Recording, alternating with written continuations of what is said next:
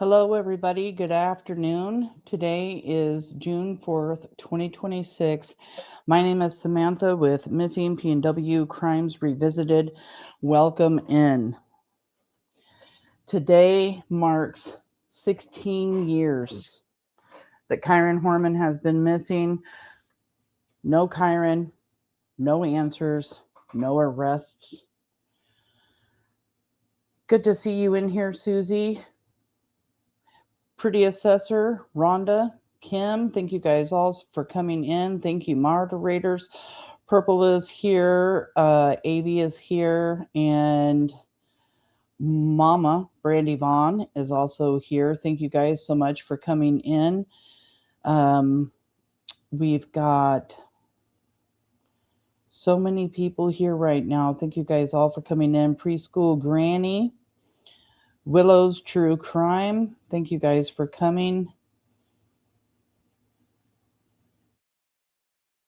Josh Huff, thank you for coming. Oh, goodness. 16 years, and Kyron Horman's family still has no answers. Well, I believe they have answers, but they do not have Kyron, and there have still been no arrests. And I want to tell Kyron's story. I want to tell you about Kyron's case. And even though there has never been a person of interest named or suspect named, the main people in Kyron's case that have been the focus of law enforcement is Terri Horman, Kyron Horman's stepmother, and her friend DeDe Spicher. Thank you guys so much for being here and supporting Kyron. I really do appreciate it so much. This is the last picture of Kyron Horman. It was taken on the day that he disappeared. Kyron was a very happy little boy. He loved his family. He looked forward to spending time with them. He loved school. Kyron was so good at math. He was so smart. He was very shy and timid, but had lots of friends at school. He played soccer. He took swimming lessons. He loved to go fishing, going to the beach, camping. He loved cars just like his father. He loved the Portland Zoo, and he loved tree frogs. And that's what he did for his science fair project on June 4th, the day that he disappeared. He loved the song Abracadabra by Stevie Miller Band and the song Fireflies by Owl City. Kyron Horman was born to Desiree Young and Kane Horman on September 9th of 2002. He was 7 years old when he disappeared from Skyline Elementary School in Portland, Oregon on June 4th, 2010, after attending the science fair. And Kyron Horman lived in a very rural area where there was actually a rainforest to the east of his house. He lived on 5 acres of land. He didn't live down a city street where there were lights and basketball hoops and house after house. 5 acres of land, very rural roads all around him, going way up in elevation. And it wasn't just the city, because sometimes when you think Portland, Oregon, he came up missing from Portland, Oregon. That's such a big city. He sat right on the outside of Portland, west, more towards like the St. Helens area, or Scappoose area. And yeah, it was all mountains and trees and bushes and blackberry bushes and ferns. And, you know, he sat right next to not only a rainforest, but Forest Park, which happens to be one of the largest parks in this area. I live in Vancouver, Washington. So thank you guys so much for coming in. Kim, I see you. It's so nice to have you here. I'm seeing all of my Kyron army coming in. Thank you guys so much for being here. I know a lot of you know me here recently for working on the Michael Vaughn case, but I started working on the Michael Vaughn case because of Kyron Horman. The Kyron Horman Foundation sponsors Michael Vaughn. Brandy Vaughn, Michael's mother, has actually met Kane. They did great things for Monkey. And I would not be working on Michael's case had it not been for working on Kyron Horman's case. Like I said, I live right here in Vancouver, Washington. The news started reporting in 2010 that he had disappeared, and I saw all of those very first news reports that came out. Had actually tried to go over there to volunteer, but they had already had way too many people volunteering in that area, so there wasn't much I could do. Kyron's disappearance started a search, the largest search still in Oregon's history, the largest criminal investigation in Oregon's history. And I just want to talk to you guys about Kyron and tell you his story, especially for any new people that are coming in that don't know Kyron's story, you know, because it has been 16 years. We do not want Kyron forgotten. Doing lives and videos and everything else, I have learned that Kyron doesn't get very much awareness anymore, typically because it has been 16 years, and we know there's a lot of other children out there that are missing. And that's why I personally advocate for Kyron, because it has been so long. The pandemic came, I was home, I was bored. Even though I have always looked into Kyron's case, trying to figure out what's been going on, when the pandemic came, I started deep diving into Kyron's case. I feel like I know a lot about Kyron's case. I've learned a lot about Kyron's case. I've met Kyron's mother. I've met Doug Bishop throughout this process, who is now also working on Kyron Horman's case. I have went into the area to take videos, not only at the school, but at all of the search locations. You can find all of those videos here at Missing PNW Crimes Revisited if you'd like to take a look. And we may even play some videos that I have today. We will be here for a few hours or more because there are so many layers in Kyron Horman's disappearance. So many layers. And I want to make sure that everybody gets the full story. Not the lies, not the rumors. Because one of the things that was important to me when I took a deep dive into Kyron's case was to debunk and get rid of any and all rumors that were surrounding his case. Because there were so many, hundreds of rumors. And that was very, very important to me. If it wasn't for my husband, I wouldn't even be here doing all of these lives. He knew how passionate I was about taking these videos and posting them up on YouTube. And he's like, babe, we just need to get you live. You really need to start talking about Kyron. And I just thank him all the time, because he is the reason why I am here. The support from him, my older sister and my brother-in-law, they've really, really helped me so much. And I need to pull up my phone real quick and make sure it's set for the live. I hope everybody's having a good day. It's a beautiful day here in the Pacific Northwest, even though the weather has been bipolar. to say the least. I mean, it was 90 degrees or so the other day, and then yesterday it wasn't. It was only in the 70s, and now we're getting hot again. Kyron Horman, one of the reasons why Kyron Horman just grabbed a hold of my heart was because of this picture. His glasses, his smile, his big ears. He's such a handsome, beautiful young man. He really, truly is.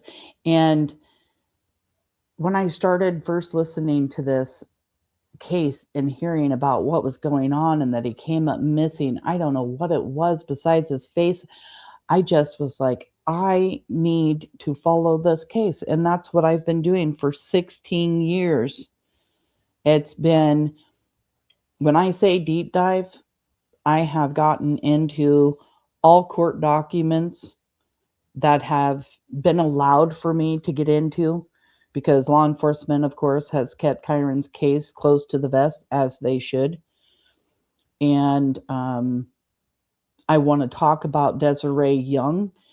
Desiree Young, Kyron's mom, she has done so much since Kyron's disappearance, not only advocating for her son, searching for her son, raising money to search for her son, and doing it the right way, making sure that if anything's found during any of her searches, even having search dogs from all over the country come to her searches, making sure she was doing everything right so that if she did find anything, law enforcement could be called. They could come to the scene, collect anything that she may have found that may have been worth any evidence. But now she has, for many years, been involved with law enforcement. She now teaches law enforcement. She is very credible when it comes to releasing information from Kyron's case. She has, over the last 16 years, let out little snippets of information that either law enforcement has collected or something that she knows. Her information, I believe, to be credible, because working with law enforcement and the FBI all over the country and teaching law enforcement, how could you not believe what she is saying? She would look like an idiot to be saying all of the things that she said when she had Rebecca Morris write the book, Boy Missing, The Search for Kyron Horman. Because she knows law enforcement keeps an eye on her. And every time she goes to any of the crime fests and gets to talk about Kyron, excuse me. There's my little Michael whispering in my ear. Every time she goes out there to talk about Kyron, law enforcement's there and they're listening. So what she says when she does release these little snippets of information, I believe her. But there are people out there that don't, that spread the rumors, that are Terri supporters, because there are actually Terri supporters, which is Kyron Horman's stepmom back then. Batgirl, you've said that you've read that book. If anybody is new to Kyron Horman's case, please read the book Boy Missing, The Search for Kyron Horman by Rebecca Morris. She worked very closely with Desiree Young to get this book written, and it came out in 2017. It's an amazing book. It talks about Kyron. It talks about Kyron's case. It gives a lot of details about the day that Kyron came up missing and, leading up to 2017, what had happened. So as we push forward, I will let you know, I get very, very passionate about Kyron. If I miss something in the comment section, I apologize, but I will try to answer questions as I see them. But since there are so many layers and I've got so much to go over, you'll have to excuse me if I get lost while talking to you about Kyron Horman's case. Um, Let me just see what's in here. Uh, Brandy Bond says Desiree is such a beautiful woman, a true warrior for Kyron. I admire her so much. And she truly is. And I mean, one of the reasons why she wanted to start teaching um, law enforcement was one, she kept being called the bio mom when Kyron came up missing because, of course, he had a stepmother, which shouldn't have been allowed. She was Kyron's mom. She didn't like the fact that she was being called, the bio mom. Um, so, teaching law enforcement, there's other ways to treat family members was one of her big things. Uh, Another big thing were, you know, when the day that Kyron came up missing, later on in the evening time, there were lots of people coming in and out of the Horman home, which should have never been allowed. We've got a boy missing. Home and school both being crime scenes or both being a place they're going to have to search and look for Kyron. That many people should not have been allowed inside the Horman home. Another mistake that she felt like was made was the law enforcement officers that did interviews, and we will get into that a little bit later. But she advocates so hard for Kyron. She is truly amazing. Um,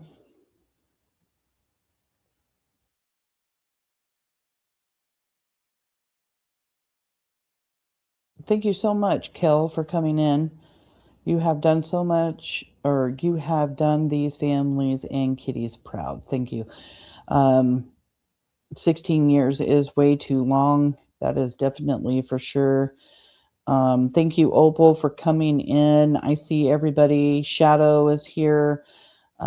Moderators, just kind of keep an eye on chat because I have a tendency to draw in a lot of Terri supporters, a lot of haters when I do lives um, on Kyron. Uh,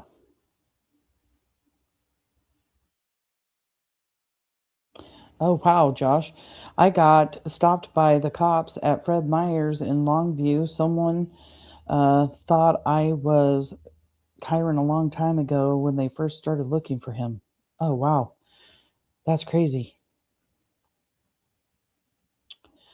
So I want to just jump right into Kyron Horman and his case and the day that Kyron Horman came up missing.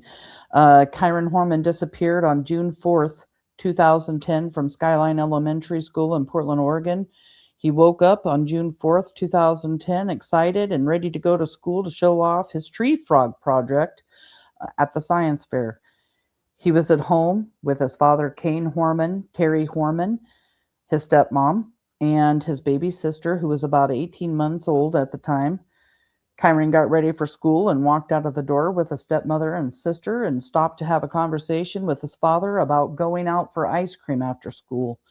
He gave his father a hug and told him he loved him, and Kyron and his sister, Terri, got in Kane's truck and left to go to school, and they got there between 8 and 8:15 a.m.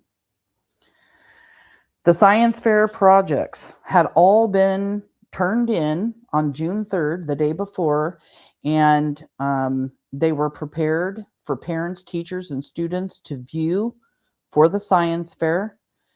Kyron walked around the classrooms looking at other students' science fair projects with his stepmother and his sister until about 8:45 a.m. when Terri said that she left the school to run errands.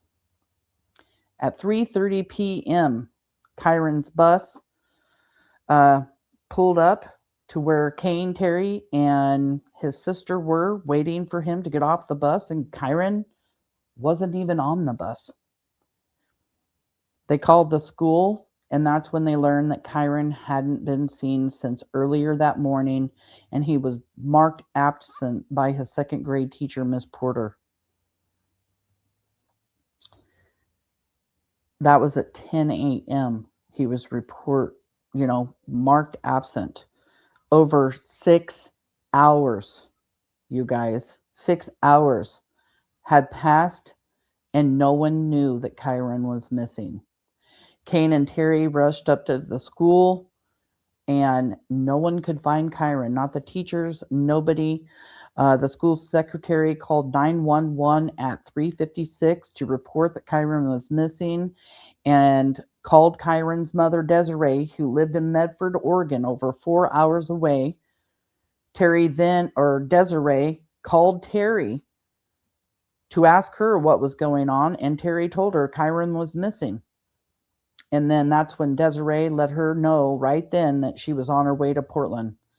She didn't leave Medford until about 5 o'clock. She made a phone call to her husband, Tony Young, who was a detective at the time. He's now retired, and told him that Kyron was missing, and they arrived in Portland later that evening. In the meantime, at about 3:59 p.m., the Portland Police Bureau and Multnomah County Sheriff's Office were dispatched. 4:30 p.m., Portland Police Bureau officers and Multnomah County Sheriff's Office deputies arrive at Skyline Elementary School for Kyron's home. Multnomah County Sheriff's Office and Portland Police Bureau began checking the home, school, and surrounding area for Kyron. At 7 p.m., the Multnomah County Sheriff's Office search and rescue are activated to assist in the search. And just to let everybody know, that's what Multnomah County Sheriff's Office was also trained to do. They had their own search and rescue team there. They also had the Green Hornets. If you're familiar with this area, Columbia River separates Washington and Oregon. Multnomah County is responsible all the way down to Multnomah Falls. There are so many hiking trails and so much water around. They are responsible for searching for people that get lost on hikes or have problems in the water. That was Multnomah County Sheriff's Office job, was search and rescue. That's what they did. So having them immediately searching for Kyron was great. So good for Kyron.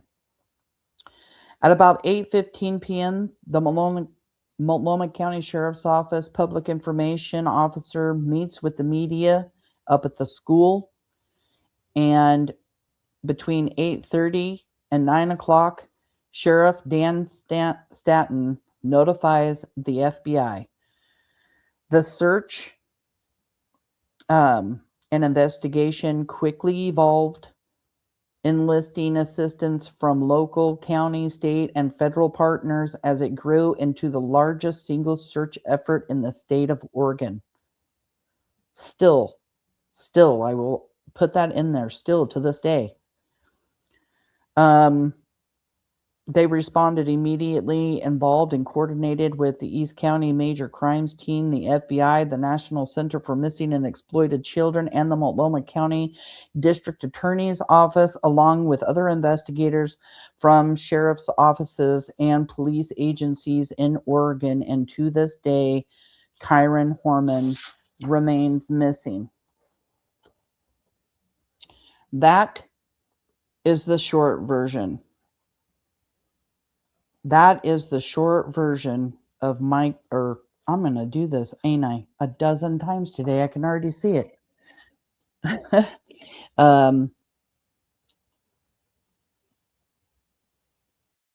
is the short version of Kyron's disappearance.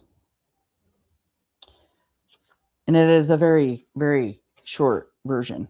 Hi, Trish. Thank you for coming. I know that was a lot to take in, but there's going to be so much more for you to take in.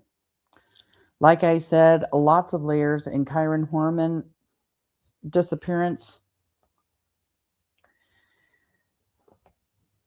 And now I'm going to get into the long version here of Kyron's disappearance. But first, I want to play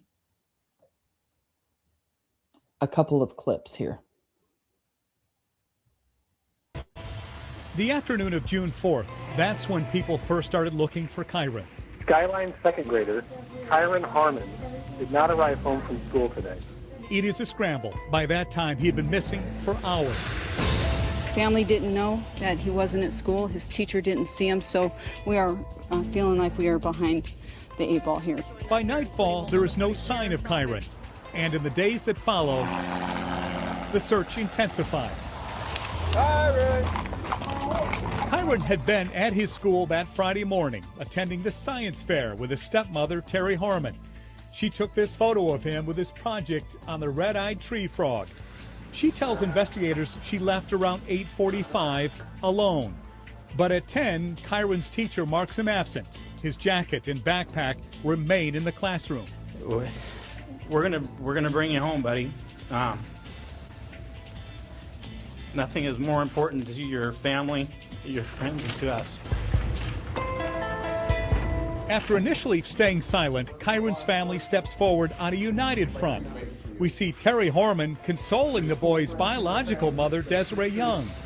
They all take polygraph tests, and Kyron Horman says Terri is vocal to the family about failing twice. He learns from investigators Terri had tried to enlist the help of a landscaper to kill him. He moves out with her daughter Kiara. Divorce papers are filed along with a restraining order. Court documents reveal in the midst of that upheaval, Terri is sexting with Kane's high school classmate, Mike Cook. Demands for Terri's cooperation begin. We implore Terri Horman to fully cooperate with the investigators to bring Kyron home.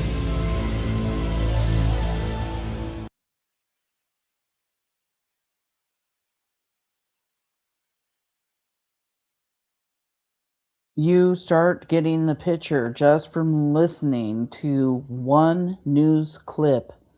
Something is going on with the stepmother. After the investigation started and law enforcement started asking questions at the school, they found out that Terri Horman had emailed Miss Porter, Kyron's teacher, and told her that Kyron Horman had a doctor's appointment that day and wouldn't be at school. She had also left a note on the teacher's desk and reminded her of the appointment that day. So at 10 o'clock a.m., when Miss Porter marked Kyron absent, there was no phone call by the school staff to Kyron's father, Kane, or to Terri. No phone call. This is protocol, you guys. It wasn't made because Miss Porter thought Kyron Horman had a doctor's appointment. Desiree Young was asked by law enforcement the same night on June 4th to sign a release form for the doctor's office so that they could find, was asked by law enforcement to sign a release form for the doctor's office, and they found out that there was no doctor appointment that existed. None. Terri Horman had made it up.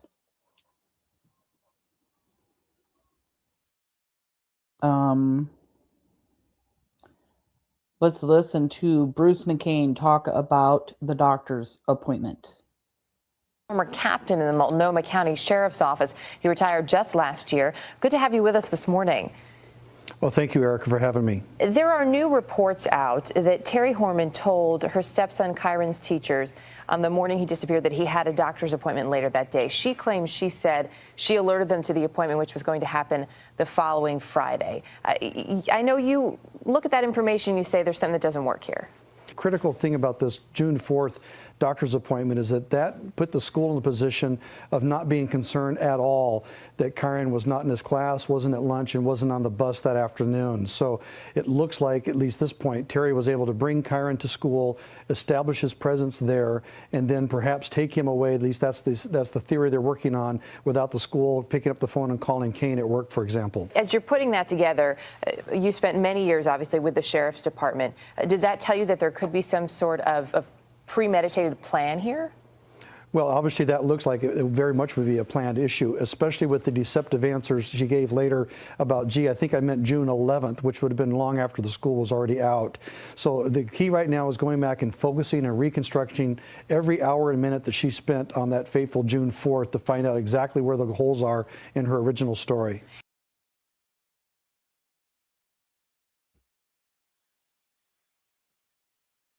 Now this here is Desiree Young in a Facebook post. There was never a doctor's appointment. She made the entire thing up, and we knew this the first night he went missing when I gave consent to get Kyron's doctor's records. So then when she was questioned, she said it was the following week to try to cause confusion and to appear legitimate. But the truth is, Kane, Tony, and I never saw anything wrong with Kyron, and it was all just a smoke screen to further confuse people so that they didn't look at Terri for this. Like maybe would have walked out of the school on his own. All baloney.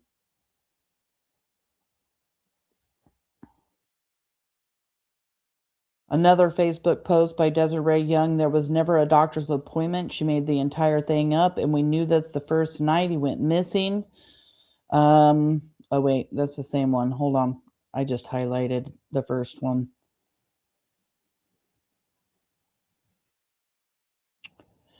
Someone asked Desiree Young, just for clarification, there was no doctor's appointment the following week, confirmed? And did Miss Porter have paperwork by the doctor's office that she needed to fill out? And Desiree Young said, no doctor's appointment, no paperwork. These were all lies that Terri Horman was spewing.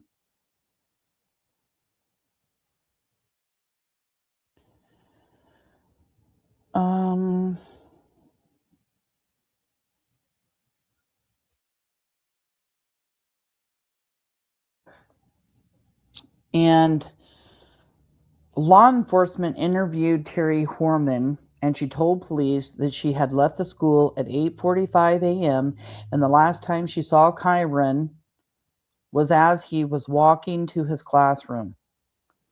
Terri Horman told investigators that she did errands and she had ran to a Fred Meyer's off of Embry Road and to an Albertsons. But after reviewing video footage, they realized that Terri was not at Albertsons, like she said, and Terri started changing her story. She then said that she had gone to two different Fred Meyers, one on Embry Road, one on Walker Road, to find the baby some Tylenol. The first Fred Meyers didn't have it. She would later go on and start a rumor that there was a recall on all of the Tylenol, but the FDA actually put out a statement that there was a recall, but there was not a shortage of children's Tylenol during that time.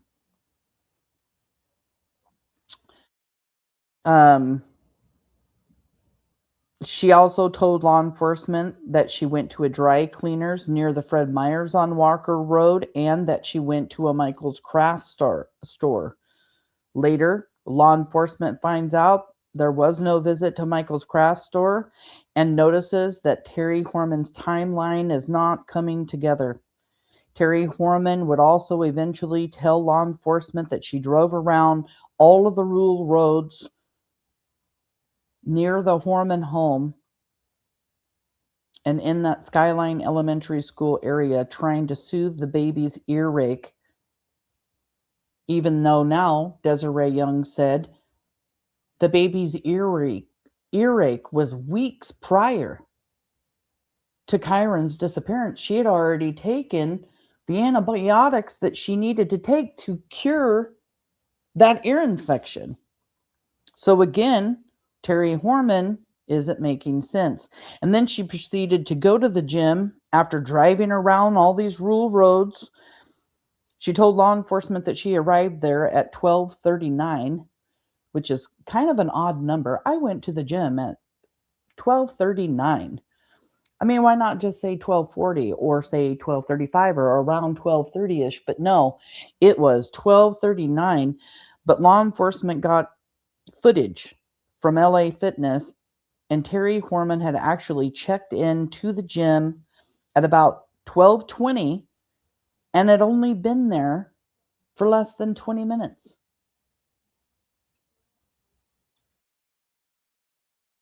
No problem, Mama. I see you. So here's Terri Horman trying to make it look like Kyron had a doctor's appointment, but also at the same time, she uses Kyron's backpack and coat as a ruse. She leaves Kyron's coat and his backpack at the school, so when Kyron comes up missing, she could later on say, oh, here's Kyron's jacket, here's Kyron's backpack, it's here at the school. Where's Kyron? She eventually takes the coat, takes the backpack home, and washes it later on that day. Terri Horman told law enforcement that she arrived back home about 1 o'clock and stayed there until 3:30 when Kyron Horman did not return home on the bus. Terri Horman's story started changing about the doors that she left through at the school.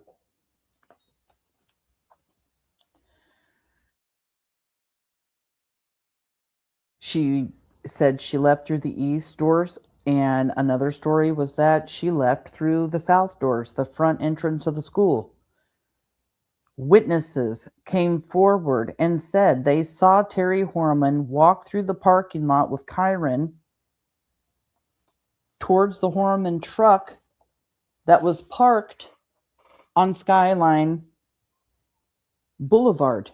She didn't even park the truck that she used, which, by the way, she hardly ever drove Kane's truck, but she had Kane's truck the day that Kyron disappeared and the day before.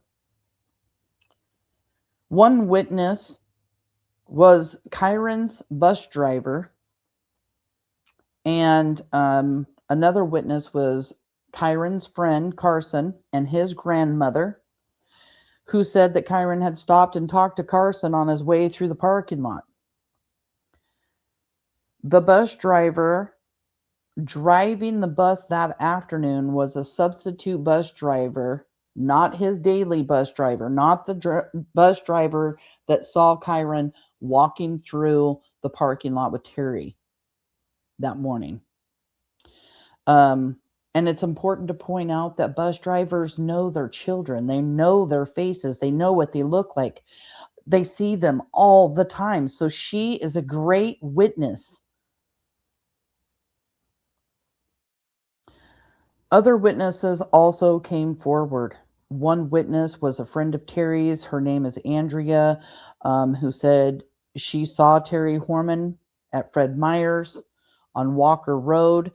Terri told her that the baby was sick and showed her a picture of Kyron that was taken at the science fair, which now Terri Horman says is the infamous picture of Kyron. Like, she's trying to get a pat on the back for taking that picture of Kyron. It's almost like it's her trophy.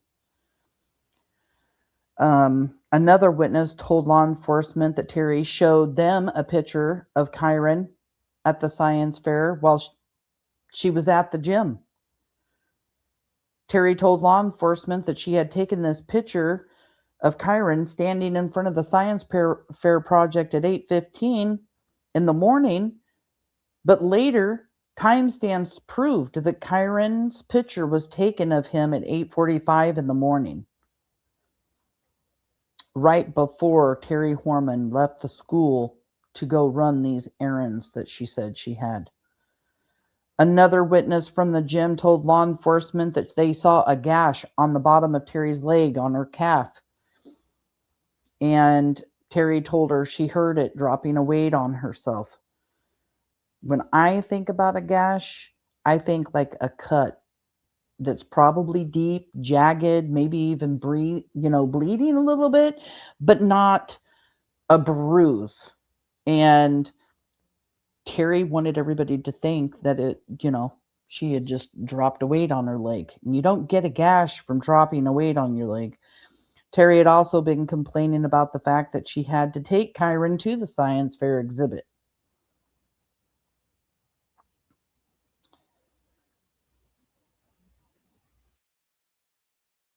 I want to show you a little video that I took myself, and this is the parking lot of Skyline Elementary School. This is the direction in which Kyron's bus driver saw Kyron. You can see the car, and in front of the car there's a sidewalk. That is the sidewalk that the bus driver says she saw Kyron, Terri, and his baby sister walking towards the school. Right past that car there in the parking lot is Skyline Boulevard. And that's where Terri parked that day because she didn't want anybody to see Kyron get in her truck.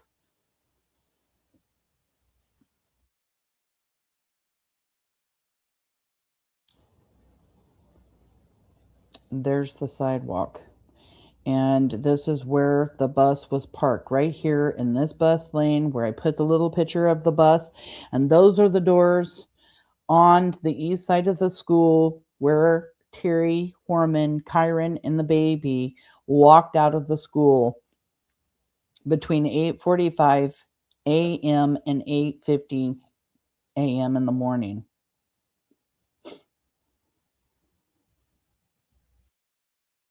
This is in Portland, Oregon. The west side of Portland, Oregon. Totally premeditated, in my opinion, as well. Kim, this is the door that she exited. This is the view that the bus driver had. And right where that blue arrow is pointing down behind those trees, mind you, if you were standing up towards the school, there's a little hill that goes down to the road where Terri parked the truck. You cannot see the truck where she parked from up top.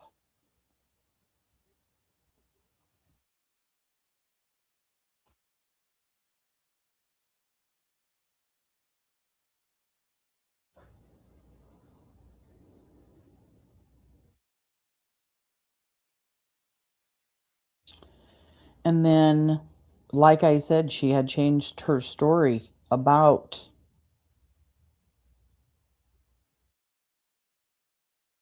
let me see, where did that go?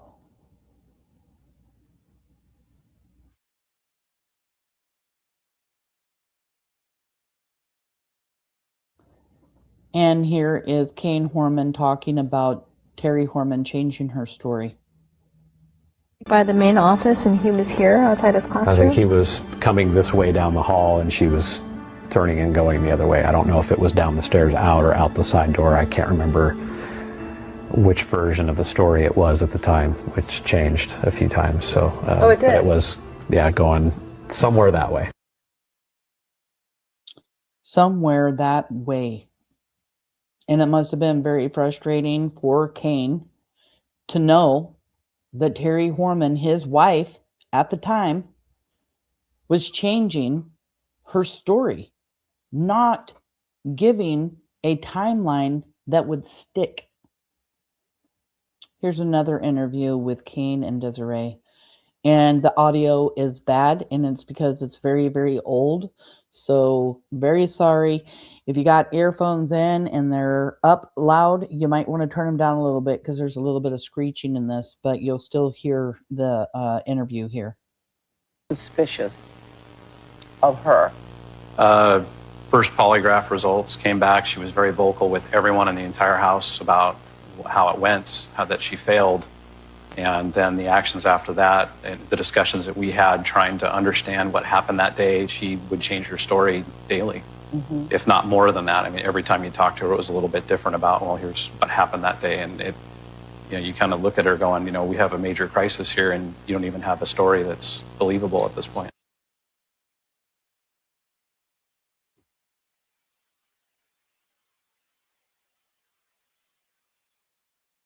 Changing her story multiple times, sometimes multiple times a day.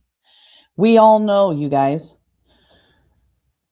parents of a missing child are going to be investigated. That's the way it is. What do you do as a parent and your child is missing? You talk to law enforcement. You tell them everything you possibly can, what you were doing, where you were at.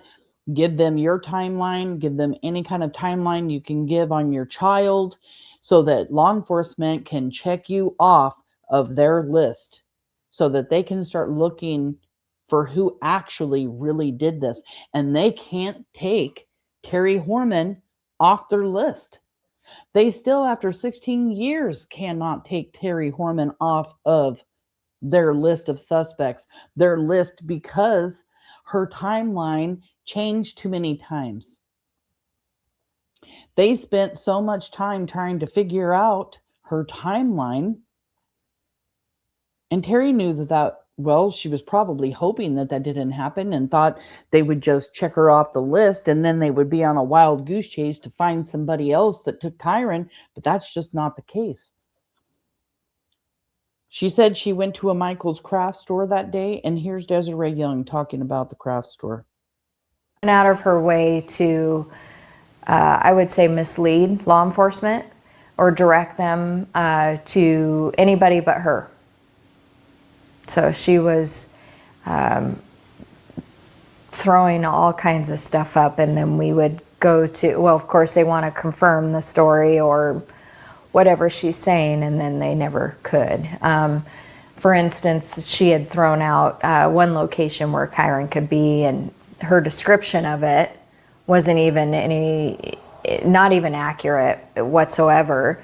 And so, of course, law enforcement had her with them to drive them to this location, and it was false information. None of it was accurate. And so things like that you see through the book, and just it reveals a lot of, I would say, where her mind was at. In the wrong direction. Yeah, absolutely. Yeah. Physically leading them in the wrong direction. Yes. Yeah.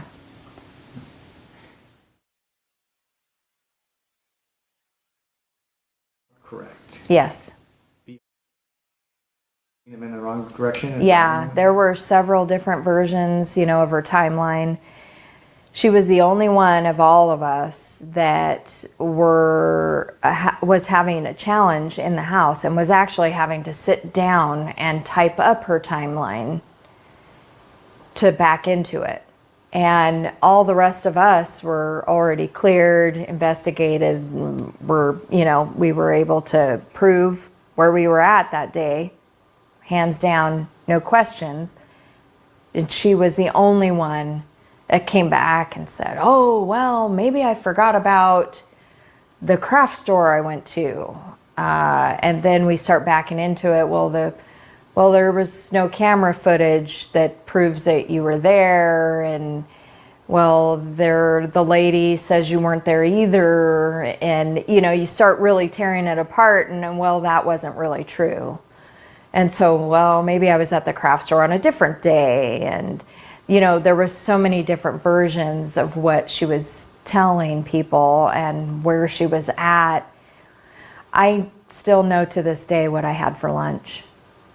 I know everything I did that day. That was the day that our world turned upside down. I can tell you where I was. There's no way that she doesn't know where she was at.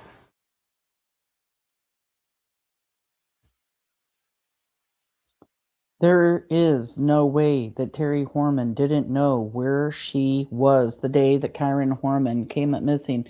And Clever Phase, just to answer your question, my partner is still around. She is in my Kyron Horman Facebook group. She had some personal things going on and just stopped doing live streams and stuff with me. Kaylia was absolutely amazing. She could deep dive and get so many court documents. She actually took on a job at the courthouse over in Clackamas, Oregon, and is doing amazing work there at the courthouse. So Kaylee is still around. She's just not doing lives with me anymore.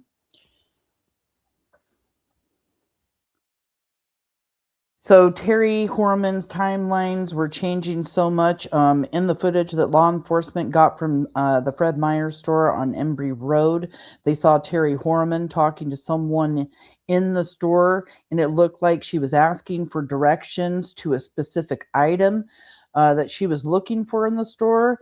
And I don't know, you guys. Do you guys know your grocery store? Do you know where everything is? Do you know where you go? I mean, unless they decide they want to switch everything up one day, right? You know where the toilet paper is. You know where to go get the medicine. You know, right? Where everything is in the store.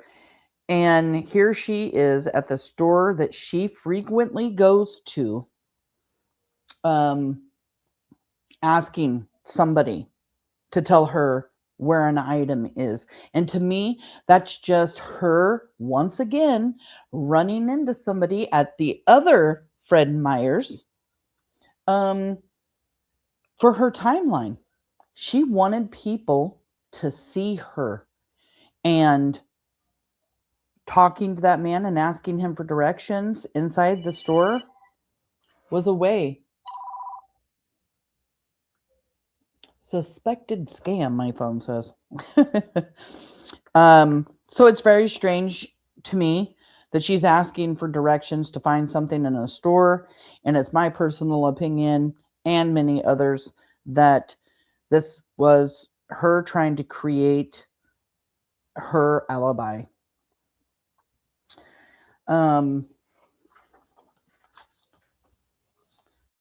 Let's see.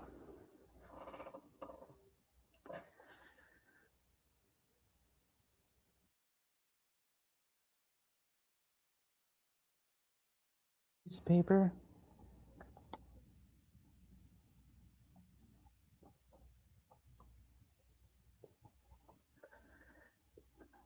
Law enforcement learned about a murder for hire plot against Kane Horman on June 26, just a few weeks after Kyron disappears. Terri hired a landscaper 6 months prior to Kyron's disappearance, and Kane didn't even know about that guy.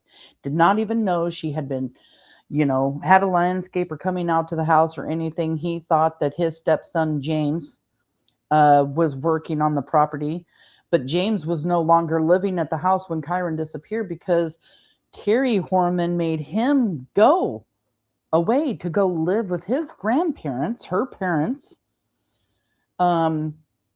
months prior to Kyron's disappearance as well. Detectives interviewed individuals who had been in contact with the Horman family, and they learned that a landscaper, allegedly Terri Horman, had offered him a large sum of money months earlier to kill Kane. There was a sting operation also on June 26th. The landscaper was cooperating with the Multnomah County Sheriff's Office and major crime teams and was wearing a wire alongside of another undercover detective that met up with Terri. Police were prepared to arrest her if she implicated herself, but Terri became suspicious and cut the conversation short. Uh, law enforcement then notified Kane that same afternoon about the murder for hire plot. And upon learning about that plot against his life, Kane immediately left the family home with their toddler, filed for divorce, and obtained a restraining order against Terri Horman. And right after, 2 days after, Terri Horman's friend, DeDe Spicher, moved in with Terri for 11 days, beginning June 28th, just a couple of days after Kane leaves with the baby to go to an unknown location, a safe place for him to hide so that him and his daughter could stay safe. And we'll get to DeDe Spicher in just a moment, because I want to talk a little bit more about the fact that law enforcement primarily focused in this initial 2-mile radius of the school and Kyron's home. It was dense, heavily forested terrain, rural roads surrounding Skyline Elementary School in the northwest Portland area. Crews and search and rescue dogs, they scoured all of the steep wooded areas along the roadways leading from the school toward the Horman home, such as Old Germantown Road, Northwest Carnell Road, Newberry Road, Logie Road. They searched so many places. They also searched areas along Skyline Boulevard and checked streams, outbuildings, residential properties. They were going out and asking everybody to check their properties. And as the operation expanded, the search also covered parts of Sauvie Island, which is about 6 miles from the school, including a very specific focus on the Sauvie Island Bridge. Now, law enforcement officially expanded their search to include Sauvie Island on Friday, June 11th, exactly 1 week after Kyron disappeared, and they expanded their search to Sauvie Island primarily because cell phone records indicated that a phone belonging to Terri pinged off of a communication tower in that area on Highway 30 the morning of June 4th. And Terri Horman doesn't like it when anybody talks about Sauvie Island. She gets very self-defensive. She even tries to talk on the Dr. Phil's show and said that she never went on the island, and had she gone on the island, she would have been seen because they had cameras on the island. And let me just find something real here. Give me a moment. I have a lot of information and I can't fit it all here into my studio. So I'll be going back and forth looking for things, not only on the internet, but my Facebook, just everywhere I have my information in here on the computer. So hold on just a minute here, because I really want to give you guys everything I got to show you, because his case really is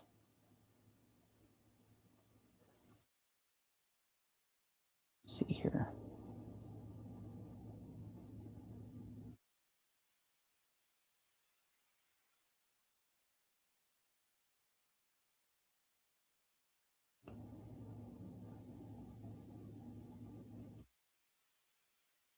Thank you guys all for being here, for having patience. I see everybody talking.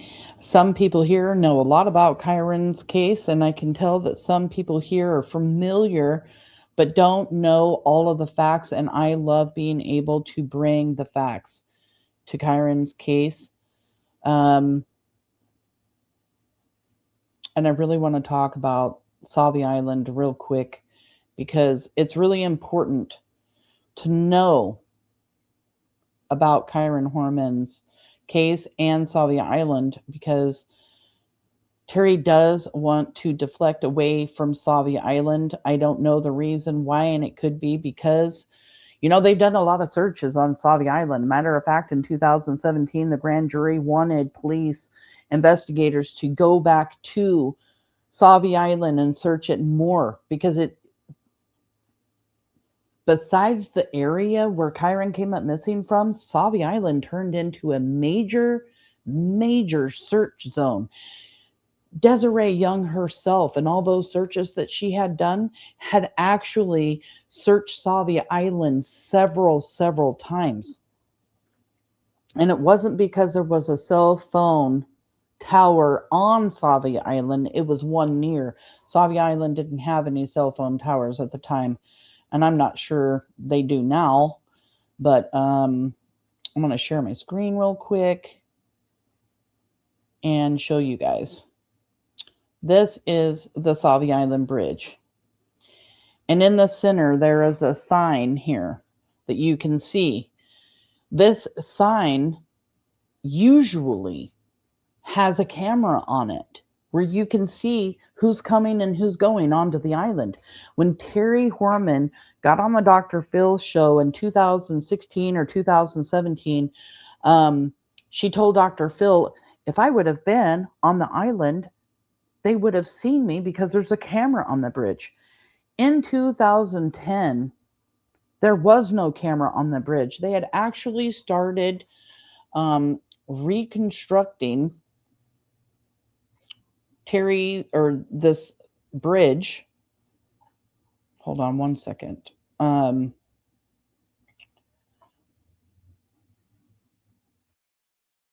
And all of the construction and everything that was being done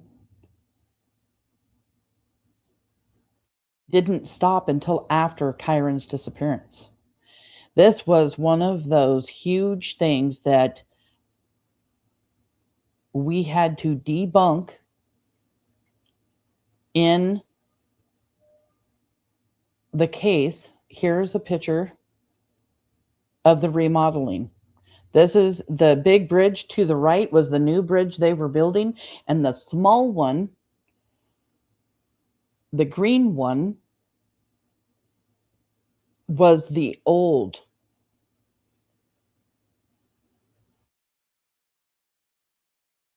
bridge. And then let me just show you a little bit more here.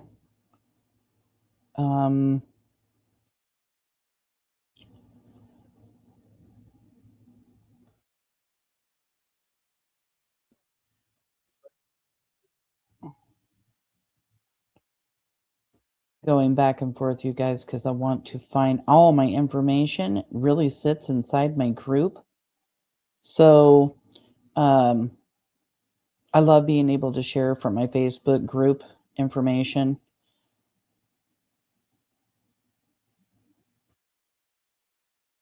And I want to play this clip here Your from cell the phone pinged at the Sauvie Island the day of the disappearance. That's not true. And you say that because there's not a cell tower on Sauvie Island, to your knowledge, right? Right. There is a. Are there cameras on the bridge to Sauvie Island? There is one to go. There's one bridge to go over, and there's cameras on it. And I was not on any cameras. So if you had crossed that bridge, you would be on a camera. Sure. Your car would show your camera crossing the bridge, and we would know when. I mean, it's a fairly narrow time, and the police have never produced a video of you or your car crossing the bridge to Sauvie Island. Correct. And there's not a cell tower on Sauvie Island. Right.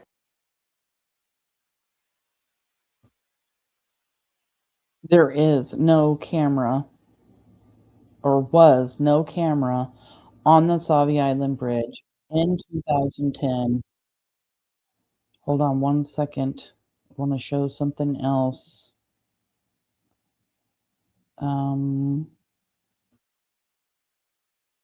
My partner had actually contacted the city to find out information about the bridge, was also told no camera on the bridge. let me see. I'm trying to find, I believe, I want to say it was up and ready to go. The Savi Island Bridge was back up in its efforts to rebuild, and the camera was back up in 2011.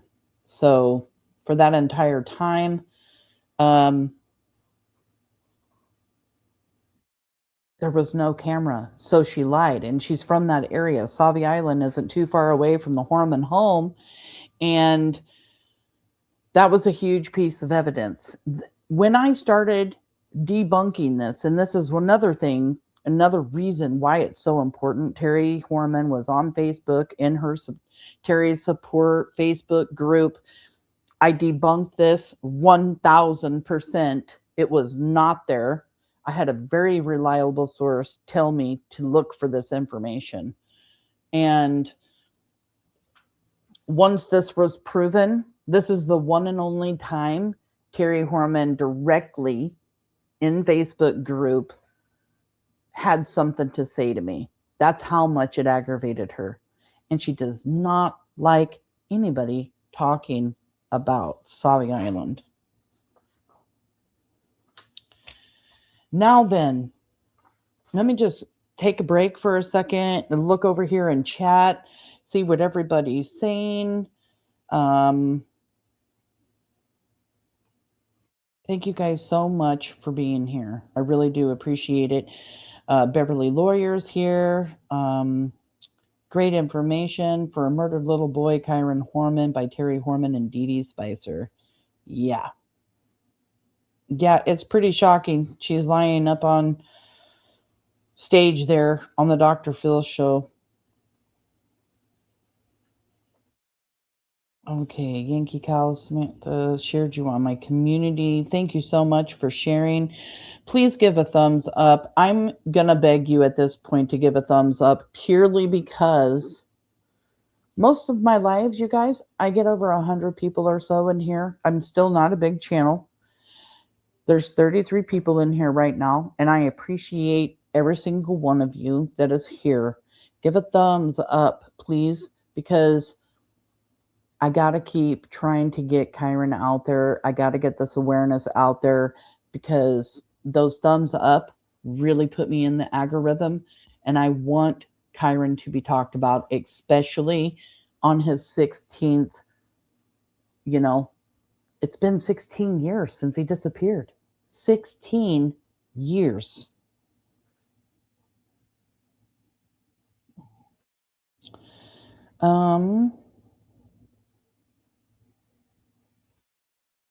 Just looking through chat, seeing if there's any questions.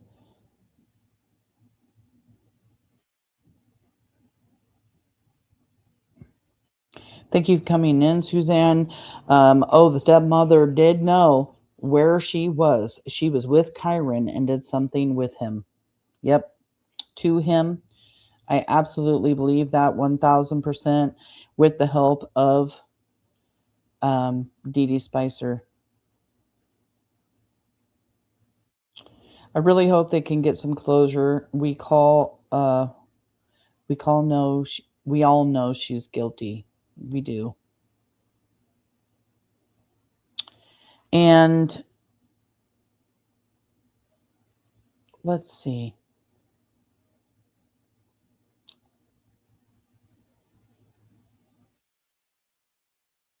I want to talk about the day after Kyron came up missing. These are the emails that went out. Terri Horman was emailing. She was in the news chats, seeing what people were trying to say about her. She was not out looking for Kyron. Terri Horman has never stepped foot on ground to physically look for Kyron, except for around the school. But the only reason she did that the first day was so that she could grab Kyron's coat and backpack and bring it home and wash it. And when we go over interviews with Desiree Young here in a little while, you'll get the full grasp of Terri Horman. But these are just the day after Kyron Horman disappeared. New suspicions settled on her, even writing, quote, "They are blaming me in the blogs. I just want to scream." Terri, do you have anything to say? Do you have anything to say? You know where Kyron is. Yes or no? She is the person everyone wants to talk. Kyron Horman's stepmother. You tell the world something. But while Terri Horman has remained silent in front of cameras, her fingers have not. These are excerpts from 2 emails that KT News obtained, written by Terri to a source we will not reveal, sent on the day after Kyron vanished from Skyline School during that science fair. Now, investigators have said Terri is the last person to see Kyron, but this is what Terri wrote. The teacher thought I said I was going to take Kyron with Kitty for a doctor's appointment. I said I was going to look at other exhibits. How do you mess that up? His coat and backpack were still at school. I left the school at 9, and he was seen with a man, chaperone, and 2 girls after I left. There were no... Here she's talking about a school chaperone teacher, and that's because Terri Horman has came up with her own theories and her own list of ways that Kyron could have been taken. She talks about Kyron wandering off from school, which Desiree Young and Kane Horman both say he would never do. That Kyron was taken by a chaperone parent, talking about this chaperone with these 2 girls. Although these 2 girls talked to, they never gave a description of any man. And in the book Boy Missing, Desiree Young tells Rebecca Morris that they looked into chaperones and found out that the man that was in a picture had nothing to do with Kyron's disappearance. She's also on Facebook blamed David Stinson, who was a school landscaper. She has said that David Durham, which was a wanted fugitive that lived off of Sauvie Island, could have been involved. She talks about a man at a 7-Eleven store. She even talks about this man on Dr. Phil's show, saying that a man went up to 7-Eleven off of Highway 30 and was asking questions about where the nearest school was, and that the people inside the 7-Eleven store told him where the nearest school was, said it was Skyline Elementary, and that this happened the day before Kyron's disappearance. First of all, the nearest school is on Sauvie Island.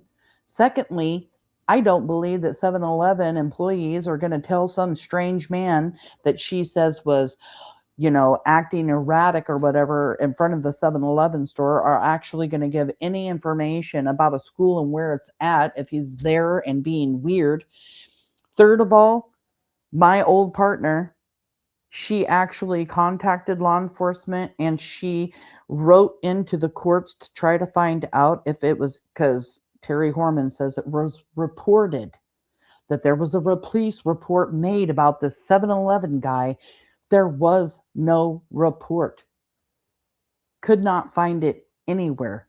I had even talked to Detective Tabor, the lead investigator on Kyron's case, and he blatantly said that there was a guy, but not as described like Terri, doing something malicious at a 7-Eleven down Highway 30 months prior to Kyron's disappearance, but nothing to do with Kyron.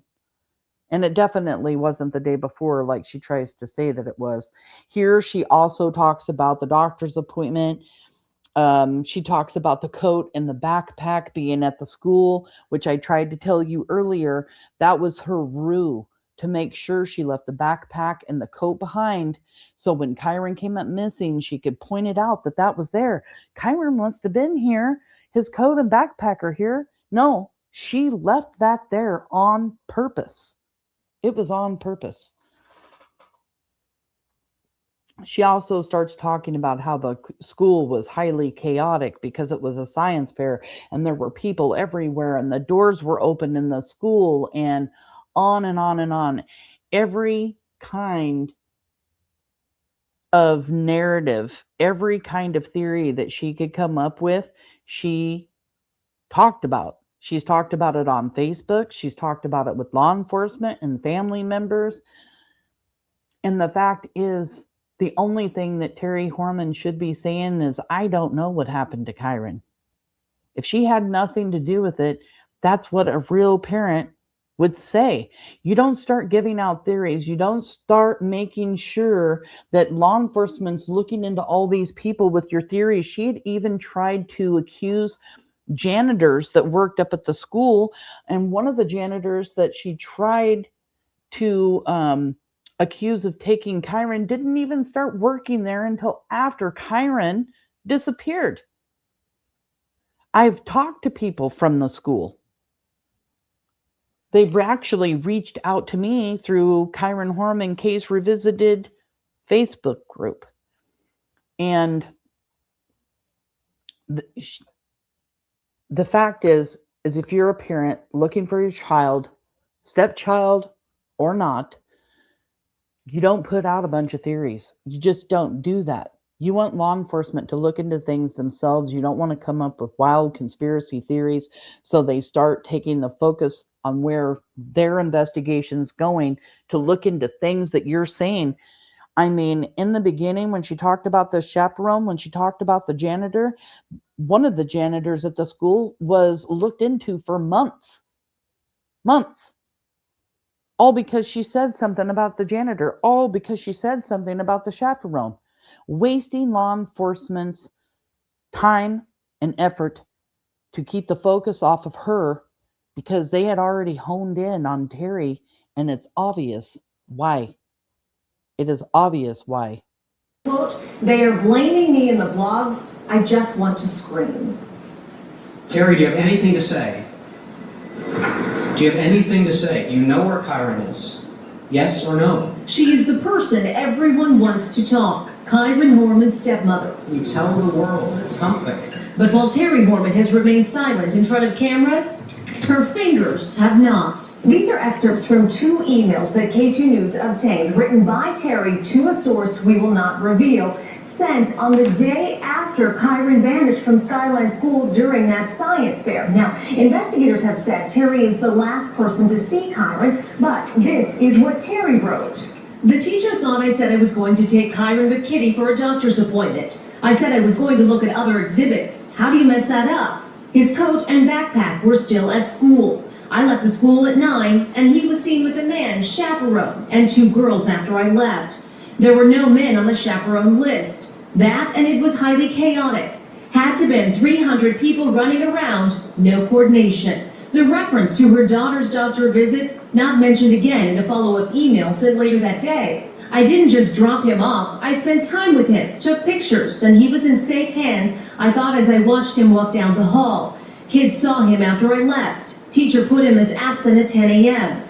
Someplace between 9 and 10 is when we think it happened. Here she says that kids saw her after she left. Law enforcement looked into all of the witnesses, tips, people that, they talked to. They took all of the children into the school, all of the teachers into the school. They questioned all of them. There was one particular time when a child had came forward and given a time of seeing Terri Horman close to 9 o'clock. After looking into the child and what they had said, it was then that they went out and put out again that the last person to see Kyron Horman was Terri at 8:45 in the morning. They're checking timestamps. There were adults there at the school that were taking pictures.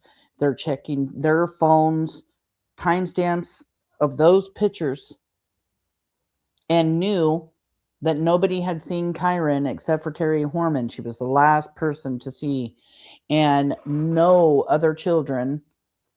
You are dealing with children in an investigation, and not every child in 1st, 2nd, 3rd, 4th grade is going to be able to give you a correct time. They're children, and that makes sense, right?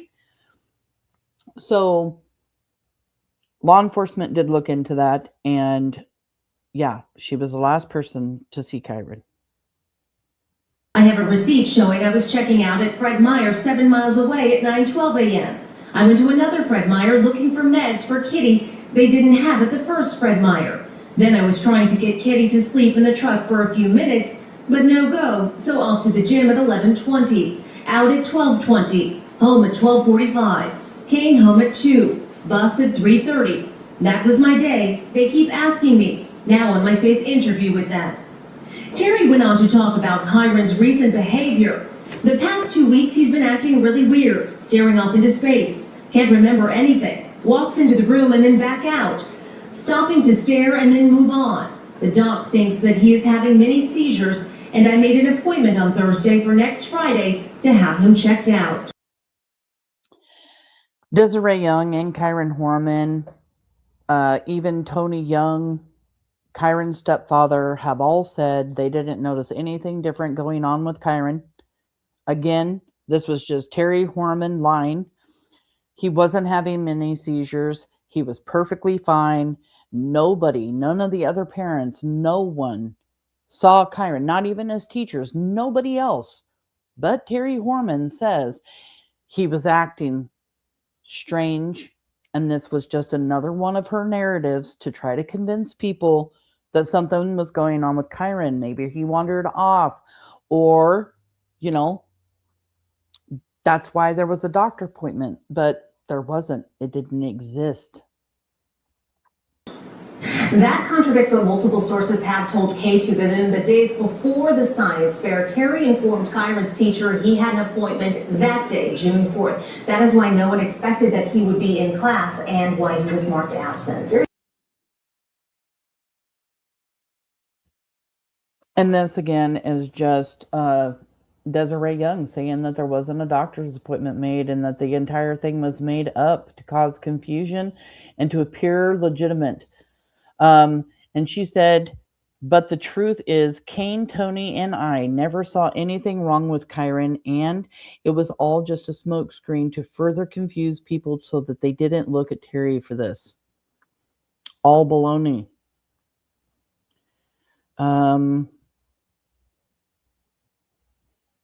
Just for clarification, there was a doctor's appointment the following week confirmed? No. And did Ms. Porter have any paperwork? No appointment, no paperwork is what Desiree Young says. Kind of went over this earlier. Ms. Porter had an email from Terri Horman excusing Kyron from class. Kyron left the classroom with Terri and walked out of the school. There would be no reason for Ms. Porter to question a parent or to think there was anything wrong. It was all Terry's fault that we are here today, her and her alone.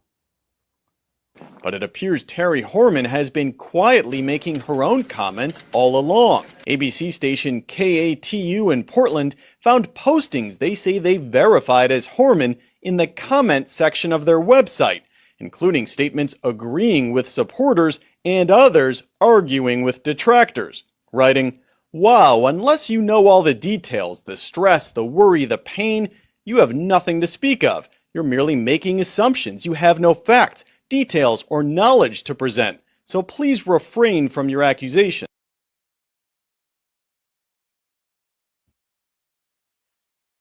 The strain, the worry, the stress. Terri, you never looked for Kyron, ever. You never looked for him. Matter of fact, you passed out fake flyers.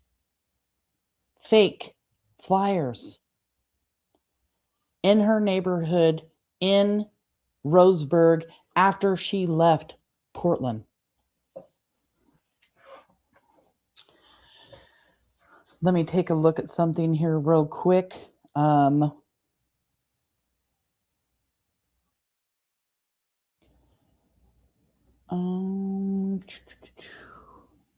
do I want to look for this?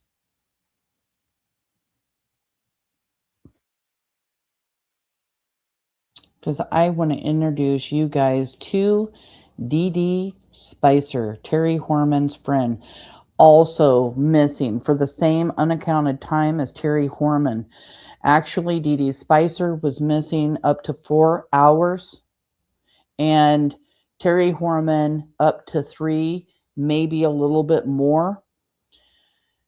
DeDe Spicer worked at a lavender farm near Skyline Elementary School. She was seen leaving the property. She left her car. She left her cell phone in the car and disappeared. Later to tell law enforcement that she didn't hear her employer calling for her. Other employees looking for her on this huge 80 acres worth of property, 40 acres of it being part of the lavender farm and its original buildings and everything else. They tried their hardest to look for DeDe Spicer. She was not out on the property working. And the one thing about that is DeDe Spicer says that she got together with her employer, had a conversation. There was going to be an event the next day, and her employer gave her specific instructions on what she needed DeDe to do that day. So when they went to go find DeDe for lunch and they could not find her, they kind of panicked. DeDe could have been hurt out there on the property. She could have had a heart attack. She could have been getting stung by bees. She could have fallen in a hole. Who knows? On this huge lot. Okay? And one witness eventually comes forward, said that they saw her leaving the property.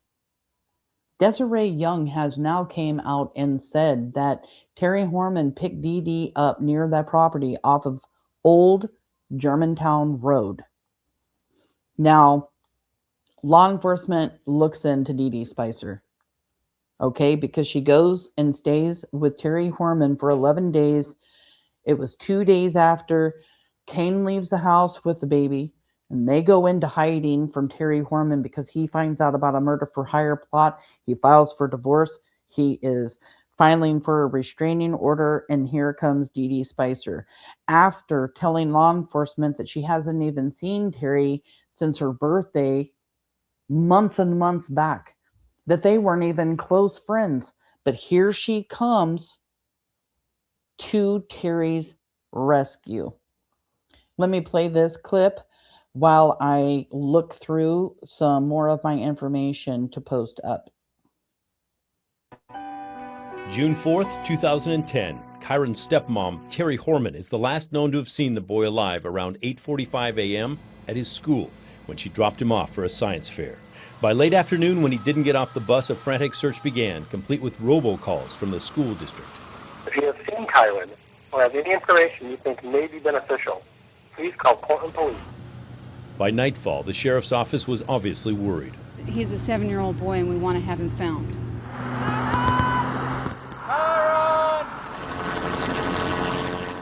Days after the disappearance, with hundreds of tips but no solid leads, an emotional sheriff's spokesman revealed the impact of the case. We're gonna bring you home, buddy. Nothing is more important to your family, your friends, and to us. So we're going to cover this creek area here. As the first week drew to a close, the search for Kyron was the biggest in state history. By the 4th of July, the case had taken a twist. Court documents claimed Terri Horman tried to hire someone to kill her husband, Kane. He moved out of the house. She hired a lawyer and fled to her parents' home in Roseburg. By the next day, Kyron's dad, Kane, and his birth mom, Desiree, accused the stepmom of not cooperating with the police, and Kane drops a bombshell. I think everyone knows the fact that she's taken her two polygraphs. She has not passed those 2 polygraphs. As the summer dragged on, the focus on finding Kyron expanded to include the stepmom's friend, DeDe Spicer, who was called in to testify in front of a grand jury investigating the case. By August, police were asking for the public's help to remember if they'd seen the Horman truck on the day of the disappearance. As the summer ended, the case made the news fewer and fewer times. The sheriff kept a task force in place through the winter and into July of last year, when it finally disbanded.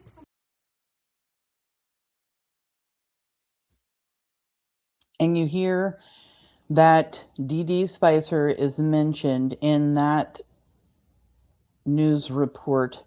Let me share my screen here real quick. One of the first flyers that came out was a flyer of Kyron, of course, with his pictures on it. And it was passed out everywhere. But later on, the focus turns and they put out flyers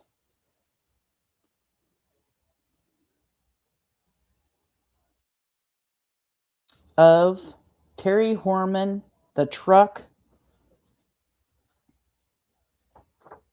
and DeDe Spicer. The second flyer here says that on August 7th and 8th and 9th, 2010, just 2 months after Kyron's disappearance, law enforcement started passing out new flyers featuring DeDe Spicer and started searching for Kyron in the area off of Old Germantown Road and DeDe Spicer's place of employment. The questionnaire asking specifically if you'd seen Terri Horman, DeDe Spicer, the Horman truck in the area.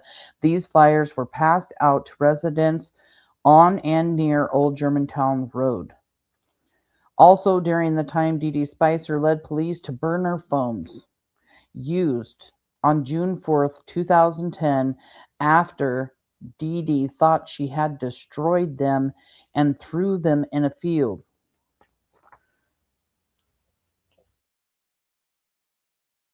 Hold on a second.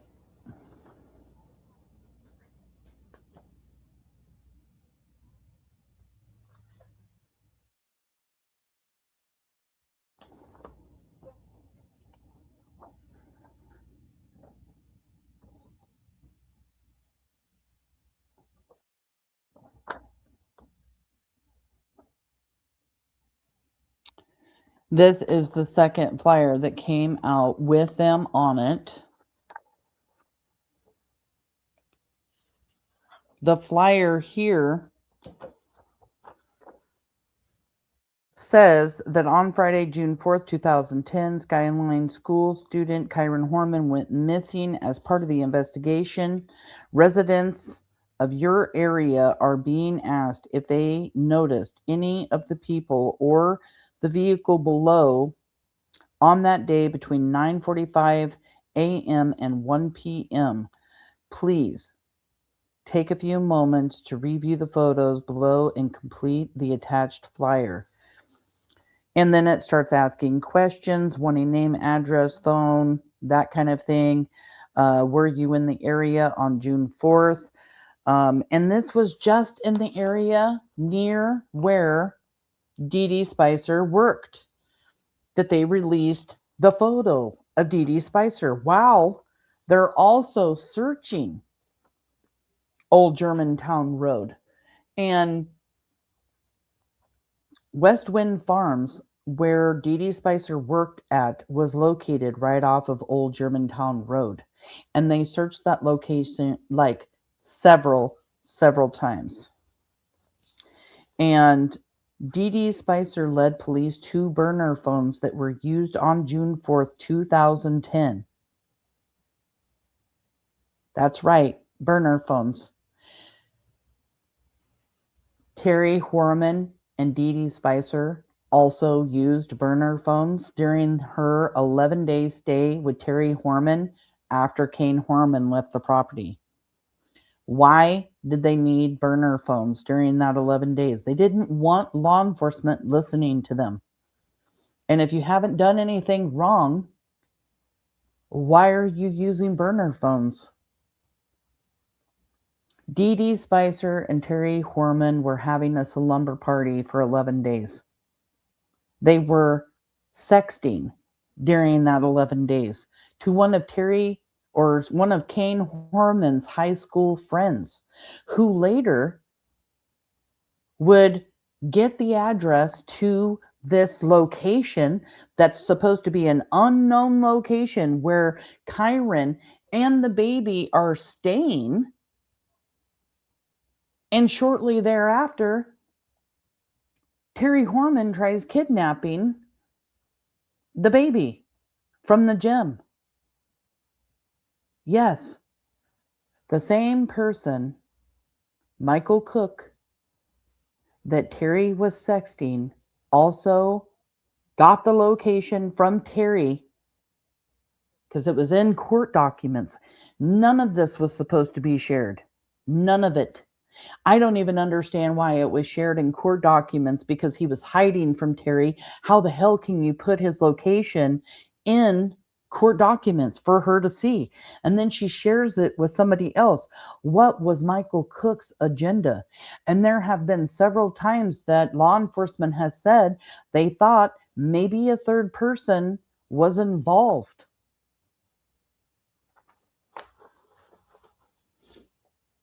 Maybe a third person was involved. So now we have burner phones being used by Terri and DeDe on the day that Kyron disappeared. These cell phones, DeDe Spicher says or thinks she has destroyed. She leads law enforcement out to these cell phones, and law enforcement found them, and they have had them the entire time. This entire time. And we'll get back more on those burner phones. Let me get out of here so I can find some more information. Is it not crazy? Yeah. How is she not arrested yet? Good question. No arrests have been done. I do believe arrests will come. Today is a good day. Today, we learned and have learned that, let me find it. Let me just find this. Hold on one second.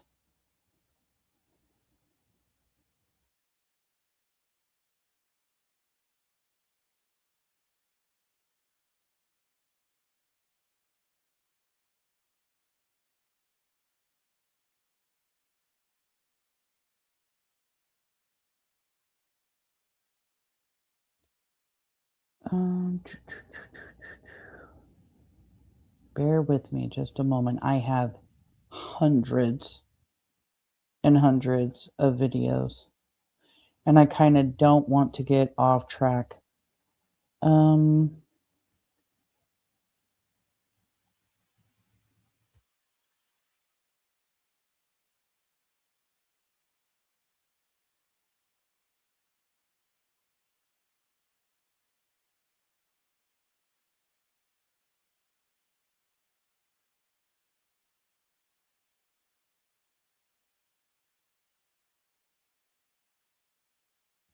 Today was a very good day, though. The problem was in the very beginning was that no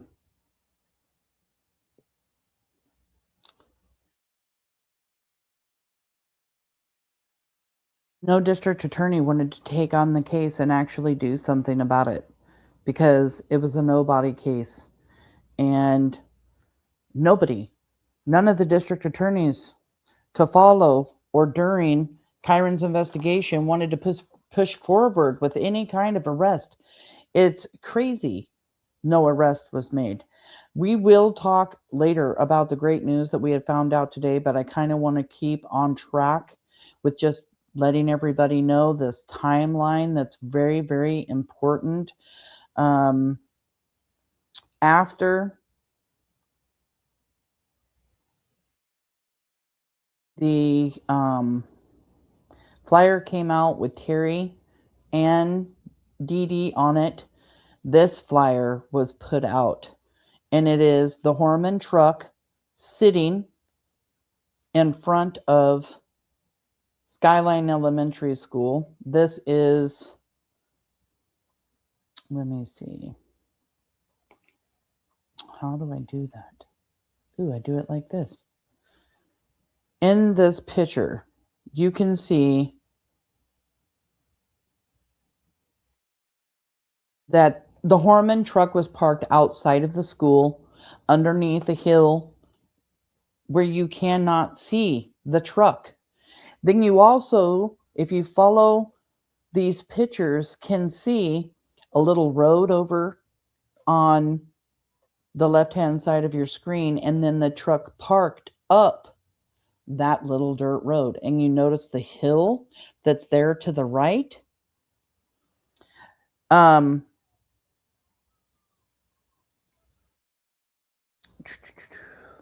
Law enforcement was seeking the public's assistance in the following 4 areas.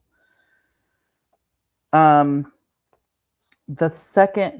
first focus of the investigation assistant involved Kyron Horman's white Ford pickup truck, which was driven to Skyline School on June 4th by Terri Horman.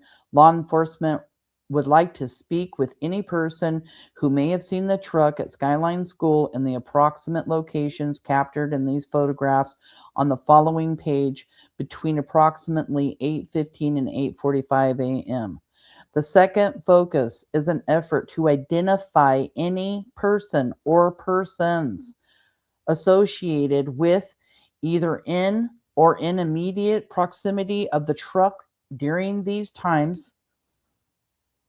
The third focus is seeking any additional information about the truck at the 2 Fred Meyer store locations, as well as near Skyline Boulevard between approximately Springville Road and Newberry Road, including Germantown Road, Old Germantown Road as well. And the fourth focus was to identify any witnesses who parked their vehicle before 8:45 a.m. on June 4th at Skyline Elementary School's parking lot on the south side of the lot, because law enforcement later put out that there was a witness that came forward that said that somebody was seen either in or around the Horman truck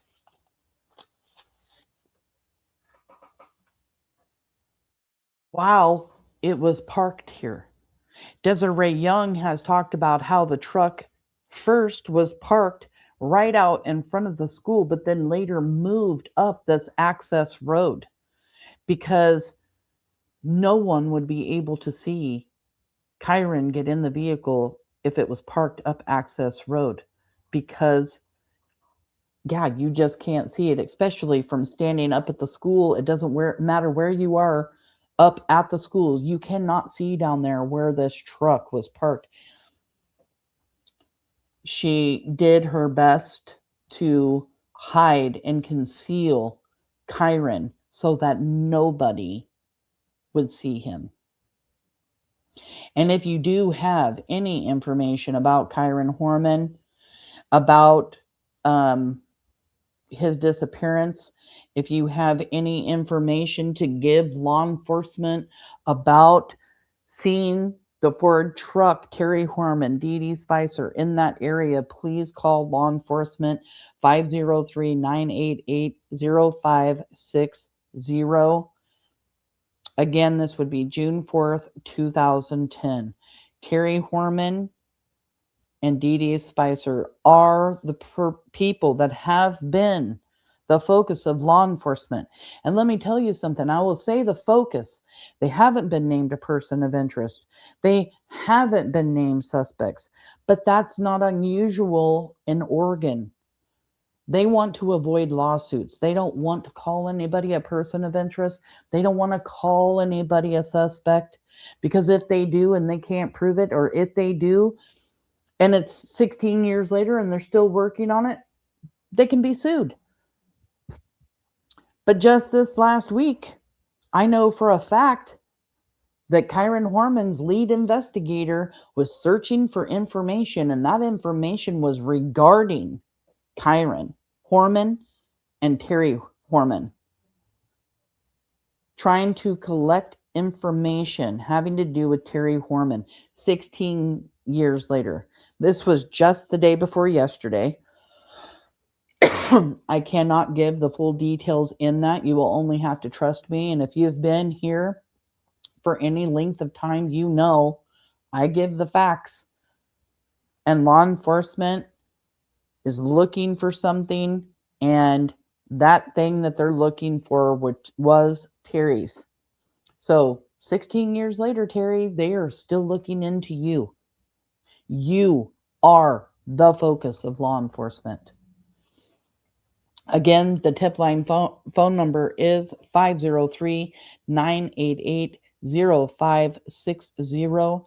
Terri Horman was seen searching the area in her red Mustang that said Red Squirrel license plate in the area, seen in the area. This is written in the book Boy Missing, The Search for Kyron Horman, written by Rebecca Morris.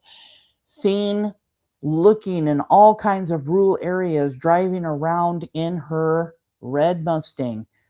And once again, if you saw that red Mustang running around, call law enforcement, 503-988-0560.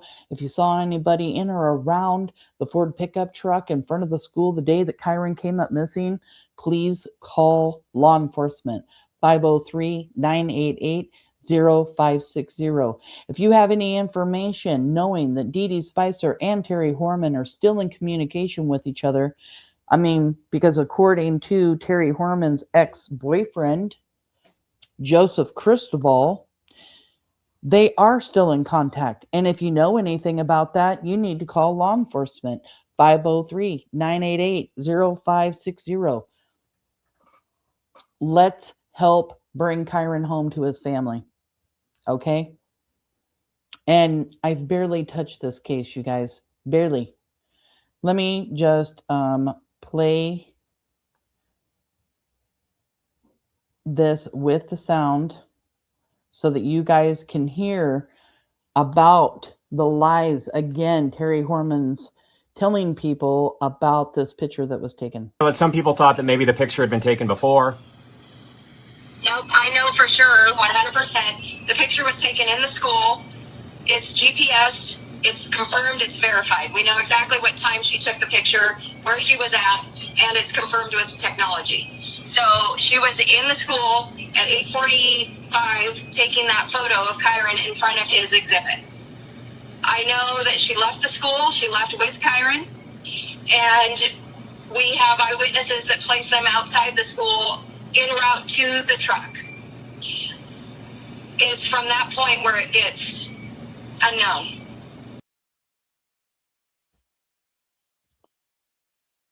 That is when it gets unknown, but with so much more information has came out about that. Let me just collect my brain for a few minutes and we'll sit here and watch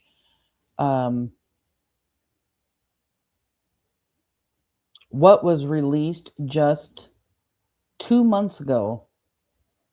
This is about a 20-minute video. I hope you stick around. Like I said, it's going to be a long live, lots of information to give. But 2 months ago, Desiree Young and Kyron Horman's father, Kane, were interviewed by Kyle Eboshi.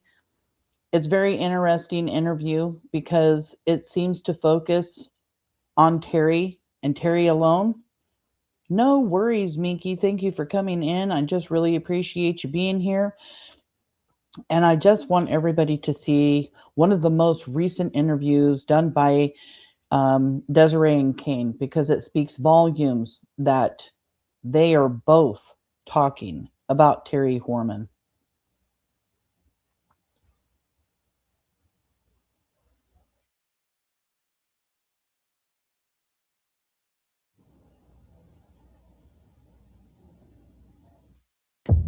I remember pulling up to the house and not being able to breathe because it was all sinking in. The searchers everywhere, the dogs barking, the helicopters overhead. They were yelling Kyron's name. And I just remember thinking, this is hell on earth.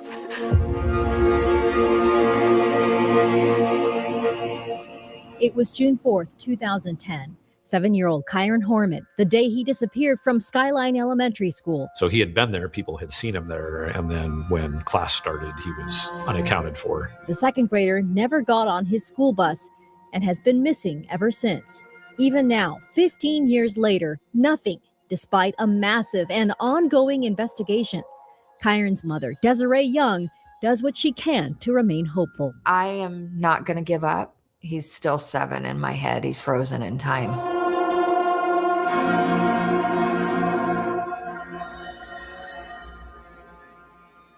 Tell me your name and what your connection is to this story. I am Desiree Young, and I am Kyron Horman's mom. Kyron has always been a shy kid. If he knows you, he's social with you. He's super lighthearted and funny. He likes camping and fishing. He also really likes true crime, kind of, you know. He likes the CSI kind of stuff, and he wanted to be a detective when he grew up. He was wearing a CSI shirt that day. He was, yeah, he was.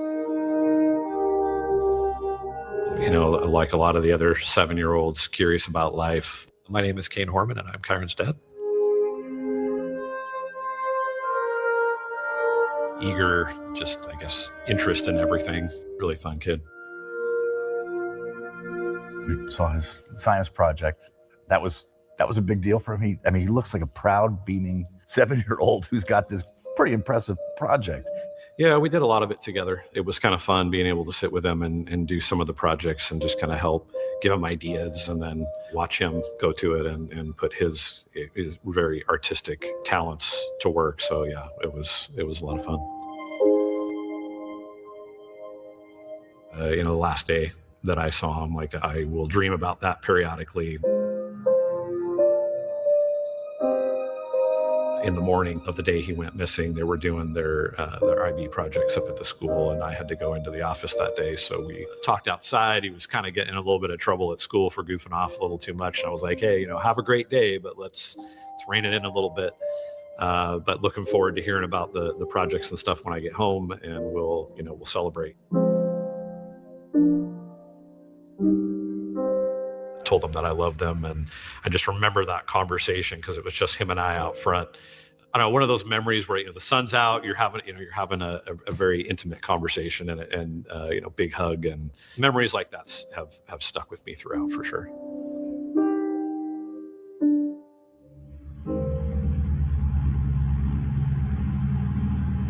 The 7-year-old Kyron Horman was last seen after his stepmother, Terri Horman, drove him to school for one of the biggest days of the year, the school science fair. The second grader at Skyline Elementary had worked hard on his project for the science fair. This is a picture she took of the second grader with his project, the red-eyed tree frog. There are many accounts of the two of them going to different classrooms to look at the projects. So he had been there, people had seen him there, and then when class started, he was unaccounted for.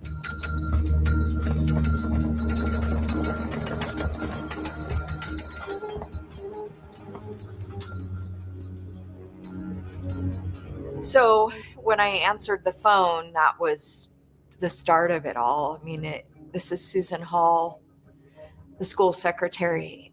Is this Desiree Young? And I said, yes. She said, I have to notify you he's missing. I just thought, what? It doesn't sink in. I thought, how in the heck could he be missing? I know that he was at the science fair. That's not possible. He was with Terri. She said, yeah, Terry's here. Well, I hung up with her and immediately went outside and called Terri. She proceeded to run down like she had rehearsed it. There was no emotion. She's not crying like Kyron's missing. It was just really bizarre. Before my brain could even catch up with that, I was, wait a minute, you dropped him off? You were here in Medford? I was, yeah. I was at work. I remember seeing suddenly the sky was lit up and all the boom lights and searchers everywhere, cars parked every possible area. And I said, this is good and not good.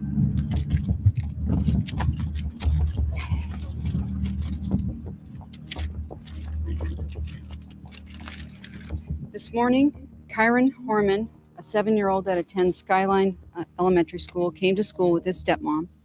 They were here for the science fair, and they walked around to numerous classrooms.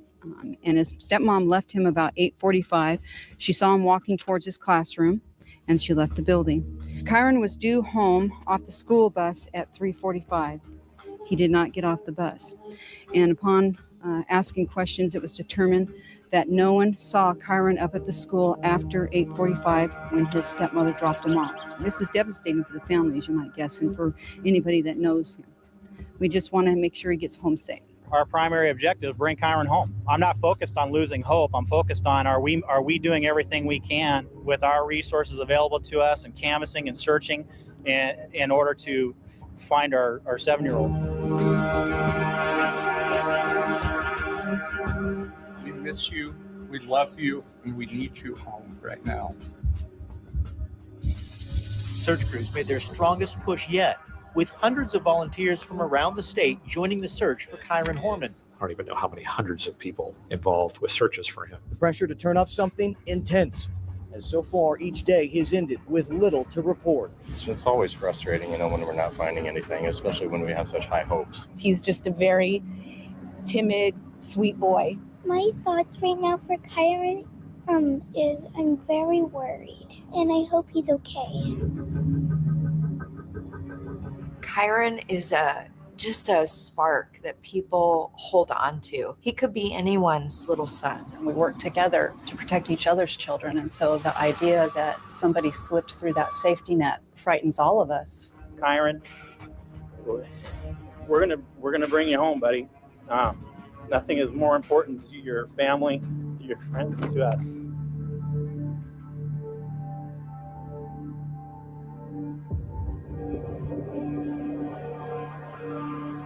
When I walked into the house, she came up to me and it was like she was hosting a party.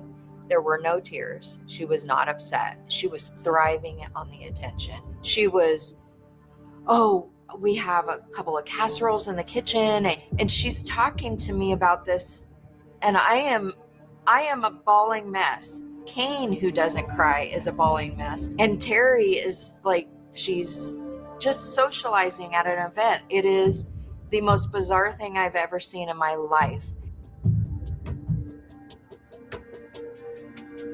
Typically with these cases, families are suspects until ruled out. You're thrust into pretty much nonstop interviews, I think, until you're basically cleared. She comes home from a polygraph and we've got a room full of people there, and walks storms in the house and is upset because she failed her polygraph, and she's just publicly announcing it to the room of everybody. Let's go get another one done, and let's make sure that you at least get through that one. And then it was the fight to get it scheduled, and it's like, well, why are we resisting another one? If we're doing anything we can to get him recovered as fast as possible, doesn't matter how uncomfortable it is, and this kid's life is a line. We need to do it all. The fact that she's taken her two polygraphs, she has not passed those 2 polygraphs. Then there was a second polygraph that was failed. Then you start looking at that strangely. Then you start to have suspicions. So then there starts to, we're having conversations between the other 3 of us about like, what's going on? Why is this part not proceeding? There's so much that I can't talk about. Desiree Young, the one that loves to give out little tiny pieces of information when she's interviewed, is now zipping it. There is so much information I would like to share with everybody. That's huge to me. It's just huge to me. And it's also huge to me that Desiree, but that Desiree and Kane are both talking about Terri Horman, because Kane has focused for so long on just Kyron.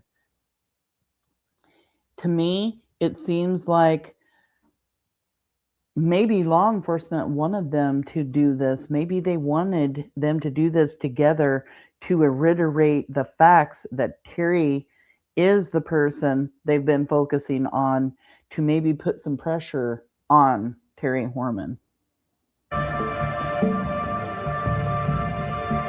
I think early on there was maybe a little bit of suspicion surrounding Terri Horman, but as we came to learn more, especially through court papers, there were some real questions about her character and actions shortly after Kyron disappeared. So these have been with me through the years. These are all my Kyron Horman files. I'm Kyle Aboshi, investigative reporter with KGW in Portland, Oregon. From time to time, kids go missing, and you expect them to show up. Maybe they're at their friend's house, or they went off and played somewhere else, whatever it may be. And certainly, several hours later, we typically find out what happened to them. But as this case played out, it became pretty evident early on, this was not just some kid who wandered off. Police were involved, the FBI was involved, the military was involved in the search effort, literally 24 to 48 hours after Kyron disappeared. Dozens of investigators are on scene, and there are more on the way as part of a massive search effort for 7-year-old Kyron Horman. It was interesting because in the early stages, police had a pretty wide scope in looking at this case, but eventually they narrowed in on Terri Horman and started asking very specific questions about Terri. So it was clear at that point that taking a really hard look at her compared to everybody else. Terri took Kyron to school that day. It was a big day. It was a school science fair. And so kids came in with their project, and like a lot of parents, she was proud to help him set up his project in the classroom. Apparently, she was there very early. They put up the display and took a picture in front of it. That photograph is pretty iconic because that was the last known image of Kyron Horman. It's the photo burned into so many hearts and minds. 7-year-old Kyron Horman, the day he disappeared from Skyline Elementary School. And you see him standing there proudly in front of his project with a CSI t-shirt on in front of him. Then apparently they went and toured the school to go look at other kids' projects. At some point, she left the school, and we don't know if she left with Kyron or without Kyron. But that's the last time that anyone saw Kyron Horman was in that school.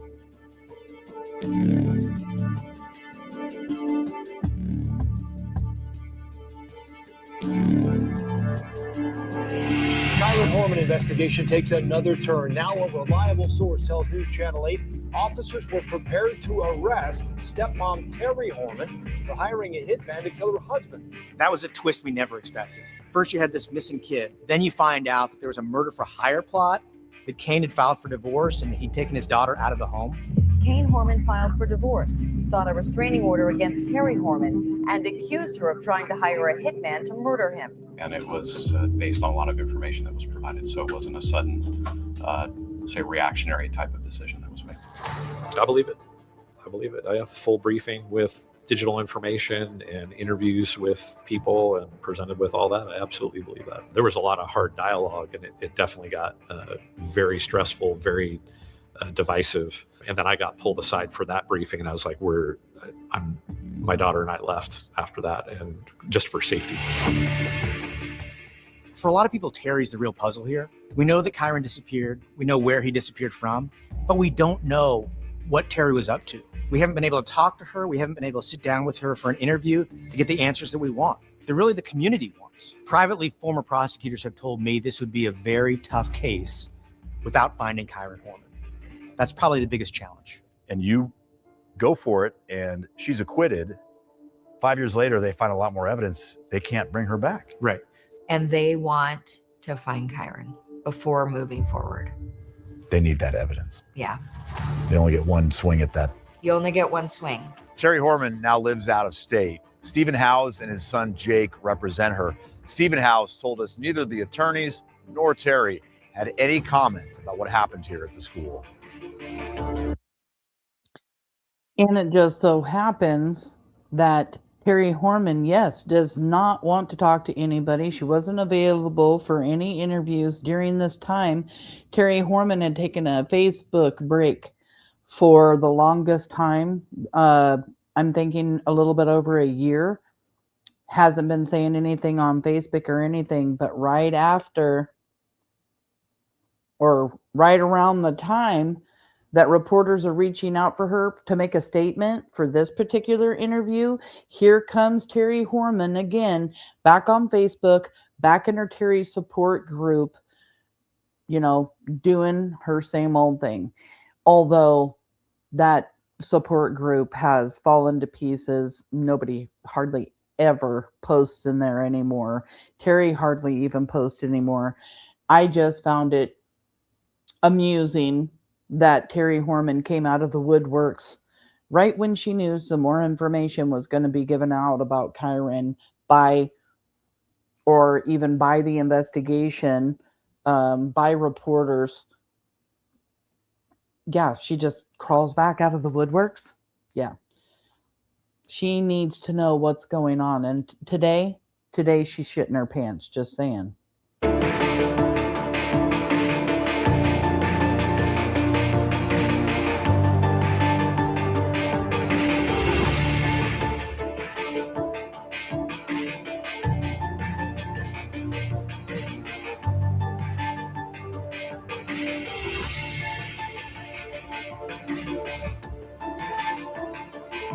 Well, Terri, I'm glad you're here.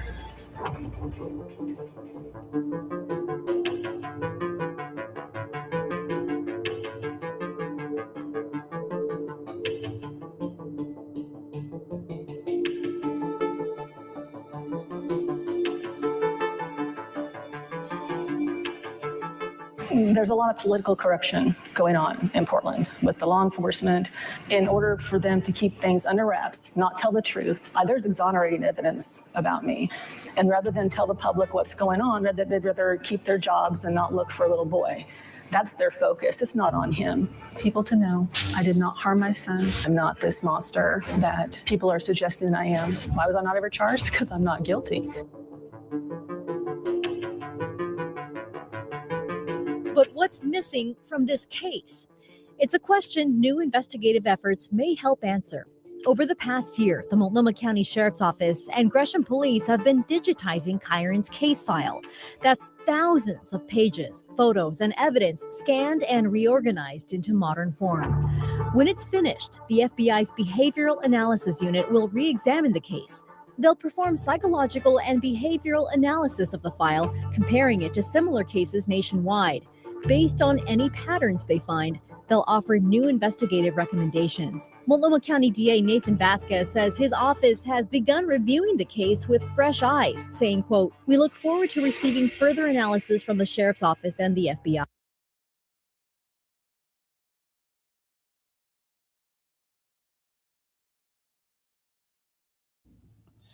There's something here in the comments that I just want to talk about. It's Liard. I'm confused. I thought dad and girlfriend. Now I'm hearing it's mom they are looking at. No, that is not what they're saying. Stepmother is being looked at. This interview is with Kyron Horman, Kyron's father, and his mother, Desiree Young. Terri Horman, the stepmother back in 2010, is the main focus of law enforcement. Just want to clear that up real quick because I just don't like anything being no rumors, no misinformation. Our focus remains where it has always belonged, on Kyron and his family. Do you feel like law enforcement is still committed to solving this case? I feel like they have the whole time. A lot of people have sacrificed a lot to even get the case to where it is today. And I know it's unsolved, and I know a lot of people are disappointed by that, but I've got nothing but gratitude for the amount of commitment that all these different agencies have put in. We're, I think, in a period of time where we're seeing more actionable information kind of coming to light. More actionable information coming to light. This is huge, and we're about to start talking about it because the FBI has taken a new interest in the case. Like you just heard, the district attorney the district attorney, Nathan Vasquez, and many law enforcement agencies have been working on digitizing and compiling Kyron Horman's entire case, the whole thing, everything they've got, so that they can hand it over to the FBI and the BAU to look over. And we're going to be talking about that because there has been new movement in Kyron's case. So we're feeling a lot of activity from the agencies again. The commitment has never gone away. It's always been there. I just, it's important for us parents and just keep fighting for our kids, keep being the voice, keep getting the story out there, and to never give up.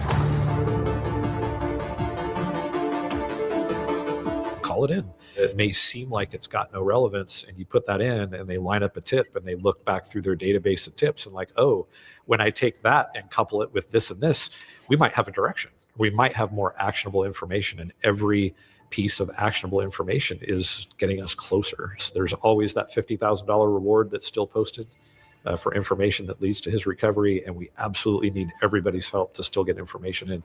If you've called it in before, or you're unsure if you did, call it in again.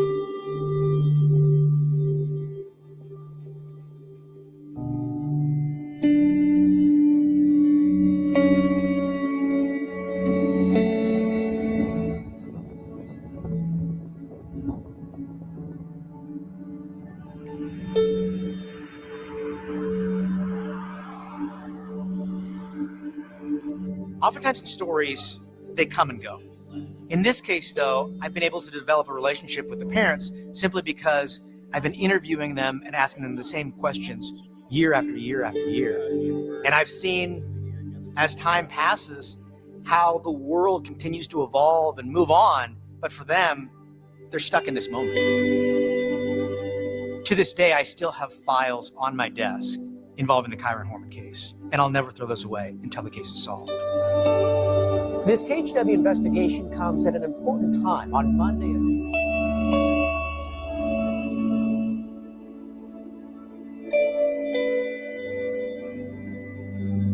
He's 23 now, so he's not that cute little 7-year-old with glasses. We still feel that he's out there. We have no credible information at this point that says that he isn't. So we still look as if he's out there.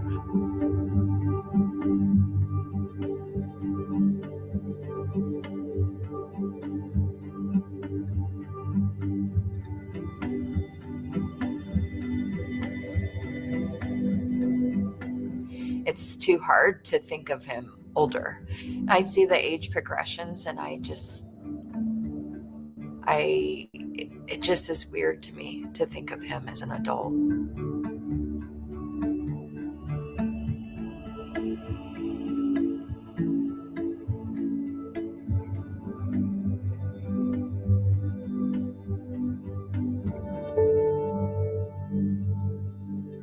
I still wait for that phone call to tell me he's coming home. I still hope that he comes through the door. I want to hug him again. I don't know if that's in our future. I hope it is. I will always hold on to that. No matter what they tell me. The cops, I hold on to that. She holds on to Kyron walking through that door, no matter, and it doesn't matter what law enforcement tells her, which gives you a good idea of what they think has happened to Kyron. And we will get into that too, because Desiree Young has talked about it. Kane has always been out there hoping and praying that Kyron is still alive. He holds this guilt, because he was the one married to Terri Horman. He was the one who had choices. He could have let Kyron go and stay with Desiree when things were going on in the house, even though Terri Horman was suffering from the postpartum blues after having the baby, taking antidepressants. She also started drinking. There were a lot of things going on in the home the year prior to Kyron's disappearance, but he was working on leaving Terri. A matter of fact, the night before Kyron was taken from Terri, they had an argument and a fight, and it was about getting a divorce. Kane Horman wanted to divorce Terri. She was pissed about it. She had already tried taking out Kane, not once, you guys, but 3 times. 3 different murder for hire plots. Desiree Young talks about that. We're going to get to that here shortly. And it's just mind-boggling to think that, Kyron's been gone for 16 years. They're still waiting for him to come through the door. They know the reality is, if they're geo-fencing and looking for Kyron out in the middle of nowhere, that he is probably gone. But what parent, without proof, could believe 100% that their son was gone? And they still both hold on to that.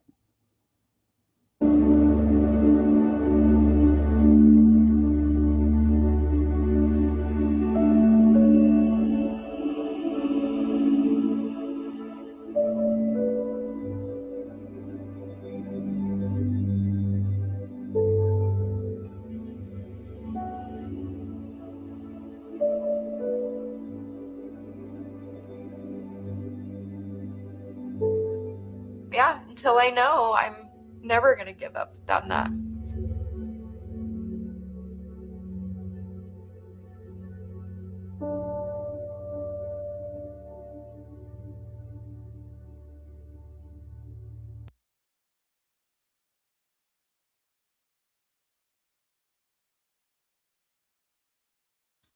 It just breaks my heart to see both of them. And so we're going to talk about the now, what's been going on over the last couple of years. And then I'm going to really introduce you guys to who Terri Horman is, who DeDe Spicher is, the pure evil of these two women. But I really want to talk to you guys about what's been happening since 2023, because it is very important to talk about. And I don't want it to be at the end of this show where there may not be a lot of people listening anymore, because it's turned into such a long live, which I will also probably be reporting and sharing about all of the new stuff that's come in. But I really want to talk about the fact that they have been compiling and digitizing Kyron's case. Okay, let me just share my screen again. We'll talk real quick after this.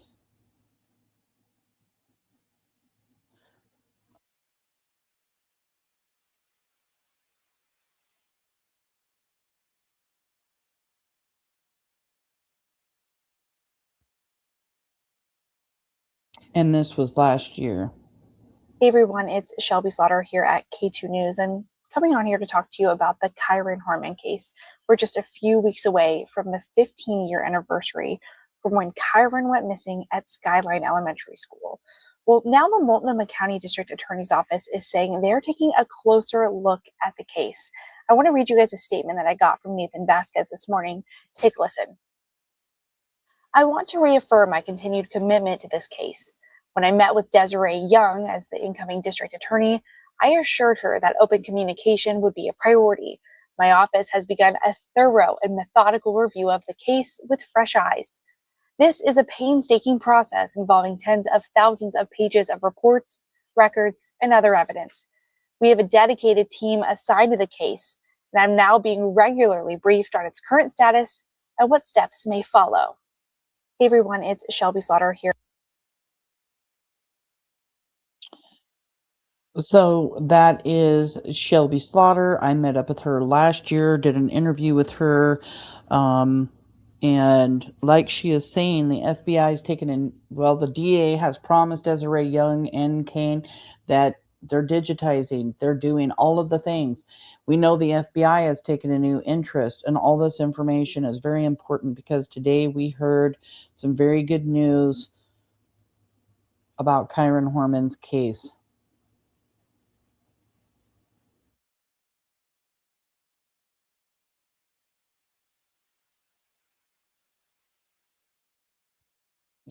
Just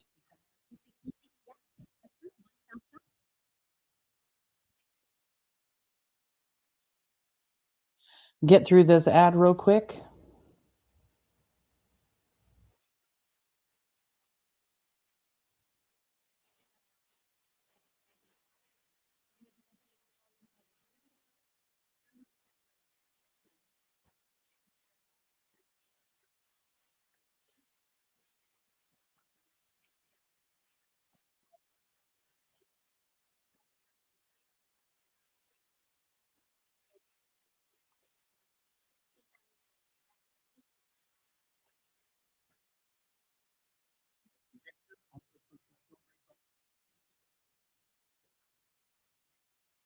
Say what?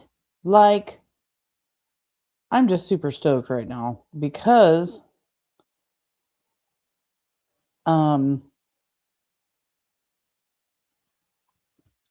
they finished it. They have been working on digitizing and compiling Kyron's case. I mean, I know when I first started talking to Detective Tabor, the lead investigator on Kyron's case, that he got a mess. He was so frustrated because they had taken every bit of information that was all documented and everything, the whole entire case that was on paper, and they put it into a computer, and they didn't put it into files. They didn't put it into files for like witnesses here and this over there. Nothing. It was just put into a computer. He was already working on, when he took over the case, putting the files together to digitize it and compile it, but it was way too much for him. So when the DA took over, he made that his mission. And he's only been the district attorney a little over a year, and that entire case, as of this last week, we are now hearing today, has been digitized, has been compiled, and all of the information is being sent over to the FBI. And the BAU is going to be looking at the case. I am so friggin' stoked to hear this information today. I have been waiting and waiting, wondering why it was taking so long. It was just so much information. So much information. And yeah, now we're hearing it. Let me look over and see what else I got over here real quick about that new information.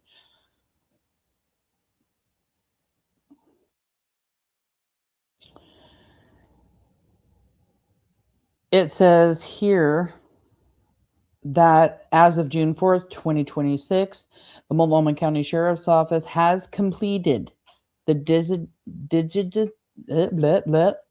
tongue twister here, digitization of, I still didn't get it right, digitization of over 5,300 documents and more than half a terabyte of data related to the 2010 disappearance of Kyron Horman.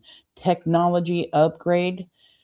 This digitized part of a year-long effort involving Gresham Police Department allows investigators to use modern search technology to analyze reports, photos, and evidence. The case is considered active and ongoing, with the FBI now taking a fresh new look at the evidence 16 years after Kyron vanished from Skyline Elementary School. The sheriff's office has increased staff on the case and continues to work with the district attorney's office and other law enforcement agencies to follow up on clues. And there is still a $50,000 reward. We listened to News Channel 8. Let's see what this is. Oh, wait, this is X. I don't want X. Hold on.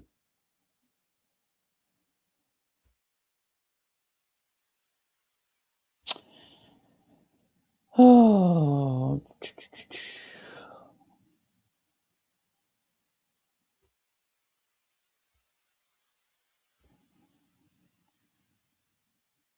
This is just what we just read too. So, you guys get it. You guys get it. And that's what the most important thing is. I mean, and I do have Multnomah County Sheriff's Office and what they did put up. But this is amazing news today. And I want to share something else with you. I want to explain to you why all of this happened. Let me find it real quick.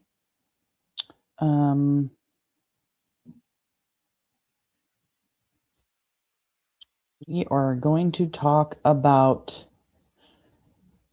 Desiree Young again, because she does give out a lot of information. So does Kane, but he is really quiet. He stays off of social media. Desiree Young's just more involved with law enforcement, and she went to a crime fest in 2024 and dropped a bombshell. If you've followed me, you have probably heard this information, but I need to share it again for those who do not know. Hold on one second. Let me see. We have evidence in the truck, the bed of the truck, physical DNA evidence. We have things missing from the house that she used. We have physical evidence in the truck, she says. We have items that she used from the home. She's talking about Terri Horman here. This is what she talked about at the crime fest over in Portland in 2024. We have the injury to her leg from that day. Talking about that injury to her leg, that a witness came forward and told law enforcement that they saw a gash on Terri's leg the day that Kyron disappeared. We know that we have photos on those cell phones and we have photos on those cell phones. Remember me talking about the burner phones that DeDe, Spicher, and Terri Horman used the day that Kyron disappeared. DeDe Spicer thought she had destroyed those burner phones. She threw them in a field. She later took law enforcement to that field. Law enforcement took those, or found those burner phones. They've had them this entire time, and because of new technology, pictures were taken off of those burner phones. Now, as Desiree Young says right here, pictures off the phones. Rebecca Morris is sitting in the audience. You can barely hear her, but she asks and says, pictures of Kyron after the school, and Desiree Young says yes. Let me just rewind just a couple seconds here. Listen closely. cell phones. We have the picture of it. We don't know where that picture goes on those cell phones. We have the picture of it. We know that we have photos on those cell phones. We have the picture of it. We don't know where that picture was taken. A picture of Kyron after the school? Yes. We have evidence in the truck. Pictures of Kyron after the school. Thank you so much, Kel, for coming in. I really appreciate you. Have a good night. Pictures of Kyron Horman on those burner phones. This is huge. Desiree Young says we have a picture of it. She doesn't say what it is.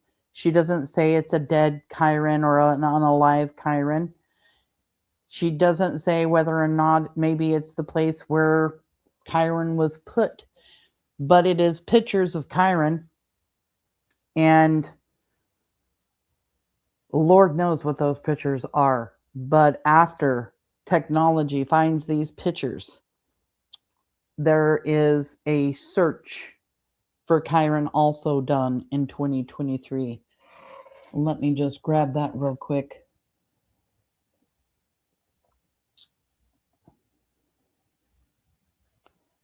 Thank you guys so much for being here, supporting Kyron. I really appreciate you guys. This is a lot to take in. It really is. And because there's so many layers in Kyron's case, nobody ever really knows what to start talking about or what to say. And the fact of the matter is we just got to let the world know who is the focus in Kyron Horman's case, and that is definitely 1000% Terri Horman and DeDe Spicher. Here is where Desiree Young talks to Sheriff Morrissey in 2023, and it also talks about the searches that are being done. And what's important about these searches, for the longest time, don't get me wrong, law enforcement worked very hard searching for Kyron the first couple of years. Then those searches slowed down because it cost a lot of money to do those searches. One of the reasons why Desiree Young started raising money, one of the reasons why Kane started raising money to help with searches. And in 2017, we thought maybe, maybe there was a break. Grand jury wanted law enforcement to go back to Sauvie Island and search Sauvie Island again. Nothing popped loose. And then all of a sudden, around the same time that Desiree Young is talking about these pictures being found, well, actually, this came before she actually talked about it. When she talked about it, they'd already had the pictures and known about the pictures for a while. New searches started for Kyron. That was huge because it wasn't Desiree Young doing it. It was law enforcement.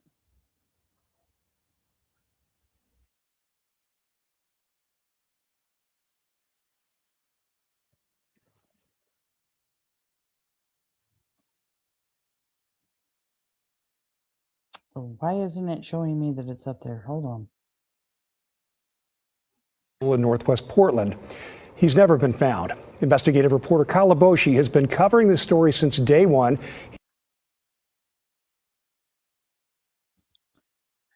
Sorry, this is Desiree Young called for a meeting in hopes the new sheriff will dedicate time and resources to help find her son still missing after 13 years. The mother of missing Portland boy met with the new Multnomah County Sheriff Nicole Morrissey O'Donnell on Friday afternoon. Desiree called for the meeting in hopes the new sheriff will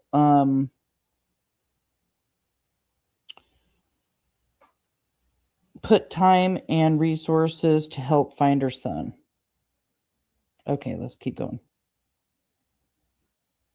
Today marks 14 years since Kyron Horman went missing. The second grader was last seen at Skyline School in Northwest Portland. He's never been found. Investigative reporter Kyle Laboshi has been covering this story since day one. He's in the newsroom. And Kyle, after all these years, there is still an active investigation. Tim, the missing boy's mother confirms there have been searches in just the past few months, and police are using new software and technology. The sheriff's office even created a new website with information about the case and where people can submit tips. But after 14 years, still no sign of Kyron Horman. That's what was most important about that news clip, is that Desiree Young, after talking about, meeting up with the new sheriff, which, if you guys don't know, Nicole O'Donnell, the new sheriff, she is the wife of one of the original investigators in Kyron's case back in 2010. So she has all of the information. She has all of the information on Kyron's case. But what was most important about this particular news report is that Desiree Young in 2023 said there had been recent searches in the several months, which was in 2023, and that was law enforcement searching. It wasn't her searching. Last year, Desiree Young had a vigil for Kyron up at the school. She didn't do her annual car wash. Thank you so much, Ashley Higgins. I really appreciate you. Let's do a little dance real quick. I appreciate that very much.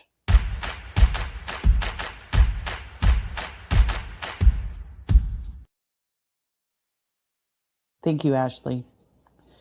Chaos Queen, thank you so much for being here. Love seeing you here. Outdoorsy Life, hello, hello.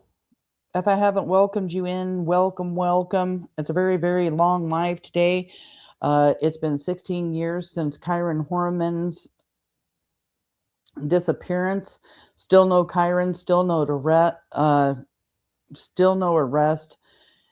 There are some answers, but we don't have them all. And I'm just, every year on June 4th for the past few years, I do these all day lives for Kyron just to help bring awareness. And that's what I'm doing today, just a Kyron Horman deep dive for everybody, especially those that don't know about the Kyron Horman case, because it is very, very important.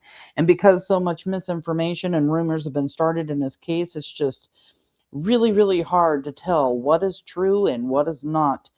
And I have well over 500 videos and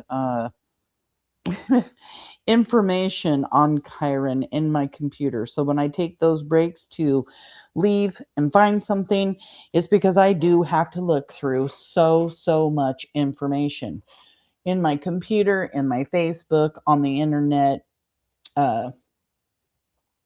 Maggie, thank you for coming in. Just welcome, welcome, welcome, everybody. Chaos Mama, you know what? Here lately, I've been seeing other people cover it. And I hate to say it, but people need to try to do a better job at it. Because they are not spreading the facts. They are not. It's aggravating. And I can't call out everybody. I want to sometimes, but I really try not to. Sometimes I just get up inside their comment section and maybe correct something, but who wants a pissy creator doing that in the comment section, right? I mean, I don't think I would like that very much, but it's just aggravation. It aggravates me so much. It's really hard to listen to people spread misinformation and rumors, or just not spread the facts in the missing child's cases, because what ends up happening is these rumors, this misinformation that starts getting spread, people start taking it for the facts, and then the child gets lost in all that information. And then people get confused on what they should report and shouldn't report, or sometimes locations of where a child came up missing can be wrong, and then people think they're supposed to be reporting a certain location when that's not even really the real location. So you have to pay attention. I'm going to look at something else I want you guys to see real quick.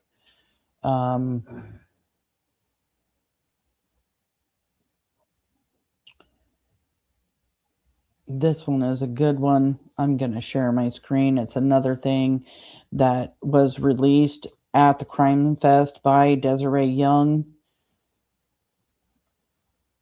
We're going to be getting to information also that both parents have put out. Join my Kyron Horman Kyron Horman Case Revisited group. It's a discussion group. All my information about Kyron's in there. Any creator can use any of the information in there. It's all factual. It's all there. Let's take a listen to this. Brought in several canine teams. This is what's unusual. Terri had washed every stitch of clothing Kyron ever owned. Everything. All of his bedding.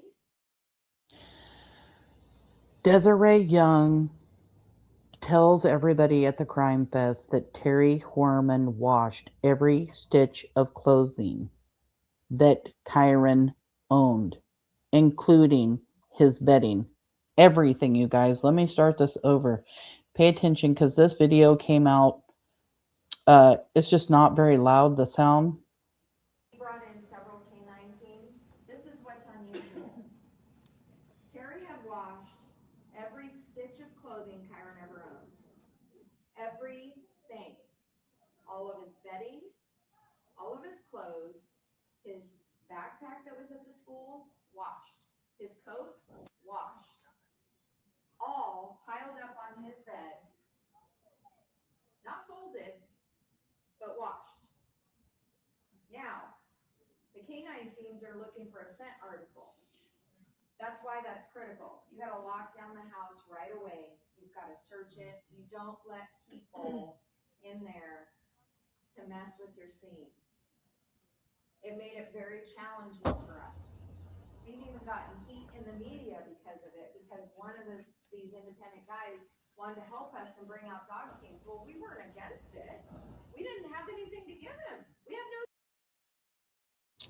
No scent articles to give law enforcement or the dogs when Kyron came up missing, because Terri Horman washed all of his clothing and bedding, his backpack and coat that were up at the school that day, and the house is full of people.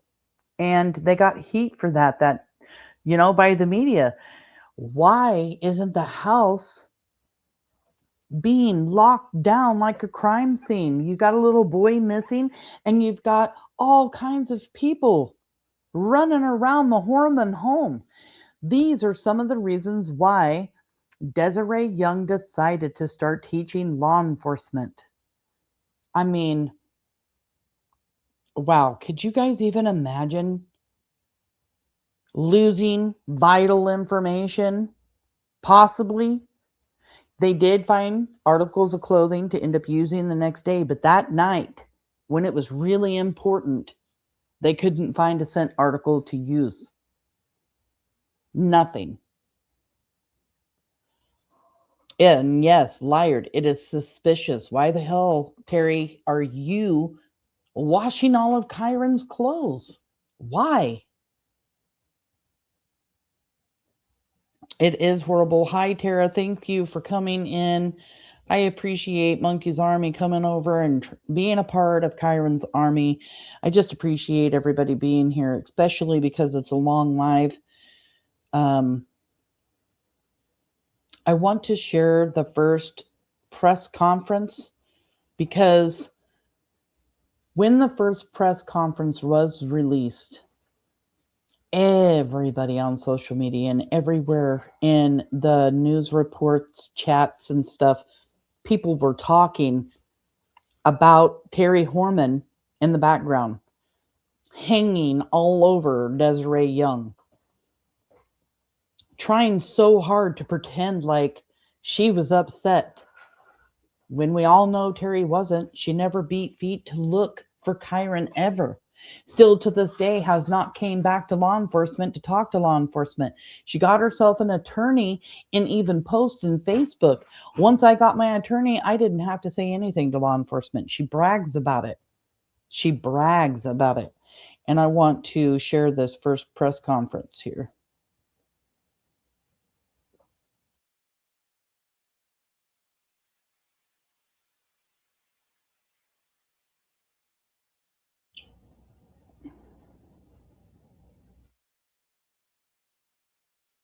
This is just part of the press conference.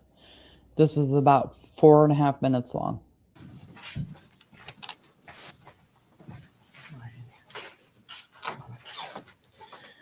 Thank you. As you all know, this has been a very, very difficult time for the family of Kyron. And remember, this is the 1-week anniversary, which is very sensitive to us.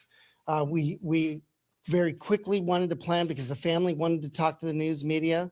They're not prepared to answer any questions. But what I do want to tell you is that after this press conference, if you'd like, please meet in the back here, and we'll have Captain Brosh and Mary Lindstrom, and they'll give you a way to be able to email questions in.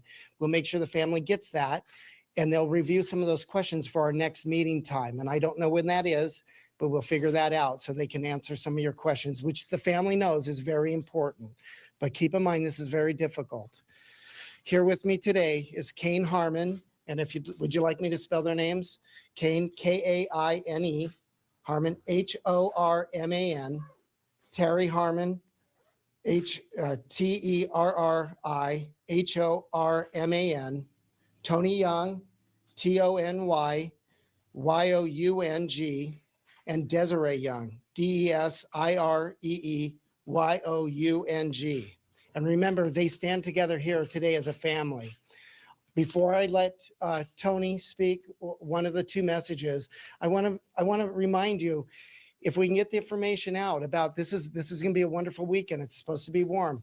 As you're out there recreating, all our families, keep your prayers and thoughts on our little boy, because you never know the type of information that can come back to us and we can find him.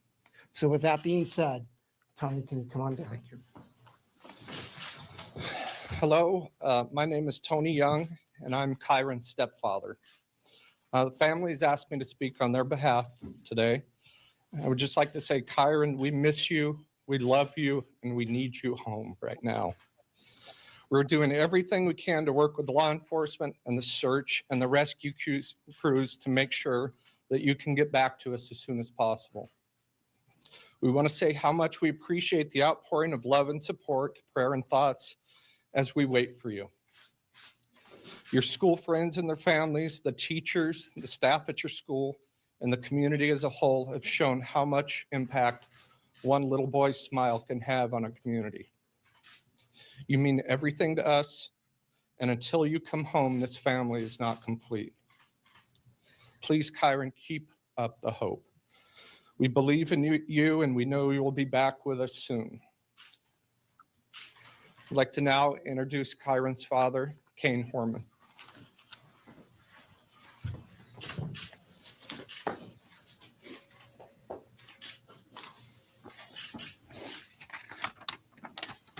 Hi, I'm Kane. I'm Kyron's father. We want to thank the community, the parents, the children, bus drivers, and all of those who are being interviewed multiple times to help find Kyron. Thank you. We as the family know how difficult and stressful this is, but your memories and statements can help us find Kyron. We will never be able to thank you enough for that help. Finally, we would like to thank the media. If it was not for you showing Kyron on every newscast, printing his story in the papers, his face would not be known to everyone. People from around the nation have seen his picture. This helps tremendously. Please help us bring Kyron home.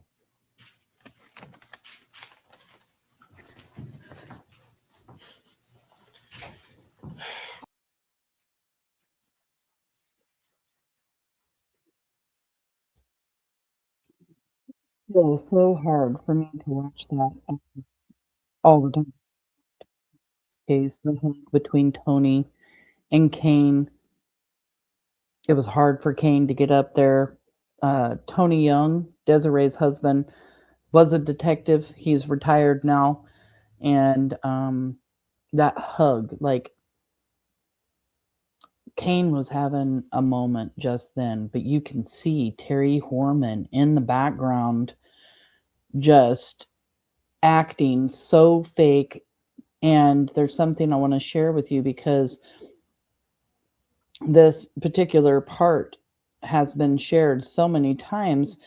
This is a video that I'm going to play. It's about 18 seconds long, and I just want to read this. This is in my Kyron Horman Case Revisited and Discussions Facebook group.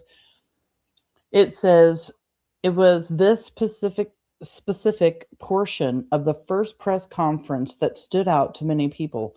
The way Terri had been looking down the entire time and suddenly looks up at the back of Tony's head when he says, "We know you will be back with us soon." And then the look on her face when she looks up at Desiree. Terri watches and mimics Desiree wiping her tears, but Terri had no actual tears to wipe. Most of the people that have been seen in its entirety throughout, Terri was just acting suspicious and showing odd behavior. Terri hung on Desiree in an attempt to look sympathetic. All the while, Desiree wanted her struck down by God, and literally, that's what Desiree herself says. One of the investigators had to get Terri away from Desiree right after this press conference because she knew Desiree could not handle Terri anymore. Terri figured out during this press conference that Kyron's face was never, ever going to be forgotten. And it is true, because she panics. But I want you guys to see this one particular part when Tony Young says, "We know you will be back with us soon," talking about Kyron, she looks up, looks at the back of his head, and then looks up at Terri, and it's just Mean so everything to us, and until you come home, this family is not complete. Please, Kyron, keep up the hope. We believe in you, and we know you will be back with us soon. I'd like to now introduce Kyron's father. Mean everything to us, and until you come home, this. Oh my God, it's just so eerie for me to watch it every time. She looks at the back of Tony's head, then she looks up at Desiree. She knows they're never going to find Kyron. She knows what has happened to Kyron. She knows what her and DeDe did. She knows.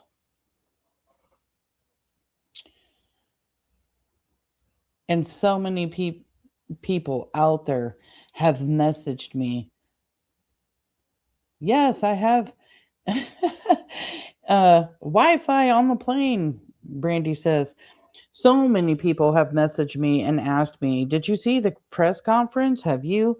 I mean, I've seen it all, but yes, Terri Horman looks the guiltiest when she is trying to pretend to have this sympathetic.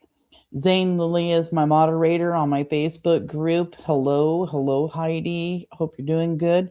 And she says, yes, this was the moment I knew when this first aired.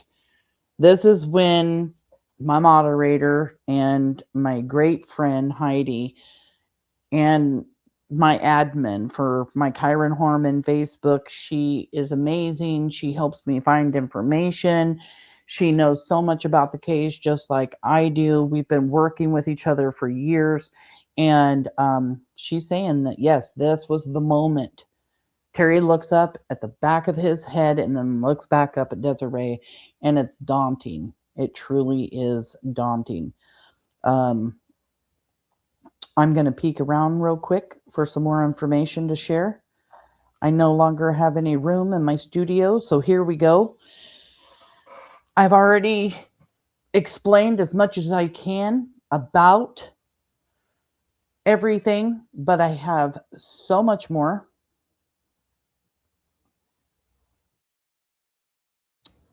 I want you to hear from Kyron Horman.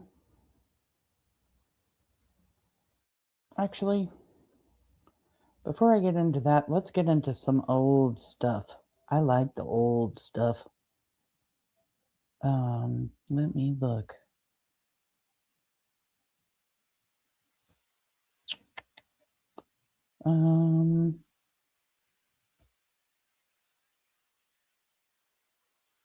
Just so you guys know, Terri Horman did never talk to any of the police, but she did decide that she was going to do interviews with People Magazine and Dr. Phil in 2016, even though she never went and talked to law enforcement.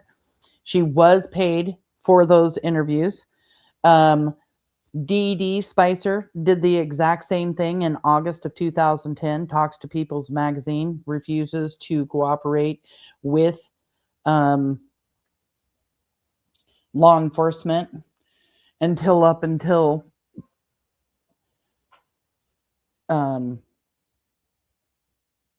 she finally does, but then doesn't, because DeDe Spicher got immunity. It was accidental immunity.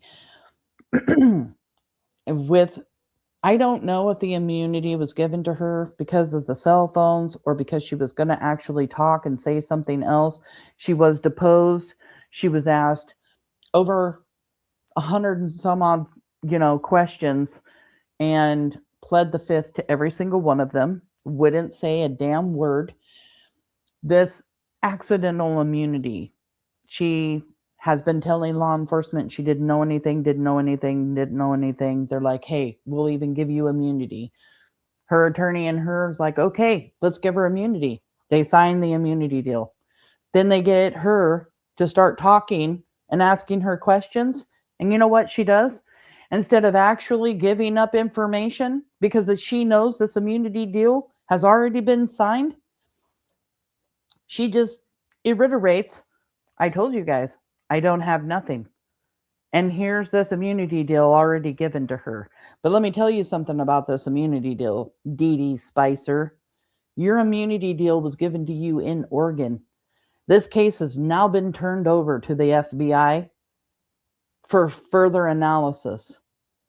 And the FBI can take away your puny state immunity, DeDe, because now it's turned into a federal investigation. How about that? How about that? Desiree Young has been working for a while now to get that immunity taken away from DeDe. And I believe that this entire case was passed over to the FBI for a reason. And that's so her immunity can be taken. I truly believe that. That's my own opinion. That's my own theory. But Doug Bishop himself, who does work with Desiree Young on Kyron Horman's case now, actually spoke about that federal immunity. Since I'm talking about it, I might as well pull it up right here. Let me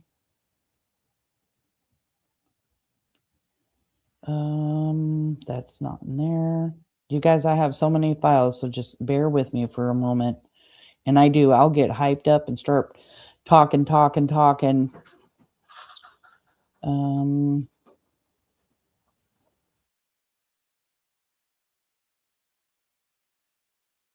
See if I can find it. Here it is. This is where Doug Bishop talks about the immunity given to DeDe Spicer. I love this because I love Doug Bishop. He's amazing. Week I posted about it, that the FBI, yes, they are always involved peripherally on cases, but they are digging their feet in on this case. Did you know about this? I'm sure you did. And give us some thoughts about where that investigation's at. Yeah, last year, you and I got together when we put out the Kyron Horman documentary that I did with Kyron's mother. We kind of put out some information that had never been put out so that we could publicly and tactically put pressure in places that it needed to be. It's a very shocking case. And we also had an incumbent district attorney that was, preaching a good preach about what he was and wasn't going to do, which a lot of politicians, when they're in office and running for office per se, they all talk a good game, but when you get into office, does that follow through? A lot of them get into office, they have good intentions, but they get into office and they realize I can't really do that, or it's not really designed for this to play out like I intended it to. There's rules where I didn't know there was rules, or there's all of that bureaucracy. But this individual, Nathan Vasquez, was elected. His support got him elected, and he's changing things. He's been very invested into following through. He has been following through, and that has led to what you're discussing. I can't disclose too much, but they're on everything. And there should be some results that have come through this year. Of what they are, obviously nobody knows, but they're long overdue. It's one of the most controversial cases in the country, with an overwhelming amount of evidence that is just absolutely shocking. And there's FBI is involved, and they have to be. That case gave out a pretty reckless immunity on a state level, immunity deal, which doesn't count on a federal level. So when the feds are involved, that's a good thing. It's always a good thing.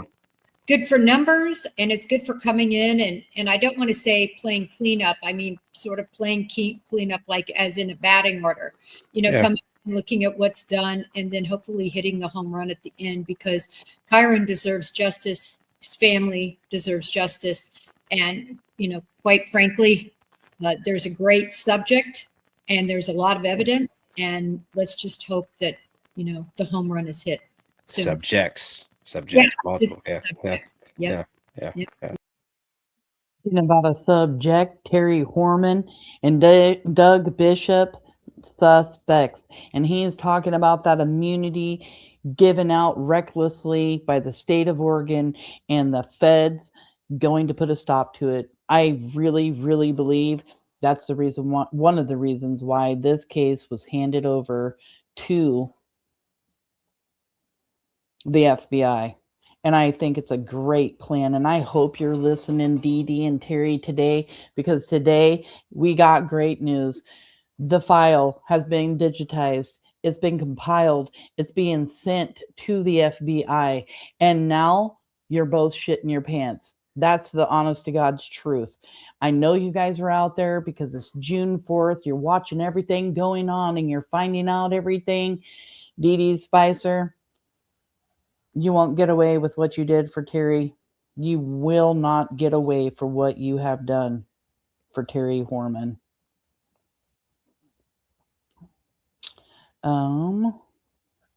Now we're going to look at some old interviews, heartbreaking interviews. Oh my gosh, just so many interviews by Desiree Young and Kyron Horman from the very, very beginning. It's up again just after Labor Day. Kyron would be entering the 3rd grade. What is it like to wake up in the morning and know it's another day that he's not home?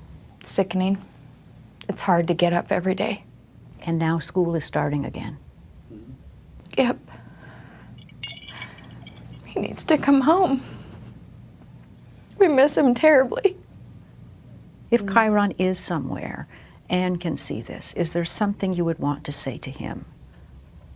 We're going to bring you home. We love you. Yep, we're still looking. Yeah. And we won't stop until you come home.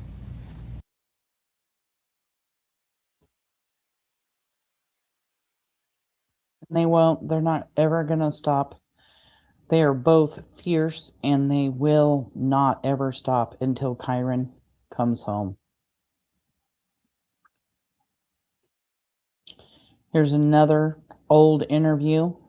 Actually, it's not even an interview. This is Desiree Young at her strongest moment in this entire case and entire investigation.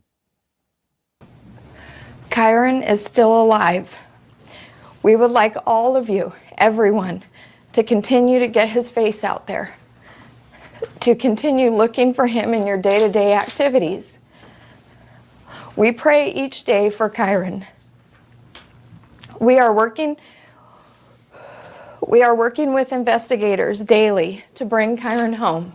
And then, during this brief and rare on-camera appearance, she did something that changed the tone of the entire case. She called out her son's stepmother, Terri Horman, and all but accused her of a crime. We implore Terri Horman to fully cooperate with the investigators to bring Kyron home. Bring Kyron home, Terri. DeDe, you know where he is. You know what you did. It's all about to come down on both of you. There's nothing either of you can do about it. Tony Young actually talks here. Let's hear from Tony Young during this. I'm not sure if it's a news report or what, but let's take a listen. Parents were gathered together. Kane and Terri, Desiree and Tony. Tony has had a unique perspective from day one. He's not only Kyron's stepfather, he's also a police detective back in Medford. And tonight, he's speaking out for the first time. I was watching the investigation right from the start. Tony says that first night, because he knows so much about how police operate, he was walking the family through what to expect. I explained to each person that now our lives are not private anymore, that the investigators are going to want to know very detailed information about our lives. That's when Tony noticed something unsettling. He says Terri, Kyron's stepmom, seemed to bristle at the idea that she would be questioned.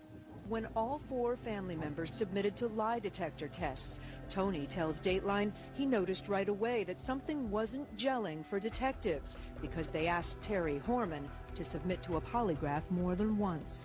I thought that something must not be right. Something must not be allowing them to check her off their list. Isn't it possible, though, that she was just nervous that she didn't pass her lie detector test with flying colors because she was emotional or upset? There's more to it than just that. The information that you're giving, does it hit your ear and sound right? Does it make sense? She wasn't making sense.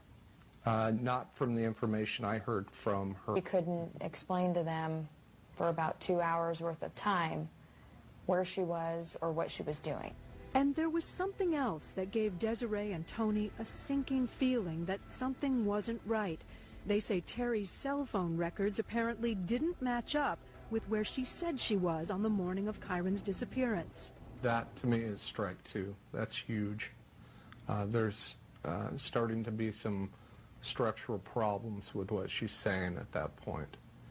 And then it continues to stack up. As part of the investigation's new focus, law enforcement distributed a flyer asking people if they had seen Kyron the day he went missing. But the flyer caught people's attention for another reason. It featured a picture of Kyron's stepmother, Terri Horman, and the white pickup she'd driven Kyron to school in that day, and even included the question, did you see Terri Horman at or near the school? Scratch the surface and a more complicated portrait of Terri Horman emerges. 5 years ago, she was convicted of drunk driving and pleaded guilty to reckless endangerment because her older son was in the car with her at the time. Kane says police informed him of a harrowing discovery. About 6 months before Kyron went missing, Kane's wife, Terri, had allegedly tried to hire a landscaper to kill him. I didn't believe it at first. It was something that I couldn't even wrap my head around at the time. There'd been no indication in your marriage that things were that bad or that she was upset with you? No. It was a pivotal moment for Kane, the moment he stopped trusting his own wife. Do you think she is capable of hurting a child? If you asked me before this situation, my answer is no. Based on what I know now, I don't know. I think anything is possible based on the way things have gone over the past few weeks. You fear for your safety now, Kane, for your daughter? I fear for my daughter. Do you think that Terri has more information than she's told investigators so far? Yes. About where Kyron is? Yes. And so your message to her now is what, Kane? Fully cooperate with law enforcement. Tell the truth. When I heard that, that made the decision in my mind. At the fork in the road, we knew which road to go down. I absolutely believe that Terri Horman is responsible for Kyron's disappearance. And I do too. With help? Did someone help her?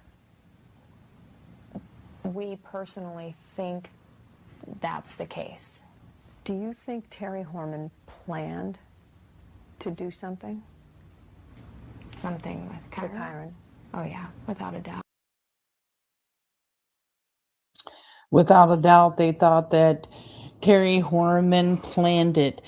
And here you have a detective who had been a detective for years, who is now retired, Tony Young, Desiree Young's husband, who talks about how Terri Horman failed lie detector tests. She was given lie detector test just a couple of days after Kyron's disappearance. She failed that lie detector test.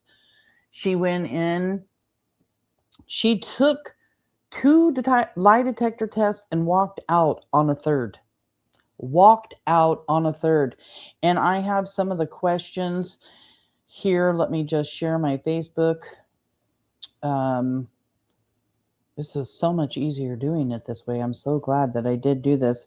These are some of the questions that were asked. They might be upset with me, and I would like them to sit in my shoes and walk the walk and be here 4 years later, is what Desiree Young said. In the days following the 2010 disappearance of 7-year-old boy after school science fair, both sets of Kyron's parents took polygraph tests. Young said her polygraph session started with these 4 questions. Do you know where Kyron Horman is? Were you with Kyron after 8:45 in the morning? Do you have direct involvement or any indirect knowledge of Kyron's kidnapping? And again, do you know where Kyron Horman is? Young said that Terri Horman failed a lot of the questions that they asked her, and that she failed 3 polygraph tests, each nearly 10 hours long. She was saying what her response was and trying to justify what her timeline was and trying to justify why she failed that question. Young said that is a glaring example of someone who's guilty, because they were all given these particular questions when being, that questions asked, where, or do you know where Kyron is? Terri Horman failed that question. Were you with Kyron after 8:45 in the morning? Terri Horman failed that. These are the questions, yes, that Desiree Young herself had to answer, but these questions were the questions given to all of the parents. And we know Desiree Young didn't have any involvement. She was over 4.5 hours away. They know Kane was at work and he has had no involvement in this. These parents are not being looked at in any way, shape, or form. Terri Horman herself, now Terry Vasquez, who lives down in California, is law enforcement's main focus and has been for the longest time. Let's get back to some more videos that I have, because I just want everybody to see the information that came out, by the parents. Now that I've explained to everybody Kyron's case and everything, I just think it's great to see it for yourselves. See the parents talk about the case, hear from law enforcement, news reporters. The news reporters that I chose, one being KGW, because that is who Desiree and Kane trust. They are the ones who put out good information in Kyron's case without trying to give their own twists of anything. And Kyle Eboshi from KGW has covered this case from the very beginning. He was the one who just did that last interview 2 months ago, and he is trusted. And like he said, he has a huge stack of everything that he's been working on in Kyron's case, going back, 16 years, and he won't get rid of it until this case closes. So this is Desiree Young and her husband, Tony. Kyron Horman's mother, Desiree Young, looked into a TV camera Tuesday night with a message for her missing son. Kyron, we love you and we miss you. We remain here working hard every day to get you home. Desiree and her husband, Tony Young, a Medford, Oregon police detective, said the day Kyron disappeared, he was supposed to be coming to visit them for the weekend. I was supposed to take him out on my boat fishing that day, or the Saturday following, so that didn't happen, obviously, and that just kills me. Desiree Young also appealed to Kyron's stepmother, Terri Horman, to tell everything she knows. Please cooperate with investigators and the attorneys to help bring Kyron home. To Terri, you need to do what is right.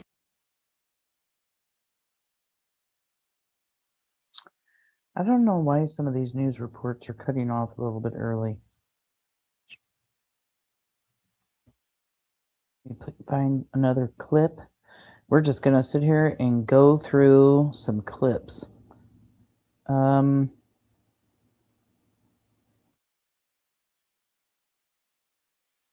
Let's see. I think this is an interview here. Parents of 7-year-old Kyron Horman sat down this afternoon, once again begging for the public's help to bring their son home. There shouldn't be any fear from anyone to get in the middle, but we need that information. He's a great kid.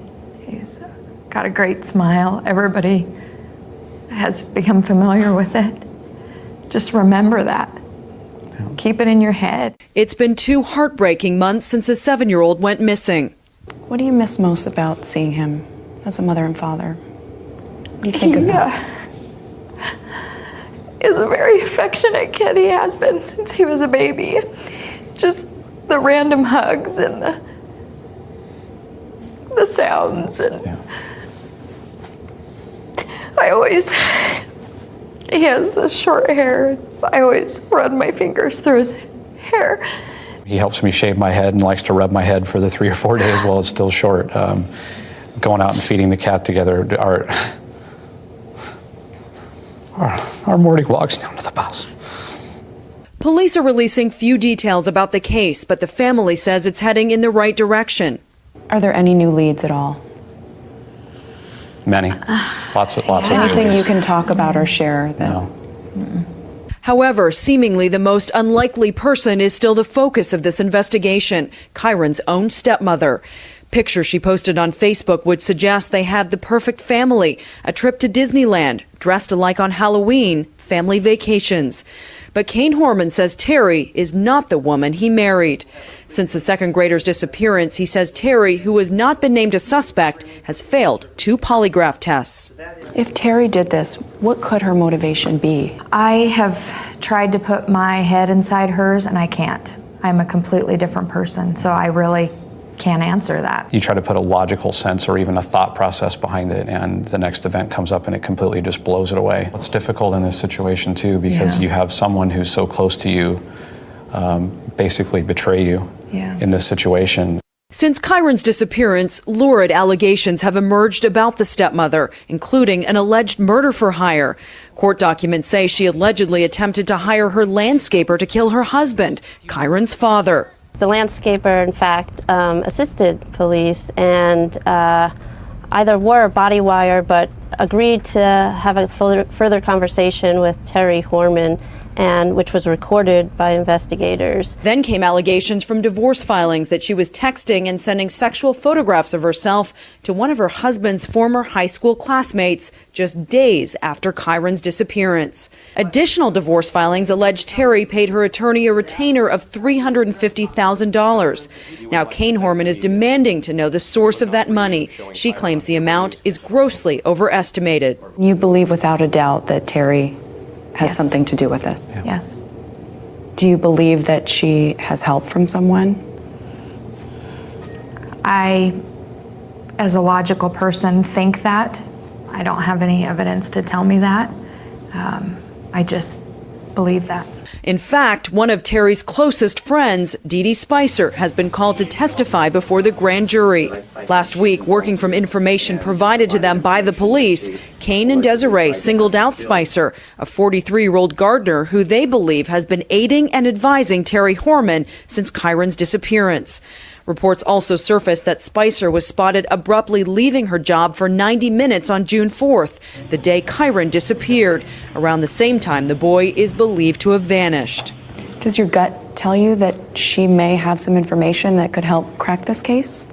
I think all we want for her to do is cooperate with law enforcement, whether the information is related to the case or not. It just needs to bring it forward. Why are all my videos cutting off? Boo. That's going to tick me off. But this particular interview said 90 minutes, but that DeDe Spicher was missing. But as the investigation goes on, some information in the beginning of the investigation can change over the years when you start finding out more information, and that's exactly what happened. And DeDe Spicher was missing for close to 4 hours. Here's another clip from the Dr. Phil show with Desiree Young.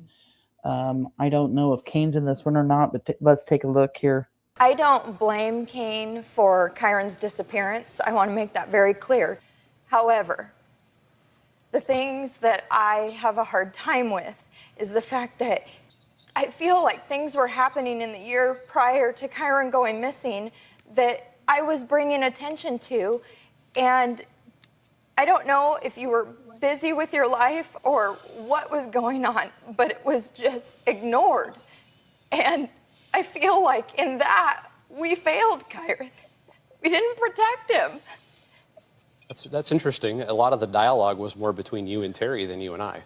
She made deliberate attempts to put herself in the middle of the communication. So your emails, I never saw your emails. Her and I never spoke about them. Okay, I didn't even know about it. In hindsight, in all the discussions I have with other people, most normal people aren't investigating their spouse on a day-to-day basis. Of course. Why would you not? I have an open invitation with law enforcement and the search and rescue teams, the certified search and rescue teams, to search my property any day, anytime. When I was called, I said no to the private search, but I immediately said, and I will continue to say right now, anytime the sheriff's office and the search and rescue teams want to come with their dogs, it's already, my property, I'll qualify with, my property's been searched more than the school has probably. And my invitation is open, always open. I'm glad for you to say you're willing to have that searched anytime. And he said no to a private searcher that he should. He comes up from Longview, Washington. This guy is awful, awful, awful, awful. And the Dane Polson child that was missing over here in Oregon, Harry Oakes, is being called out just here recently by his parents. Is it Dane? I hope I'm saying that right. It was little Dane, the little boy that ended up going into the water that they ended up finding over here in Oregon. He tried to get involved in the search for Kyron Horman, and it didn't work out. The guy didn't even have credentials. He wasn't even certified to be able to work on cases. So, or to be searching, Kane did not allow him to search his property, because if you're not certified with your scent dogs or cadaver dogs, and you come onto my property and you find something, we may not even be able to use it. And Kane Horman got so much heat. It was a rumor.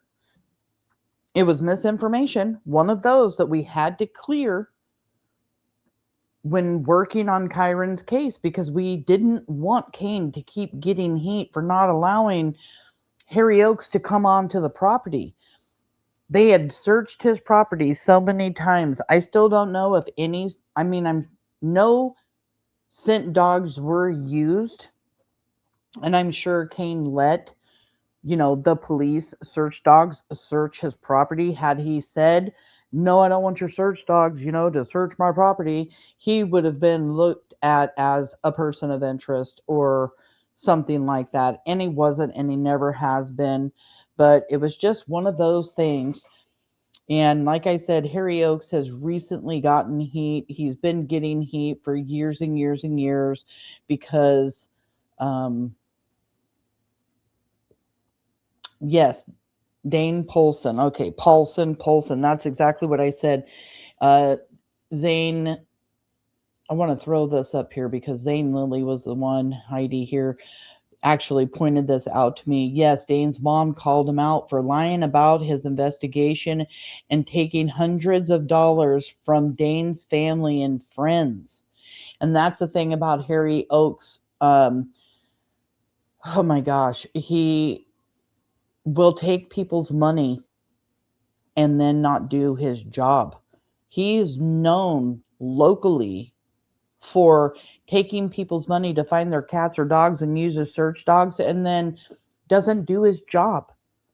The guy, oh my gosh, one of my old partner, Kaylia, she knew the parents of Miranda Gaddis, I believe was her name, one of the missing girls here over in Oregon that died. And she found out from her parents or her mom about Harry Oakes going around telling everybody that he was the one who found them, when in actuality he wasn't. And he was trying to take credit for finding these two girls' bodies. I mean, the guy is awful. He's shady. He is a scammer. Stay away from Harry Oakes. And yeah, I want to just put that out there. Stay away from Harry Oakes. This is another early on news clip. A little bit about your son. What kind of a little guy is he? He's amazing. He's kind and warm and gentle. He's very loving. He's smart. He likes to have fun, good sense of humor, just loves to laugh. Just a wonderful son. And what happened, Kane, on that last morning that you saw your son? From when I saw him that morning, I was on my way to work, and he and I talked out in our front yard. He was out feeding our cat, heading back inside, and just gave each other a big hug, told him to have a great day at the science fair with his project, that I was proud of him for all the effort and just the amazing project that he put together, and to just have a wonderful day. There have been some questions raised about your wife, Terri, and her involvement in your son's disappearance. A questionnaire was sent out by police mentioning her. Do you believe that the police suspect her in some way in your son's disappearance? I believe she's committed, as the rest of our family is, to finding Kyron. Yes. And any other information. Now let's remember, this news clip is done very early. Terri Horman has not failed a polygraph test. They hadn't found out about all of her lies yet, so he feels like Terri is cooperating, or at least they want Terri to believe that they all believe that she's cooperating, because Kyron Horman was actually wired up to hang out with his wife, Terri Horman, to try to get information, any information that they could use. He had to play the part after being wired up by law enforcement to try to get something out of Terri Horman. I mean, when it came to her going and taking more polygraph tests, it took Kane and Desiree and, putting her in a room, telling her, I believe even Tony Young was in there too, telling her that she needed to do this to get checked off of the list. Just do it so that we could move on. And they had to pretty much beg her to do it. She didn't want to go do it, but they finally talked her into doing it again, and she ends up walking out. Regarding that is the investigators are working with her and with us to help find him. So I don't really have any other comment on that. Is there anything you'd like to say if Kyron is watching somewhere this morning? Both Desiree and Kane, I'll let you go first. Desiree, to your son. That we love you and we need you home and we miss you very much. Yeah, Kyron, you're the son that all dads hope for, and we miss you and love you so much, and we just want you home. Terri was very involved in her stepson Kyron's life and volunteered at his school. Yet in every public appearance, including the two prior to the couple's split, she never spoke. I'm so sorry, you guys. Is there anything we can do as a media to help? Kyron's stepmother was the last to see him there at the school. What has she told you about that morning? Well, as part of the investigation, those are things that she's been working with law enforcement. So I'm unfortunately not able to comment on that at this time.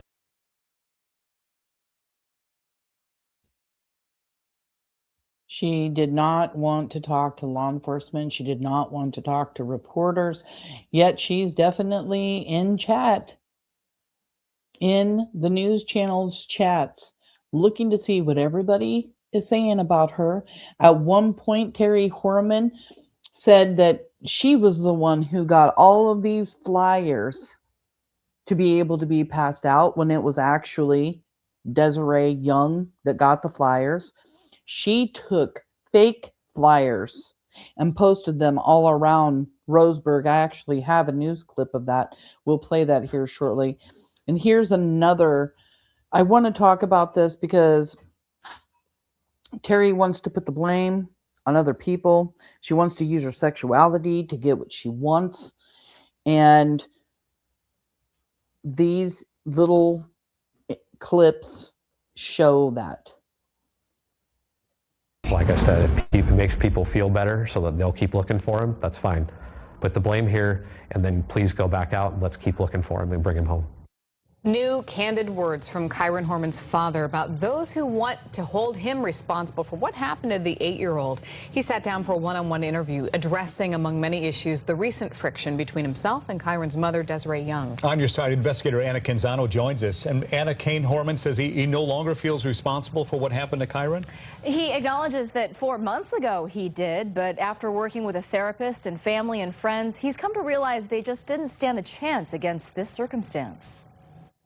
Despite what Desiree Young says about Terri Horman hating Kyron, Kyron Horman now believes there was no way to know his son would disappear and nothing he and others close to Kyron could have done to prevent it. We're dealing with someone who I referred to earlier as a professional at misdirection and deceit. That's exactly what she's all about.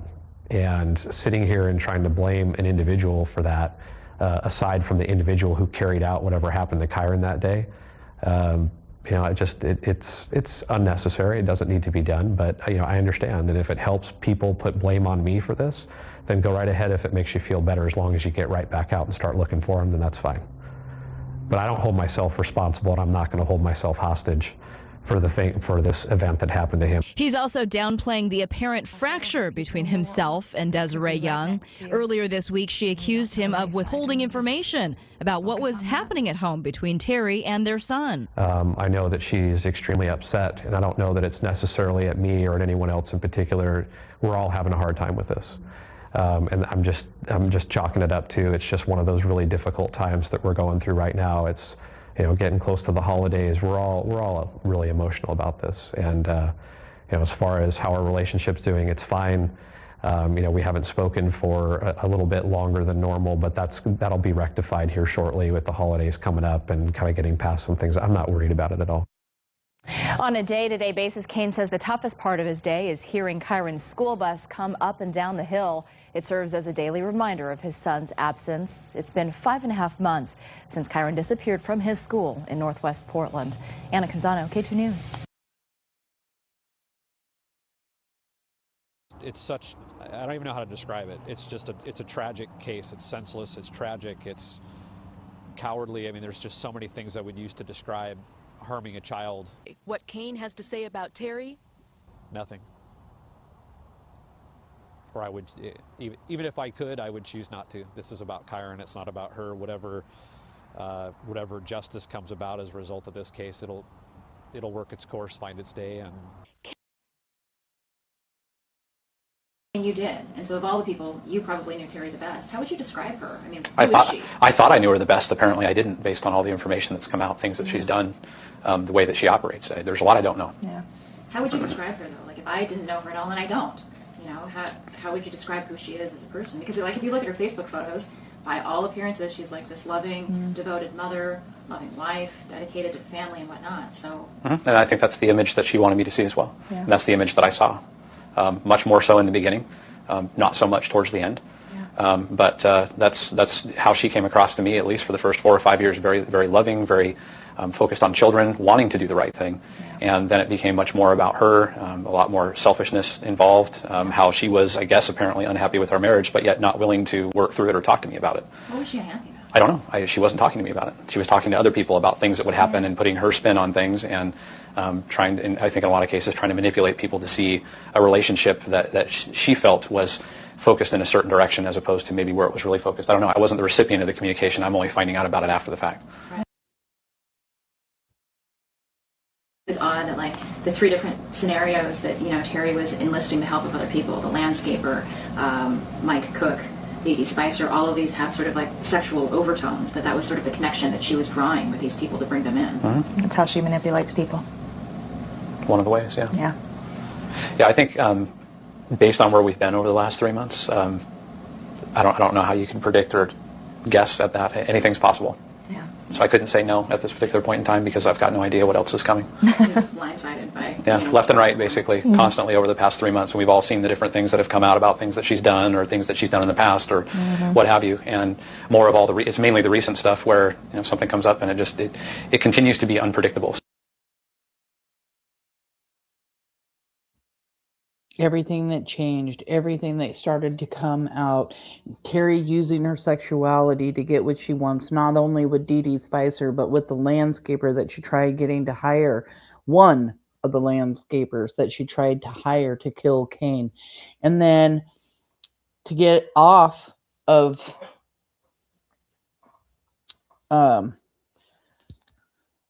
the parents and things that they have said, I really want to talk about something that Cain said that really hit home. Something that he talked about that's just absolutely scary, because now the baby is 18 years old. And this went out in 2013, October of 2013. Cain Fear's daughter saw unimaginable act of horror. In court documents filed on Monday, says he believes Terri is seriously emotionally disturbed, according to the report in the Oregonian. The divorce and child custody battle between Kyron Horman and Terri Moulton Horman took another turn Monday. As first reported by the Oregonian, Kyron Horman on Monday asserted in court papers that Terri is seriously emotionally disturbed and unfit to parent their daughter. KGW first reported on Friday that Kyron Horman filed papers opposing his estranged wife's visitation request, stating that he believed that Terri Moulton abducted and may have caused unimaginable harm to his son, Kyron. On Friday, filing was in response to efforts by Terri Moulton Horman to gain visitation to her young daughter. KGW independently obtained a copy of Monday's court filings. In it, Cain suggests their daughter may have been a witness to some unimaginable act of horror on June 4th, the day that Kyron disappeared from Skyline Elementary School. Kyron Horman was a 7-year-old when he disappeared.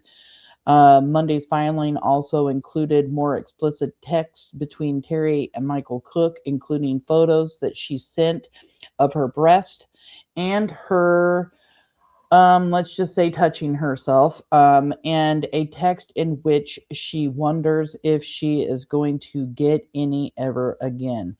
Cain disputed Terry's claims that she was their child's primary caregiver, noting that he worked from home many days of the week, saying Terri spent more time on the internet than parenting. Cain also stated in that filing that it was common for Terri to be visibly impaired from alcohol, including slurred speech and staggering. Cain states that Terri spent most nights sleeping on the living room couch with their young daughter, typically passed out from heavily drinking. Cain also stated their young daughter was often up past midnight playing and or watching TV. The court document states that their daughter, Kiara, would often be up and awake at 1 a.m. in the morning while Terri was asleep from alcohol. In the court filing, Cain also says Terry's behavior and actions focused primarily on her own appearance and needs, included leaving Kiara at home or leaving Kiara at the gym daycare for hours at a time while she worked out.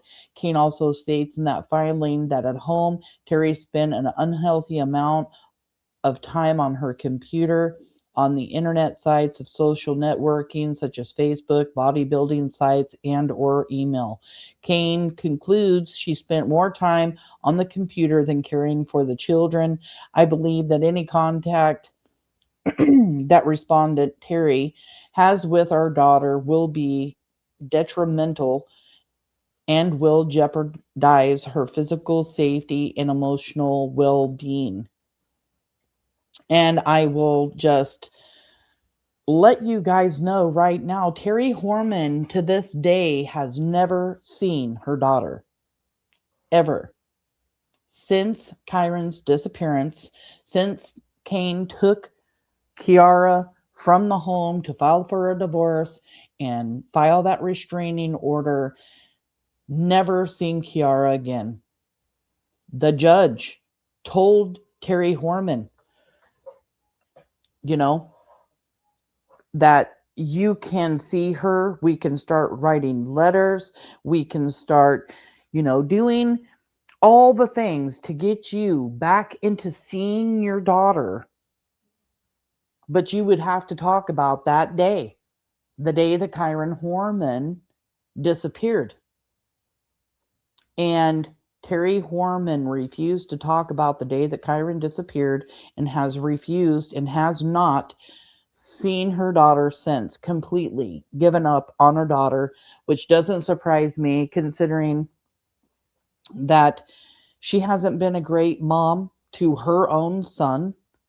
That is Kane Horman's stepson, James Moulton, who has been through the ringer with his mother, who has publicly posted on Facebook about punishments that his mom has given to him.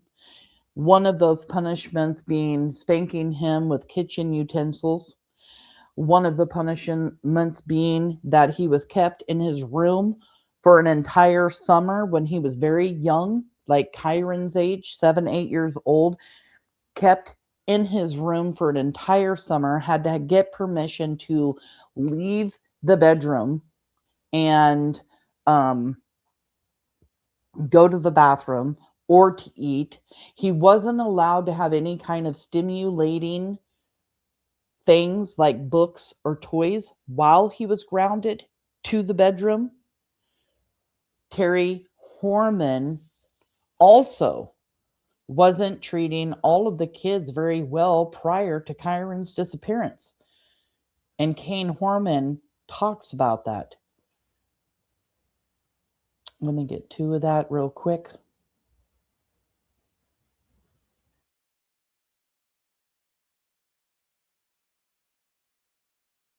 And here's this clip about the abuse. I called it abuse because I feel like it's abuse. That he was in danger. No. There was many discussions and arguments around certain behavioral things, and in a lot of cases, me confronting her on stuff that I didn't feel was appropriate. Not dangerous things, but just things around reprimanding or punishment and things like that. And I actually, like I said, the last few months at least, if not more than that, was standing up for him in some of the circumstances because it really was unnecessary. The last few months prior to Kyron's disappearance, he is saying that he was basically having to protect Kyron from Terri.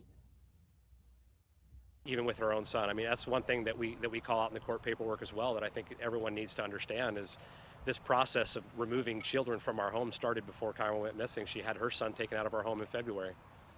And I know that there are claims that that was due to me, and I have people that will get up on the stand and testify that that was not the case, and they actually had conversations with her on those days when she made the decision for him to leave. So we had children. And you hear right there that Kane Horman talks about the fact that her son was removed from the home in February, and that was February of 2010, just months prior to Kyron's disappearance, and he was sent to go live with his grandparents, all while Terri Horman collected the child support from not even his real dad, but by the adopted dad. Yes, you heard that right. Collecting child support from a man who wasn't even James's real father. It was his adopted dad, somebody that Terri got with and married, who said, I want to adopt him. She's collecting the money while James is gone. And Terri starts throwing around all of these rumors that the reason why she had to send her son away was because of Kane. And James Moulton himself on social media says that that is not true. Actually, Kane and James had a beautiful relationship. It was the first man in James's life who was actually a real father to him. Beautiful relationship.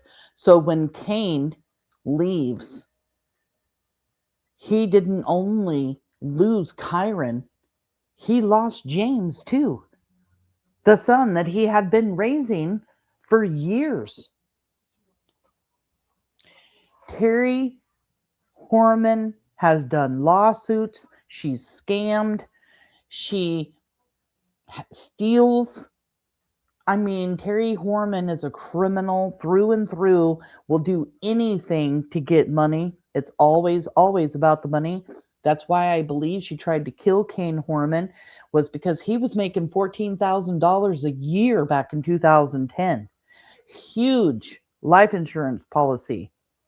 And she thought if I could get rid of him, get that life insurance policy, Kyron would go back to Desiree and I'll have my daughter to raise. But when that didn't happen, and when she started to realize that wasn't going to happen, the only other way to keep them as a family was to get rid of Kyron, because Kyron was to blame for all of her and Kane's problems. And obviously, months prior to Kyron's disappearance, there are many arguments going on because he's feeling like he needs to protect Terri, or protect Kyron from Terri. Leaving our house well before Kyron did, and James was the first one. And unfortunately, there's not a lot I can do about that. But if I could step in right now and do something with regards to him, I would in a heartbeat. It was disciplining when it's not appropriate, doing certain things that I didn't feel were appropriate at the time, especially for a child her age. And that's the hard part. We've got 3 kids that are separated by a number of years, and each one of them have to be disciplined differently. You have different expectations because of their ages. You discipline them differently. They're not the same. They're all different.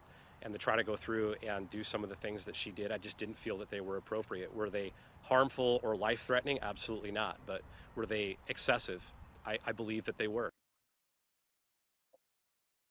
Excessive punishments to all 3 kids, giving out punishments that were not age appropriate. Basically meaning maybe the baby at 18 months old, inappropriate punishments to me would be spanking her or trying to put her in a corner, or I don't know, but inappropriate punishments for their age. Kane gets ridiculed all the time for not doing something sooner. He has beat himself up enough. Kane loves Kyron, loved him, loves him. He feels guilty. This happened on his watch.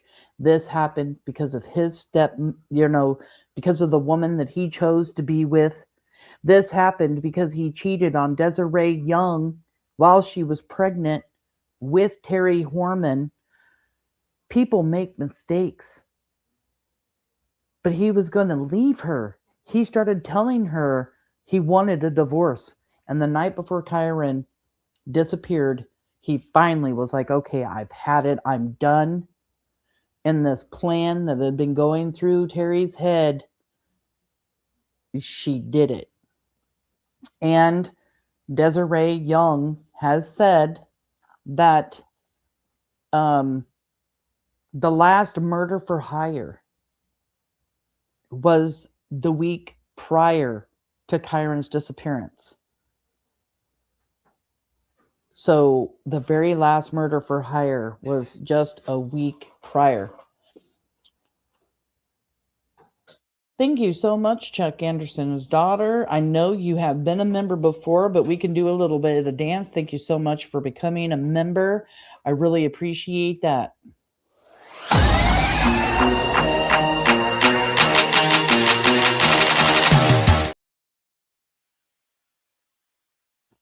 Thank you so much for coming in. I really, really appreciate it. And gifted a membership. If you have received this Missing PNW Crimes Revisited membership, please thank Chuck Anderson's granddaughter. She's been here for a long time.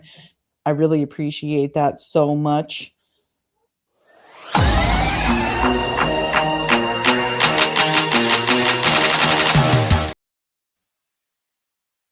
You are so appreciated. Thank you so much, hun, for coming in.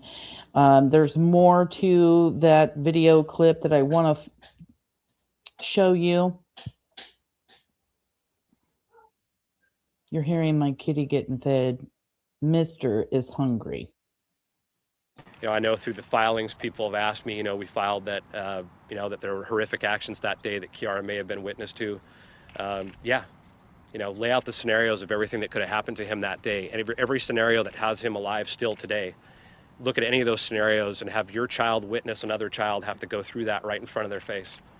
It's horrific. I don't care how you describe it. So yeah, I think he's alive. I think it was an awful day. I sure hope that Kiara didn't witness what happened that day, but I'm pretty confident that she was there based on what we know. And that's a horrific thing for a child to have to witness. For now, until we have information that gives us a direct path to where he's at, putting her behind bars doesn't necessarily help. If she's communicating with anybody or she reaches out to anybody that helps give us the direct path, then that's, obviously what we're waiting for. But the thing is when an arrest occurs, the clock starts ticking. Then the legal process has to start. And if they don't have a tight enough legal case, which I'm very confident that they will and that they do, but when they're ready, they'll make the arrest.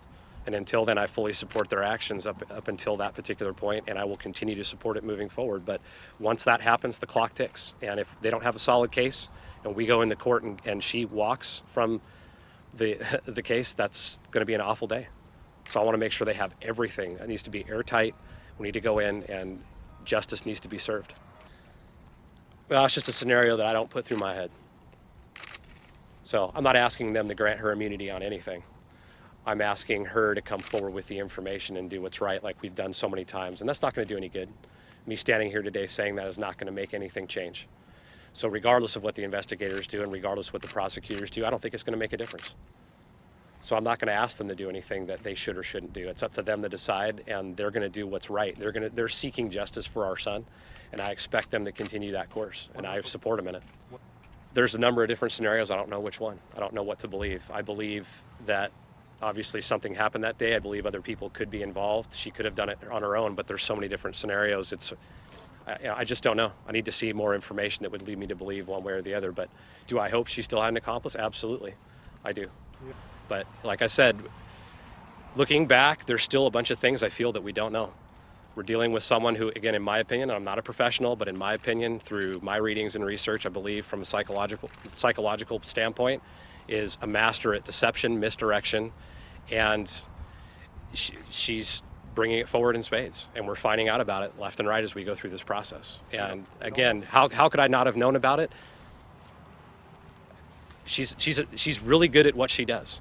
The alcohol part was hidden until other people brought information forward, and even then it was still hard to put the pieces together until there was a couple more pieces provided that put it in focus. Some of these other things are the same way. She's a master of deception and misdirection. All the conversations, again, in my opinion, she was having with people was the misdirection part.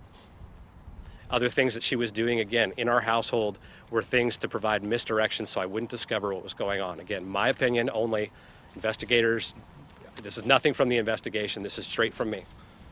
Okay, so that's my opinion, is there's a lot of misdirection here through people, through activities, so that you can't see what she's actually doing. And as we step back and we get more pieces and we start to unravel, some of those things are coming to the surface. Again, I think the alcoholism is only the first step. I think there's a lot more coming. We have two objectives here. We have one is to find Kyron, and two is to protect both children still involved, and really all three children involved with this event that's happened. Okay, Kyron is the priority. We need to find him and bring him home. We need to keep the other children safe. So I'm keeping Kiara safe as best as I can, and once Kyron's found, I'll keep him safe too. I can only really comment up until we left the house, but her mom was there most of the time. So they were there trying to help as much as possible. So after that, I can't comment. Obviously, they're helping her, and I don't see any active push from them or family down in Roseburg to help with the search. I don't know. I haven't been to Roseburg since this went down, so if there are a bunch of flyers posted around and they're handing out T-shirts and bracelets down there, then maybe I'm wrong, but I sincerely don't believe that's the case. And they have every opportunity to do that. They have every opportunity to be vocal down there. They have every opportunity to help push the investigation from down there to spread the word about Kyron, and I don't believe that's happening. But again, I don't know.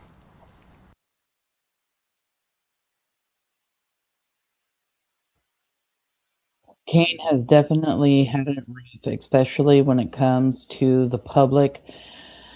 Just, really thinking that this was his fault for not doing anything. He really was trying to do the very best that he can, and I understand why people believe what they believe, and that's fine, and we can all have our own opinions, but I honestly believe when it comes right down to it, he knows there was decisions he could have made. He knows he made mistakes.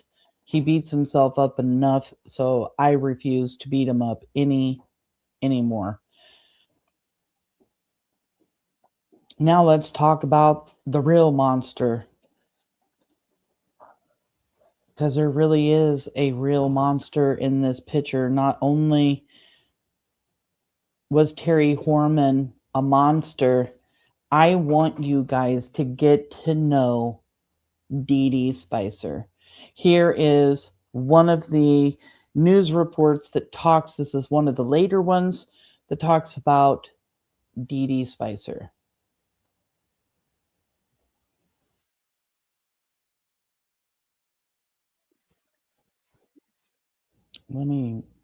Are included, along with an attached questionnaire asking if anyone saw Spicer.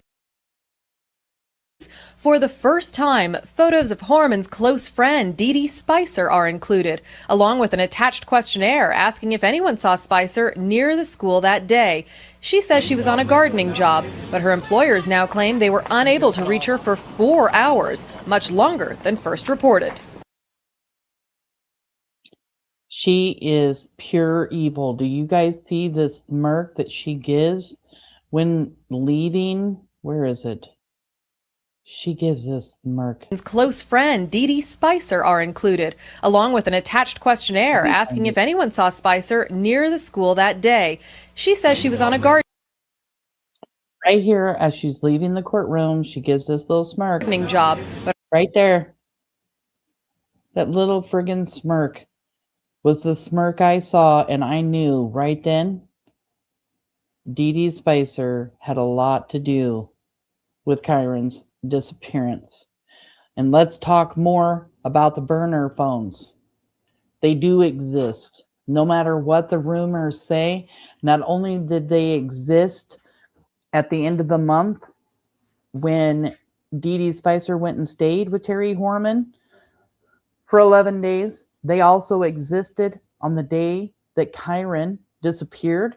They probably even existed before that, but there's never been anything reported about it. And I have heard from Joseph Cristobal, which is Terri Horman's boyfriend from down in California. I've talked to him personally for almost 2 hours straight, told me that Terri Horman was still using burner phones. So let's talk about burner phones and let's get into DeDe Spicher.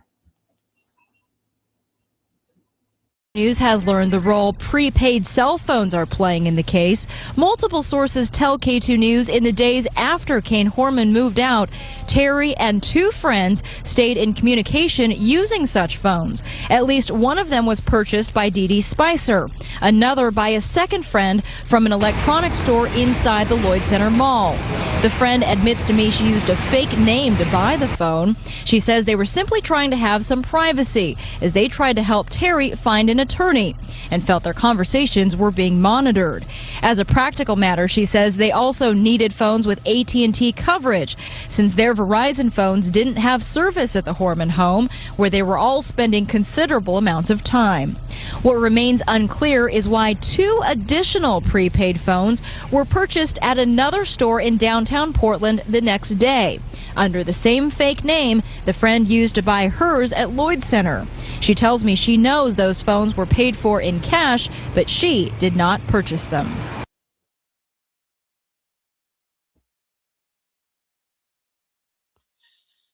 And this is one of, let me just see. So this is burner phones, Desiree Young, on August 6th of 2015. And it says, also, DeDe, why use throwaway phones to call and talk to Terri on and after 6/4/10? That is June 4th, 2010. If you have nothing to hide and you are innocent. Oh, and wait, that means that you were in contact with Terri after March. Because remember, DeDe Spicer tells law enforcement she hasn't even seen Terri since March of 2010. So many holes in the story, I can't even keep up. And those are just the ones that are public and we can't talk about. Talking about the burner phones that they know that are public, and she cannot talk about anymore. And I think there was another one right here. Let me see. Not purchase them. And then she says in this one, absolutely, video 230, absolutely, without a doubt, all my heart, I know that Terri, did it. I think she was working with one or two possible people, but absolutely she did it. And we know at least DeDe Spicer, yeah, she is one of them. So come 2015, and all of those earlier things, Kane and Desiree really didn't talk about DeDe too much because they weren't, they weren't getting a lot of information. But come 2015, Desiree Young is calling her out, saying she knows that, yeah, she's involved.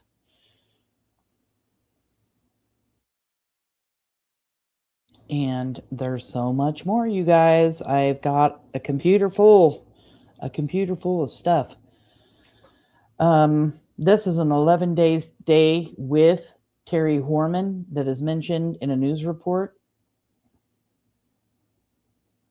Authorities are now applying pressure to those close to Kyron's stepmother. No one more so than her friend, DeDe Spicer. Why won't you say anything? It's important. This little boy's been missing for a long time. Police have searched Spicer's home. She appeared before a grand jury last Monday. Now, in an early show exclusive, DeDe's closest friends have come to her defense. DeDe would never be involved in anything that would hurt anyone. And if DeDe felt that Terri had anything to do with this, DeDe would not be standing next to Terri.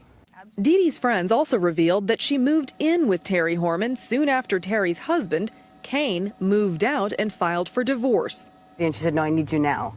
And DeDe, because DeDe is the friend that she is, stopped what she was doing and went out and stayed with her for 10 days. Prosecutors want to know what the two talked about in those 10 days. Kyron's parents feel DeDe's advice to Terri Horman was, quote, not in the best interest of their son. Prosecutors would want DeDe to tell them everything they can about the way Terri acted, what she said, who she saw while DeDe was living with Terri. Investigators say they're making progress, but with no tangible evidence, all they can do is question people they suspect have answers. By bringing DeDe to the grand jury, the prosecutors are sending a message that the focus is on Terri and the people who are closest to her. DeDe Spicer is expected to be called by the grand jury again in 4 to 6 weeks. For The Early Show, Priya David Clemens, CBS News, Los Angeles. DeDe Spicer plays a huge part in Kyron's disappearance, and because of what we have heard about DeDe Spicer, we know that Desiree Young has a friend who advocates really hard for Kyron Horman on Facebook. It's the World Soldiers page, and Stacy that runs that page over there has said that DeDe Spicer killed Kyron Horman for Terri Horman. It has been reiterated over and over and over again that Terri Horman and Desiree Young, or Terri Horman and DeDe Spicer were lovers. Here is Terri Horman once again using her sexuality to grab a hold of somebody who has not came out of the closet, who has not talked about, how can I put this? DeDe Spicer was 41 years old when she got her first boyfriend. And when they broke up, she said, I'll never have another boyfriend again. And within the last couple of years, she has joined the LGBTQ community. And has came out of the closet from the looks of it. And I believe that Terri Horman and many others do, along with Desiree Young and her advocates, that Terri Horman used her sexuality to grasp a hold of DeDe Spicer to get DeDe Spicer to do the dirty deed. Because Terri had to have people try to get Kane too, right? For the murder for hire plots. And then when she goes down to California, she's telling Joseph Cristobal, well, can't we get a pew? Will you just take care of that that person advocating for Desiree Young? She was trying to go after Stacy from World Soldiers and have her killed because she was putting so much pressure on Terri Horman. I mean, not only have they rioted outside the district attorney's office back in 2015 trying to get the DA to do something, they have done riots and have protested outside of DeDe's house and Terri Horman's house.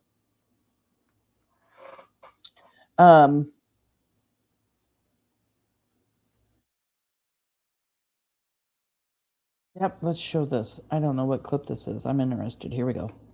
This flyer that investigators handed out over the weekend. In that flyer, they gave it to neighbors of a property searched by investigators on Sunday. That property is where Terri Horman's friend DeDe was gardening the day Kyron disappeared. In that flyer, investigators want to know who saw the Horman pickup truck between 9:45 a.m. and 1 p.m. Investigators also want to know if anyone saw stepmom Terri Horman or her friend DeDe Spicer around that same time. We first told you yesterday that investigators want more information about a person reported to have been in the white truck Terri was last seen driving the day Kyron disappeared. At least 2 people saw another person in that pickup truck, and investigators say those witnesses are credible. We also know that investigators now say that Terri Horman's friend DeDe Spicer disappeared at 10 a.m. that day from a property 10 minutes away from Skyline Elementary. Originally, we were told she disappeared way later than that. Again, investigators will hold a news conference. It's scheduled for 11 o'clock tomorrow. We're going to carry that news conference live on News Channel 8 and online at kgw.com.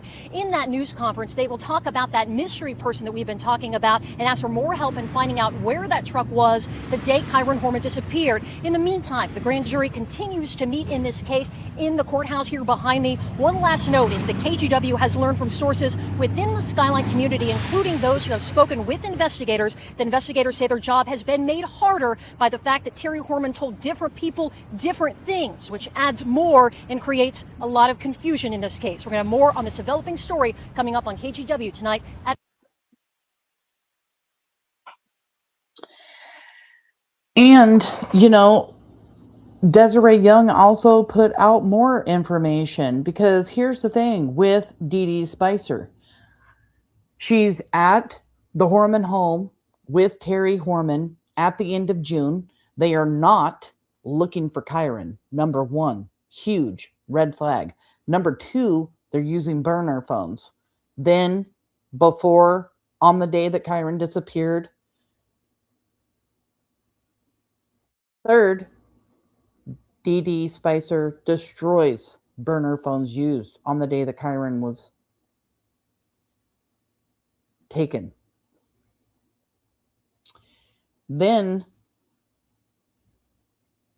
you have DeDe Spicer's home, her condominium, searched, cell phones taken, computers taken. Not only was her condominium searched, her family members' properties were searched. Her parents and her aunt that lives in Helvetia, about 5 to 6 miles away from Skyline Elementary School. Then you have where DeDe Spicer works at West Wind Farms on Old Germantown Road, that is not far from Skyline Elementary School at all. And they searched all of Germantown Road, as much of it that they could in that rural area. They searched West Wind Farms. DeDe was missing from work that day, the same unaccounted time as Terri Horman. And then you have this comment on Desiree Young's Facebook.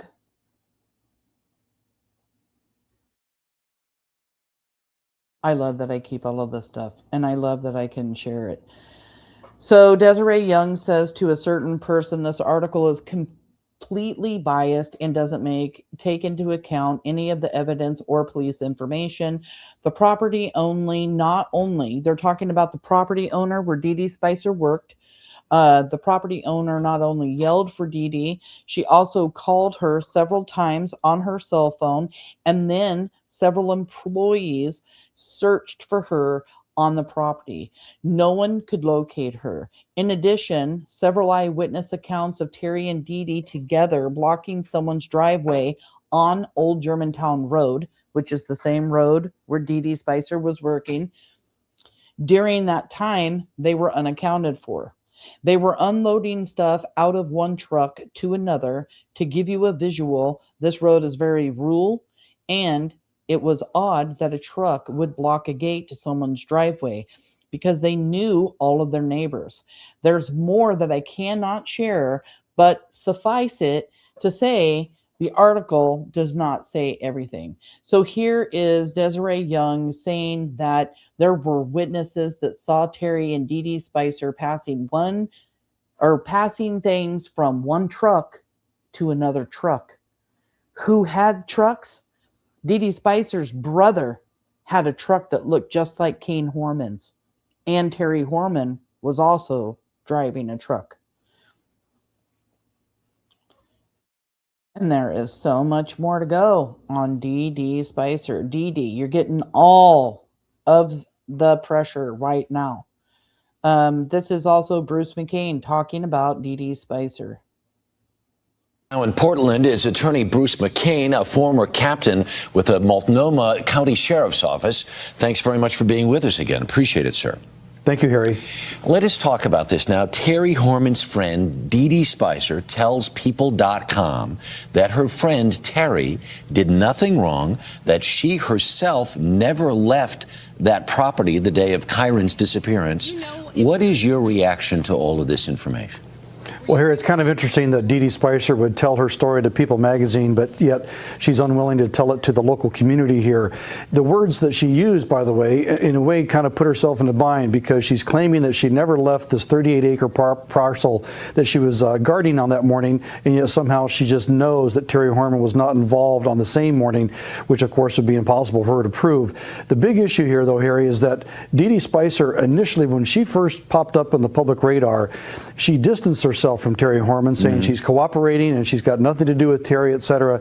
And now she seems to be joined at the hip as a part of the Terri Horman fan club. Right. Is there something in this that indicates something? Was she not contactable at some point during, is it like a 3 or 4 hour time period here where people could not get a hold of her? Yes, the key is on Friday, June 4th, the day Kyron went missing after he was at the school. The key times are in that mid-morning area, and the people that were owned the property that she was guarding at indicated that they could not find her for anywhere from an hour and a half to up to 3 hours, from roughly 10 a.m. to 1 p.m. Now, DeDe's now claiming, no, I never left the property, I was there the whole time. The problem for DeDe is that she apparently has no one to corroborate that particular story, so it's her word against some other credible witnesses. So that's really the problem here. And the key thing would be whether or not she's going to say that same story to the grand jury. Right. If People.com had called you for advice on what question to ask her, what would you have asked her? Well, this may be part of the deal of not asking any tough questions, but I would have first of all have known, do you have anybody to corroborate your idea that you were never left that property? I would have asked her about the disposable cell phones, whether she purchased any of them, used them, and if so, why. I certainly want to know what she and Terri Horman spoke about when she stayed with Terri for 11 days at that household. And also finally, I'd ask her, are you willing to voluntarily go before the grand jury without any lawyer help and without any kind of a grant of immunity? That's going to be the key question here. She's the only witness in this entire episode that so far is lawyered up and is actually trying to negotiate with the district attorney as to when and how she's going to testify to the grand jury. For somebody that's got nothing to hide, that's unusual. And it is unusual. Why talk to People magazine and not talk to police? Why is she connected to the hip of Terri Horman when she says they weren't close to begin with? Why is she moving in with Terri Horman for 11 days to have a slumber party and sex some guy that eventually helps Terri Horman find, None of this crap makes sense if you truly are not guilty. And the fingers point at Terri Horman and DeDe Spicer for a reason. That reason is because their timeline didn't add up. Everything they were telling law enforcement didn't add up. They have not been able to check them off of the list. And then let's hear something that DeDe's attorney has said, Chuck Stadley.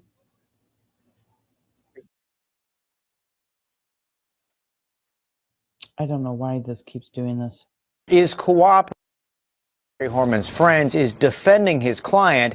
He claims DeDe Spicer is cooperating and she has nothing to do with Kyron's disappearance. Prosecutors subpoenaed the Tualatin woman to appear before a grand jury yesterday. Her lawyer says Spicer appeared before the secret panel but did not testify. She's expected to be called back before the grand jury sometime in the future. Spicer is a close friend of the missing boy's stepmother.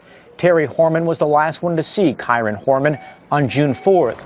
Previously, Kyron's family issued a statement saying Spicer is not cooperating with investigators. Police and the FBI searched her condo. Spicer's attorney claims she is being treated unfairly. But when asked about her friend, the lawyer predicts time is running out for Terri Horman. I would be frankly surprised if Terri Horman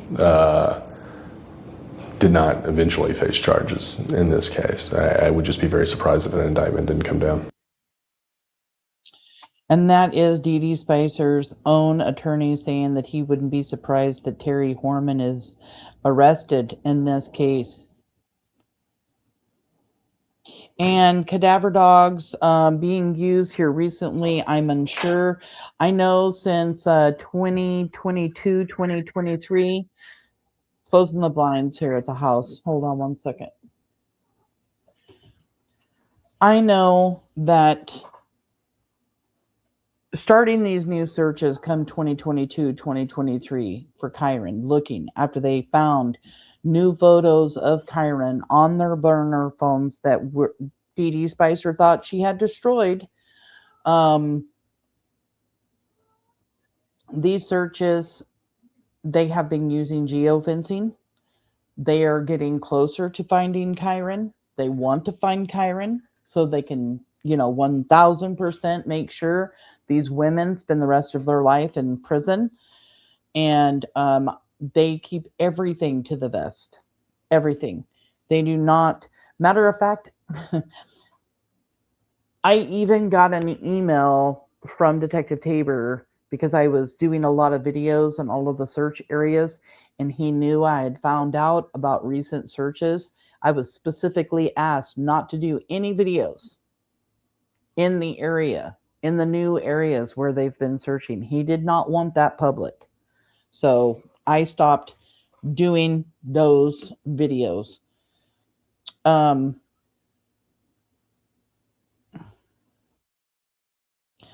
things that DeDe Spicer was twittering about right after Kyron's disappearance. She ends up posting on June 5th, "Holy crap, I know this boy," once she finds out that Kyron Horman is missing. "Yes, my friend Terri is the stepmother mentioned in the article. It's so shocking when something like this hits close to home."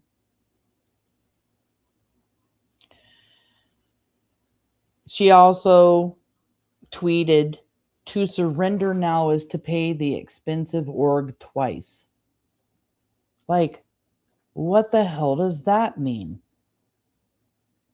June 13th, she says, "I'm cut, blistered, totally out of alignment, thoroughly exhausted, and would do it all again in a heartbeat." What? What? I mean, those things themselves, like, wow. What is to surrender now is to pay the expensive org twice. That is crazy, very unusual posting on Twitter. Any conversations, this is something that was posted, something that she told People's Magazine, any conversations that we wanted to have, we would go into the yard. When we were in the house, we'd talk about the kids, we talk about marriage, talk about her family. DeDe Spicer to People Magazine, August 18th of 2010. This is right after she's taken law enforcement to go find those phones. Now she's doing an interview with People Magazine, yet she will not talk to police. She is saying that all the conversations that they had to go outside in the yard. They did not want to have conversations inside. They thought the house was being bugged. They thought law enforcement was listening to them. Who cares? If you haven't done anything wrong, who cares if law enforcement is listening to you? And again, why are you using burner phones? Searchers scour the woods for Kyron on August 8th. 2 van searches, Kyron disappearance, old, Germantown Road, west of Skyline. We caught sight of searchers out for a second day along 2 roads near Skyline Boulevard. Search teams spent all day Sunday combing areas of North Germantown Road and the terrain. This all has to do with DeDe Spicer. I just want to look through it real quick.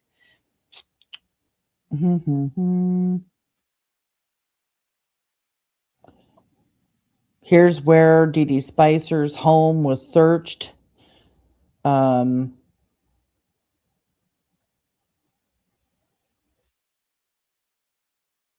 know that was in July, around July 20th, when her home was searched.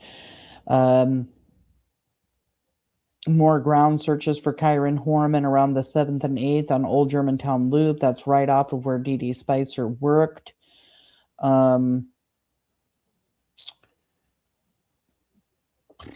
This is all grand jury stuff. July 15th, DeDe's condo was searched in Tualatin, and police took her computer and phone. July 22nd, detectives did a canine search, scoured the property of DeDe's aunt's house off Northwest Bishop Road in Helvetia.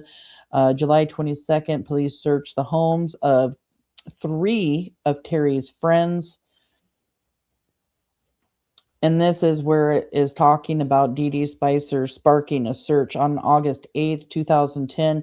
It was reported from a tip that DeDe Spicer is what sparked a search. Search teams were seen near a field off of Cornelius Pass Road, about 1 mile south of Skyline School and Old Germantown Road, not far from the farm where DeDe Spicer was working on June 4th.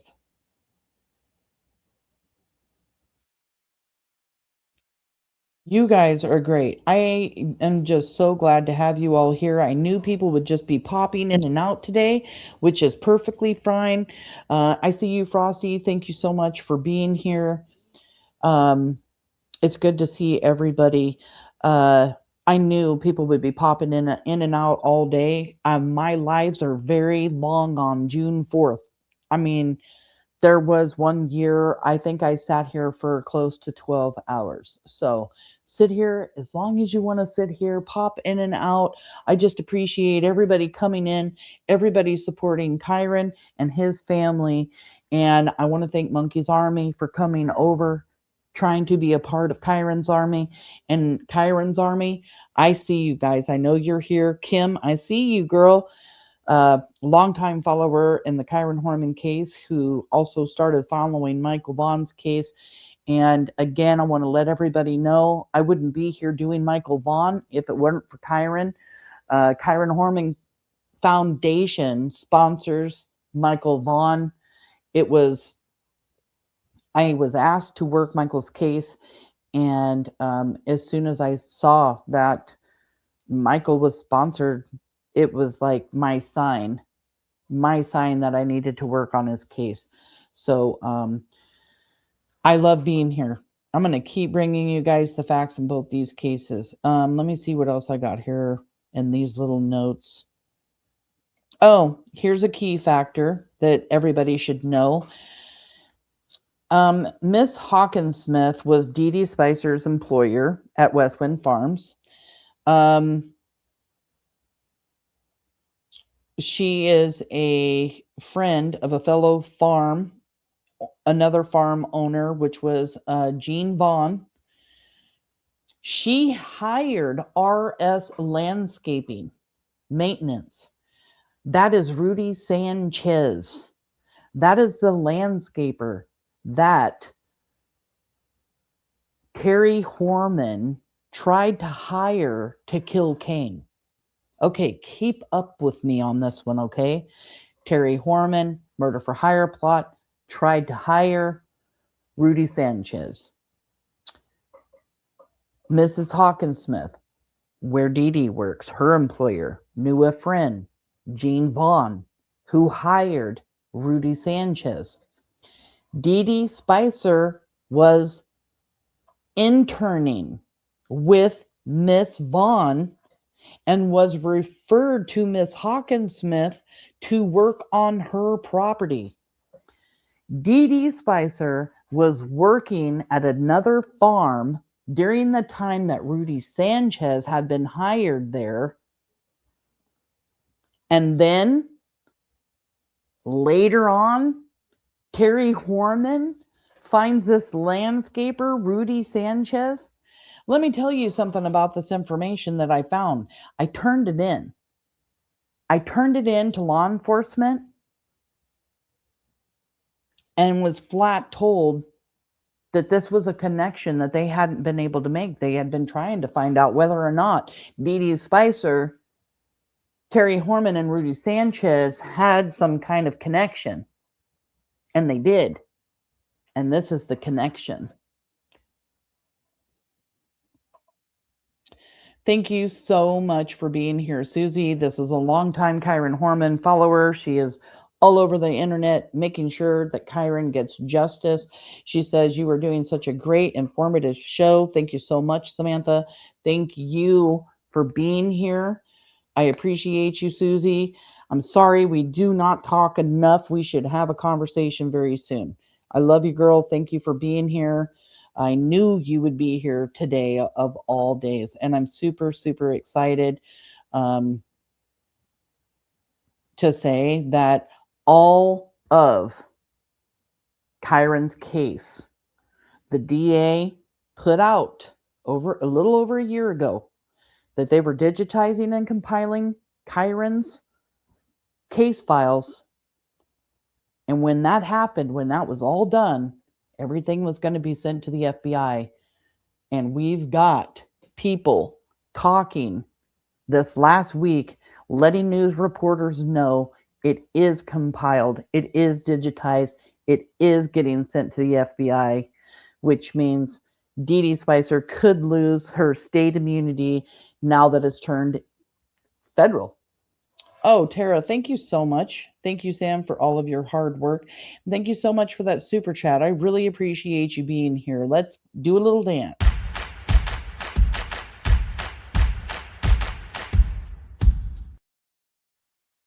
I appreciate you so much for being here and coming in. I see you all the time, Tara. Thank you so much. I hope I don't know if it's Tara or Tara, but thank you for being here. It also does say here that Spicer said she had never met Rudy Sanchez, nor has she observed him on any other property.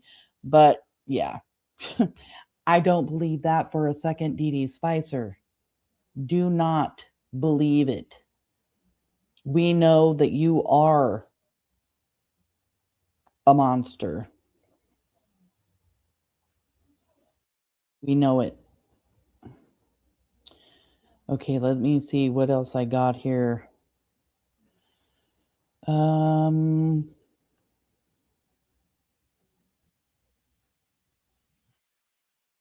We did talk about the truck earlier, but I'll throw it up just in case anybody has any information about the truck, seeing the truck, anybody in and out of the truck. Please call Multnomah County Sheriff's Office. This flyer that investigators handed out over the weekend. In that flyer, they gave it to neighbors of a property searched by investigators on Sunday. That property is where Terri Horman's friend DeDe was gardening the day Kyron disappeared. In that flyer, investigators want to know who saw the Horman pickup truck between 9:45 a.m. and 1 p.m. Investigators also want to know if anyone saw stepmom Terri Horman or her friend DeDe Spicer. If anybody has any information about Kyron Horman, his disappearance, Terri Horman or DeDe Spicer, or anything having to do with Kyron's disappearance, please call the Multnomah County Sheriff's Office at 503-988-0560. All right, I didn't realize I'd already played that clip, so I cut it a little short. Let me see what else I got. Let's listen to Desiree Young talk about DeDe Spicer. This is the most chilling thing you'll ever see. Ruled out every single possible other person except one. I should say two. Terry's friend, DeDe Spicer. You don't get DeDe without Terri. In fact, they've had a personal relationship physically. As far as I'm aware, DeDe was 2 miles from the school on Germantown Road, working at a property where she was landscaping for them. She was also missing during the same period of time that Terri was.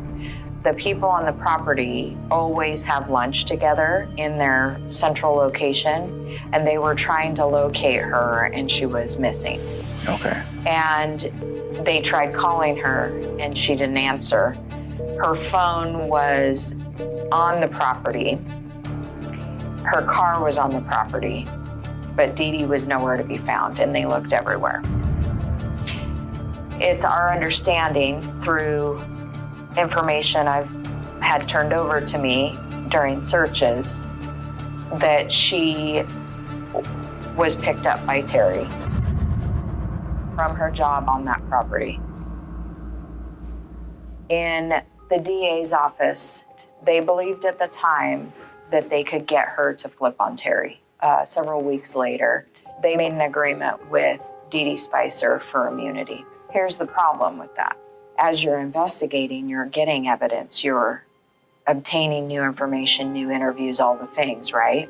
And now, today, what we can say is there's physical evidence that is involving her. From what I understand, DeDe Spicer said Terri was using throwaway phones and had loaded it with minutes and was using that to communicate with people. They were able to acquire the phones. DeDe took them where they dumped them. I don't know when the phones were dumped. They got access to them a couple of weeks after Kyron went missing. There's communication connected to photos that were stored on the phone that is the physical evidence in the case. It's all things that imply guilt. It's all things showing conceal and lie and deceit. All of it is circumstantial, which is unfortunate. And then she proceeds to plead the fifth. She doesn't want people to know what she is. And now that she has an immunity deal, we can never prosecute her. But if we can get the federal government to take away states' immunity, we can. And that's what came later. That's what was said later by Doug Bishop, because he's been working on this case very closely with Desiree Young. I met with both of them last summer at Kyron's Vigil, had a chance to talk with Doug Bishop, even though I was so very nervous about talking with anybody, especially at a vigil. But he did take the time to sit and talk with me, and he and Desiree were letting me know that big things are coming. Big things are coming. No matter what you hear anywhere else, it's coming. DeDe Spicer got immunity under your scars because DeDe Spicer was just, telling law enforcement, I don't have anything to tell you. I don't know anything. I don't know anything. And there's an accidental immunity given here under your scars. This is so important. And I thank you again. I have talked about it once, but I would love to talk about it again. An accidental immunity given because DeDe Spicer, they're like, oh, we'll give you immunity if you talk. And they're like, okay, the immunity forms are drawn up. Attorneys and DeDe are signing it. Now she's got full immunity. Okay, now tell us what you got. I told you guys, I don't know anything. She got the immunity and it was signed before she ever said a damn word. And that damn, oh God, it's the one thing in this case that just pisses me off. And then she goes before the grand jury, asked over 140 questions, and never, ever gives out any information. She pleads the fifth to every single question. But, like I played earlier, Doug Bishop said that immunity was given to her, a state immunity. And I really believe now that they're handing all this compiled evidence, all this digitized evidence, and it's going to the federal government so the FBI and BAU can look at it, that they might be able to take away DeDe's immunity because they're looking at it federally. And I think this is the plan here. That's my opinion. That isn't something that's out there.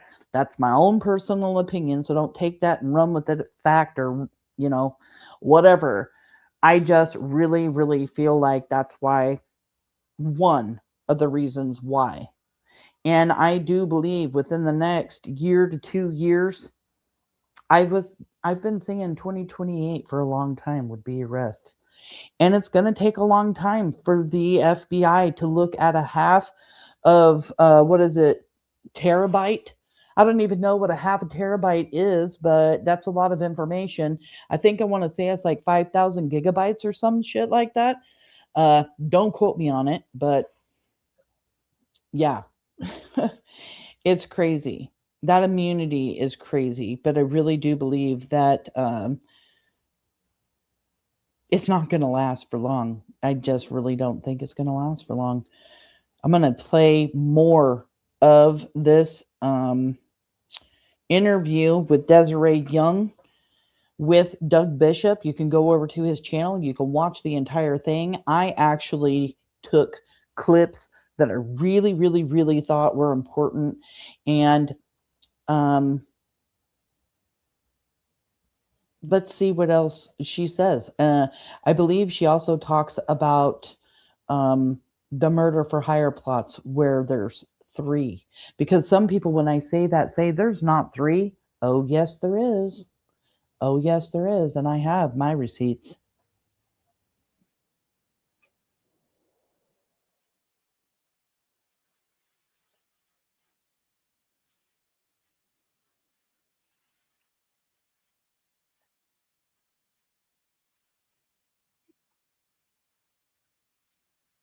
It to be final because he had written into the paperwork and stuff that she had to be compelled to speak.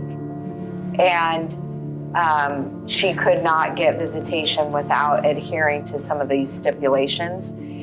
She refused to do any of that.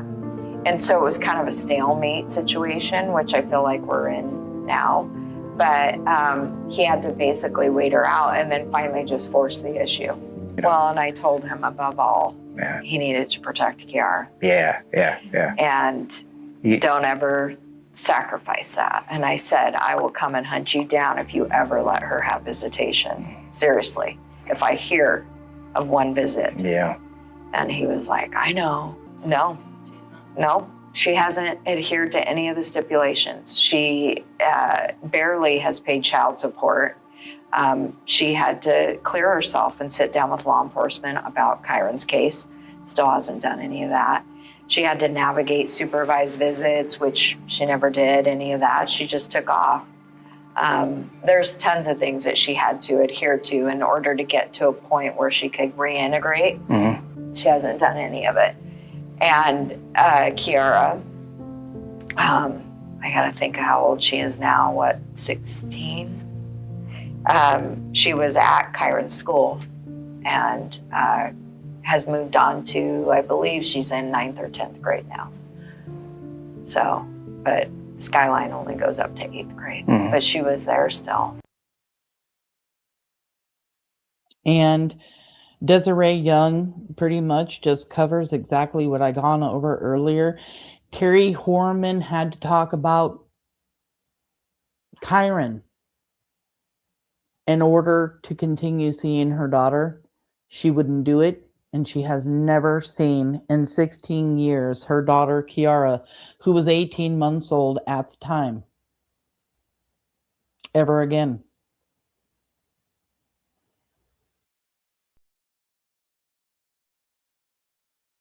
Kyron is, and give me answers.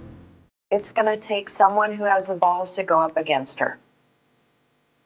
Because I truly believe in my heart that we will get a conviction. We have several 100,000 Kyron supporters who follow us every day, and they want justice for Kyron. They want someone to act. It just takes the right person with the guts to say, okay, if we're not ready right this second, fine, let's get ready. Let's convene a task force. Let's get all this stuff together. Get it organized. Let's get ready for prosecution. I don't know if we will be able to find Kyron. I don't know that she'll ever be truthful and reveal what she did. I don't know those things. But what I do know is that she did this. And that, okay, fine. What do we do about it? Do we let her just go off into the sunset? Do it to somebody else? She will absolutely slip up. She is a creature of habit. She has been perpetuating the same pattern after Kyron went missing. She keeps doing all the same things. She will not change. So do we allow that to happen and then her take someone else's child? No. No. I say we go get her. It's gonna happen. And at this point, I don't care if she goes to prison. I want my son home. No matter what the outcome was. I just want answers. I want to be able to put this in a place where we're not still on that roller coaster. We're not still looking at every child in the grocery store that looks like it could be Kyron. We're not still looking for him. I want Kyron home. I want to be able to hug him again. I want 5 more minutes with him. But if that wasn't what she did that day, then okay. I am a reasonable person. I get it. But I want to be able to put him to rest. If that's what she did. We are working with a nobody case here with Kyron Horman. None of the district attorneys have had the balls to take on Kyron's case up until Nathan Vasquez, who has done exactly what he said he was going to do, who is doing everything he possibly can in this move to give all of this information to the FBI and the BAU is absolutely amazing. Oh, sweet mama, I hear you, Desiree. Thank you, Brandy. It's so heartbreaking. Desiree is heartbroken. She wants Kyron to come home. Just like in Michael Vaughn's case, because she wants to lay her baby to rest.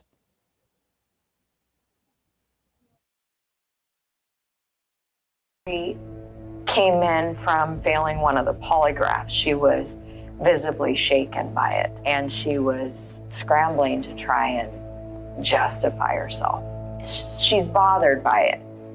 Not the same way I think that normal people would be, just like in a frenzy.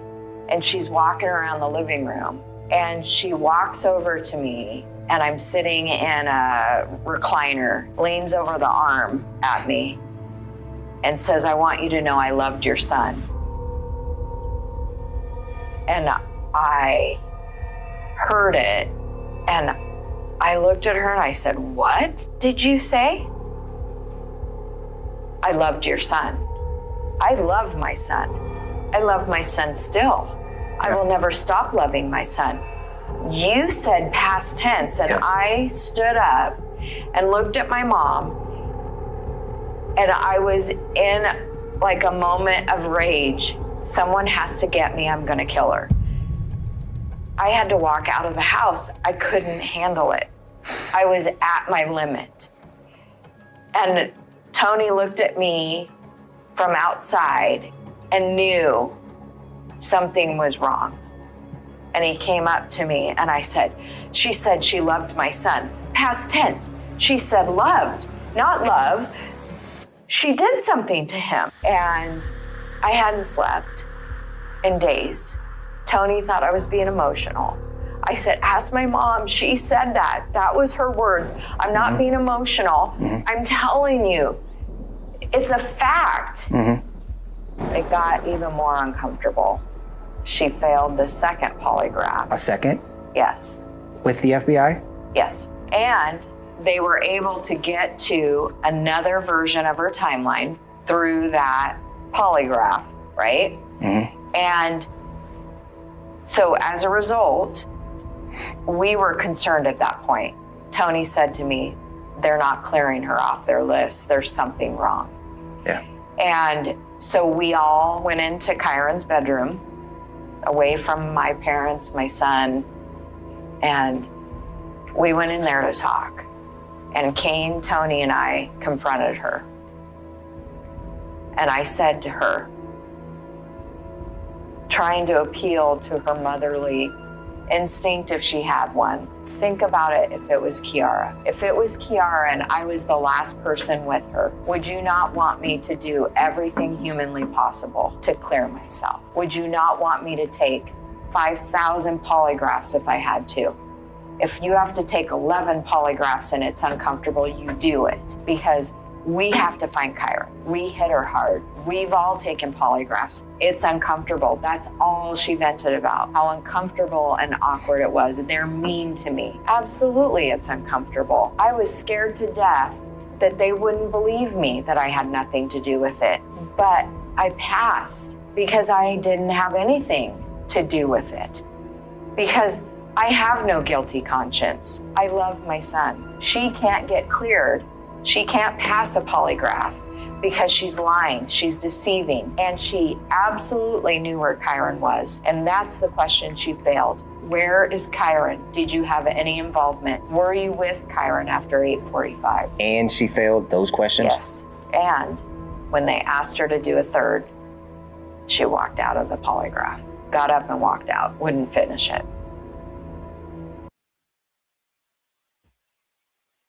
Walked out and wouldn't even finish it.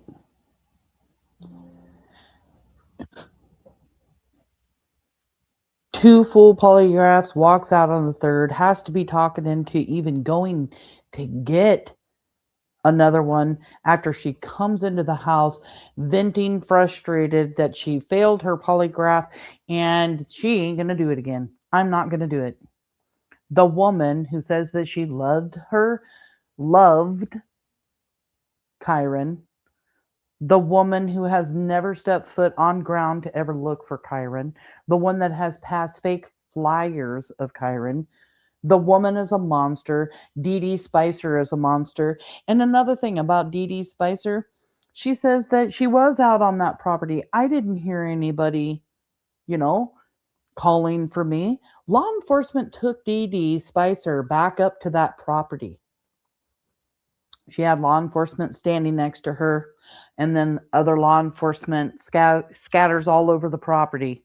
Again, this property being like 40 acres of it has been been preserved, but the other 40 of it is what the house and properties sit on there at Westwind Farms. And these law enforcement scatter all over the property, and they start calling for her. And she says, "Oh, I can hear them." Of course, DeDe. Of course you can hear them now when they take you back up. Of course. Because she's got a law enforcement officer standing right next to her that can clearly hear the other law enforcement agents calling out for DeDe. She couldn't say she didn't hear it. She couldn't. So that was just another failed test for DeDe Spicer. DeDe Spicer also told everybody when she talked to People's Magazine that she took a polygraph test and that she passed it, but we have never found any evidence that that is true. Even KGW News tried looking into it. That information has never 100% been verified, and she said that on a blogger page also. And I do not believe that she took and passed a polygraph. I just don't believe that DeDe did. Here's something else that I want you guys to hear. It's more of this Doug Bishop interview.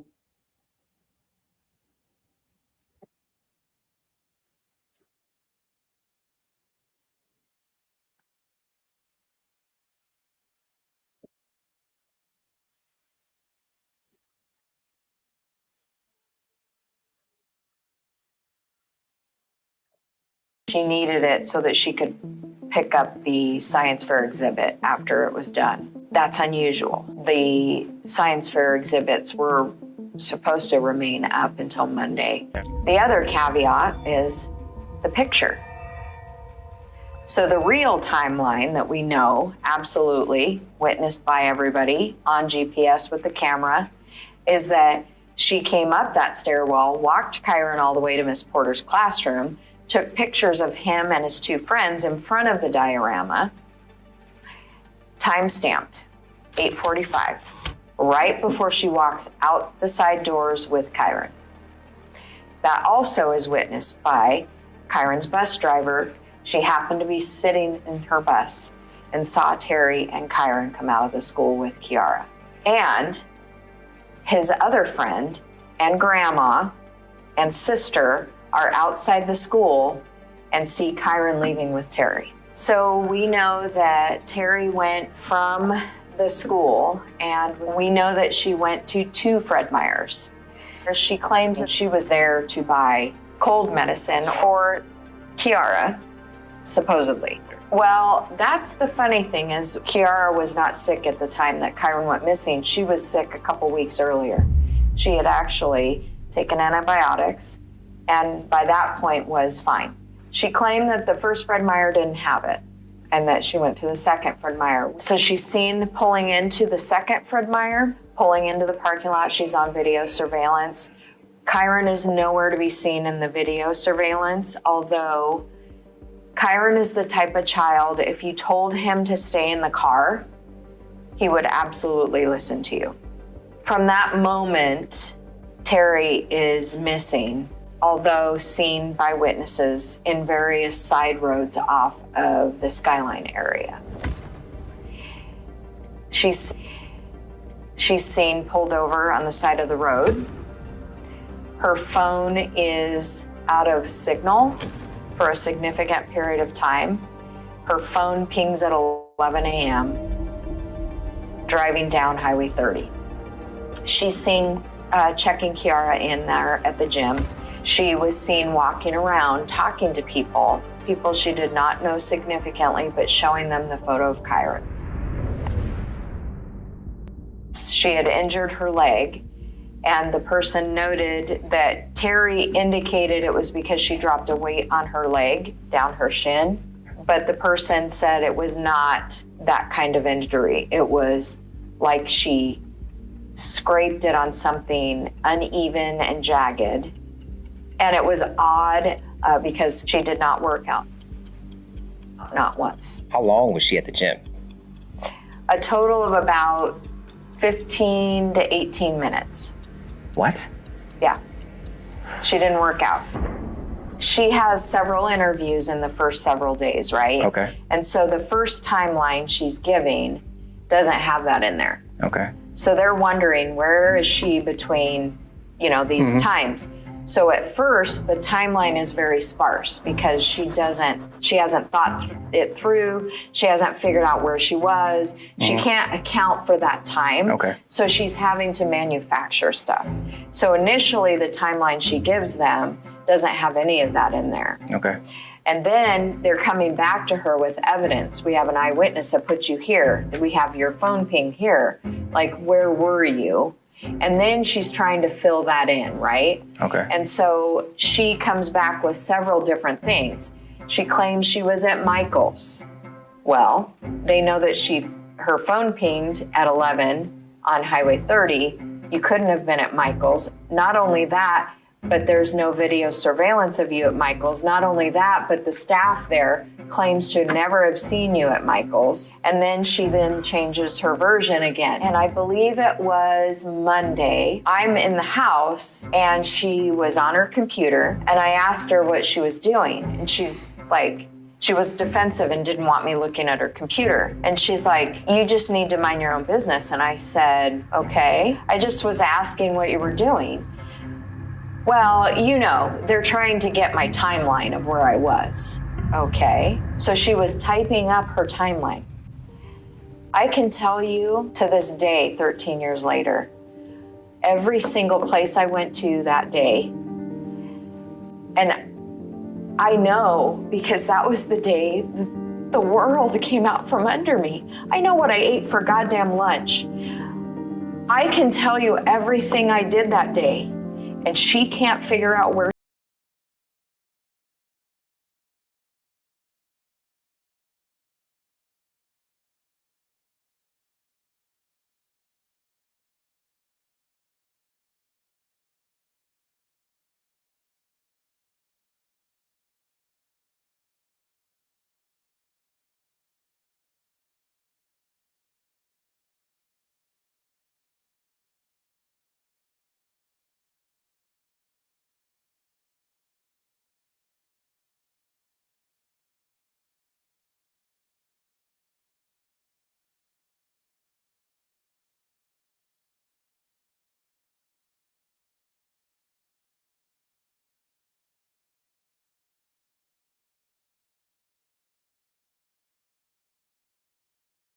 Where it was so glaring that we all looked at each other, we all being Kane, Tony, and I.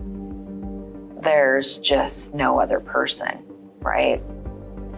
Well, I'll tell you that our law enforcement team was very good not to focus too early on her. Okay. It was because of Terri alone, her actions, her lies, everything that we could prove, all the physical evidence, all the circumstantial evidence.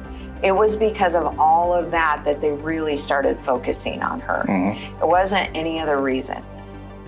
I will say that they have gone out of their way to exhaust every other angle and suspect out there. They have ruled out every parent that was in the school that day, every registered sex offender in the area, every house that neighbors up to the school.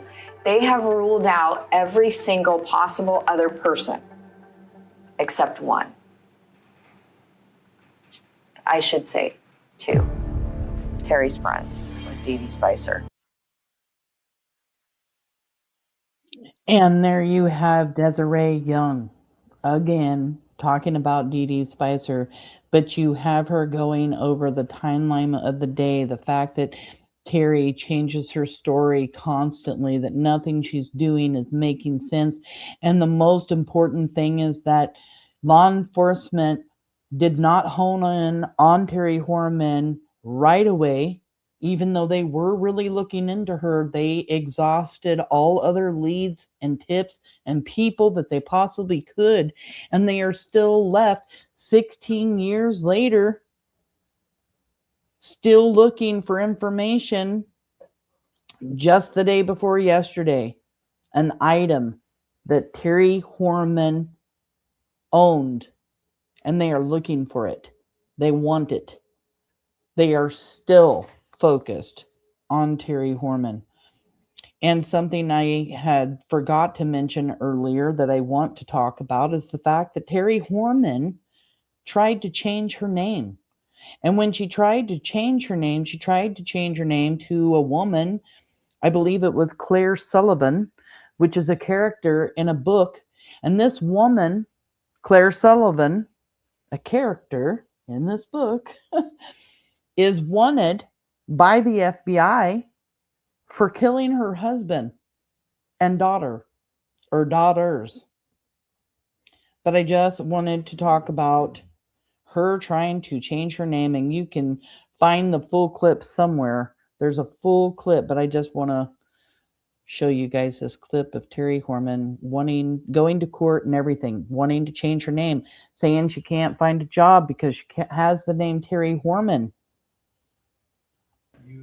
Terri Horman will remain Terri Horman after a judge denied a request to change her name. She wanted to go by Claire Stella Sullivan. Terri, what's your reaction to the judge denying this name change? Hi, Kyle. No, thank you. The stepmother of missing Kyron Horman appeared before a judge in Roseburg. Kyron Horman is missing. He needs to be found. I love my son. I want him home more than anything. Under oath, she complained that she's received death threats, been vilified online, and had trouble finding work after the boy's disappearance. Your concern for a name change, you have received some negative attention concerning the Kyron Horman case, and therefore you want to change your name. Correct. Is that a fair paraphrase? Mm-hmm. During the nearly hour-long hearing, 4 women testified against the name change.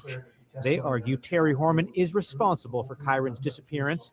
The second grader was last seen at Skyline School on June 4th, 2010. It doesn't matter what she changes it to. She's going to be known for making Kyron disappear. Terri Horman told the judge her defense lawyer has information about the day Kyron disappeared. And he stated in court recently that in fact, I was not the last person to see Kyron. And he has proof, witnesses and otherwise, to show that I was not. After hearing testimony, the judge decided Terri Horman shouldn't be allowed to change her name. It's not in the best interest, he said, while there's an ongoing investigation. Terri, where is it? Why do you sleep?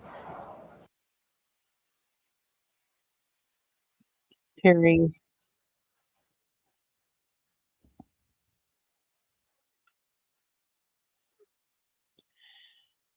Terri Horman has said that her attorney has proof that she was not the last person to see Kyron.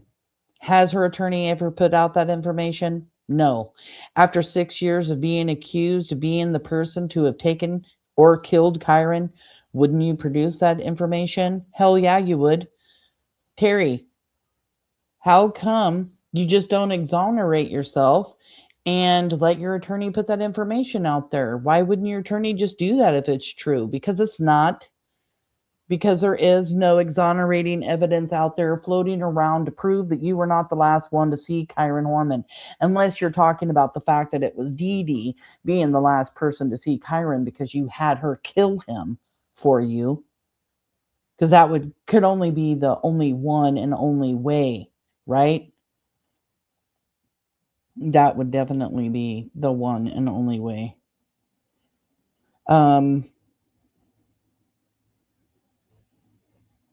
I'm going to look for a couple of things.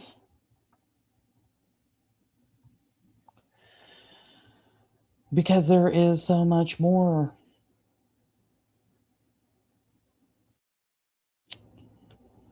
In the book, Rebecca Morris, one of the pages says it was more than just a scratch. She had a good-sized gash below her knee.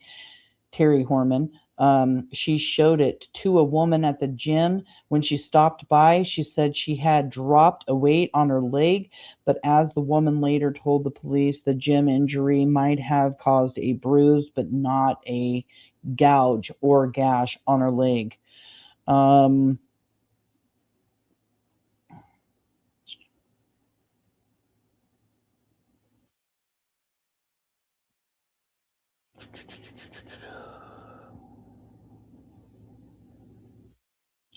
This is something else from the book, Boy Missing. They use the word Alice. They try to use other names in the book besides the actual names of people just because of, causing problems or whatever. This is a particular part of the book that really struck me. It says, when Alice phoned that morning, Terri had said, actually, just so you guys can see it and just so I have my receipts, I will share my screen with you guys. Let you see it.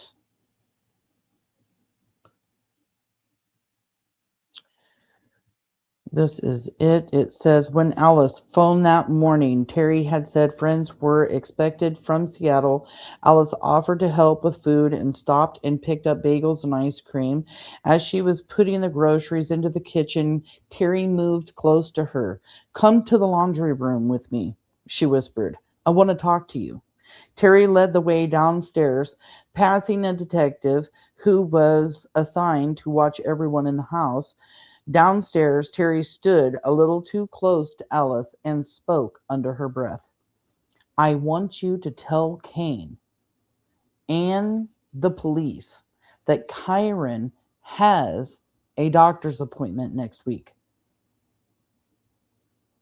You guys get that? This appointment that doesn't exist?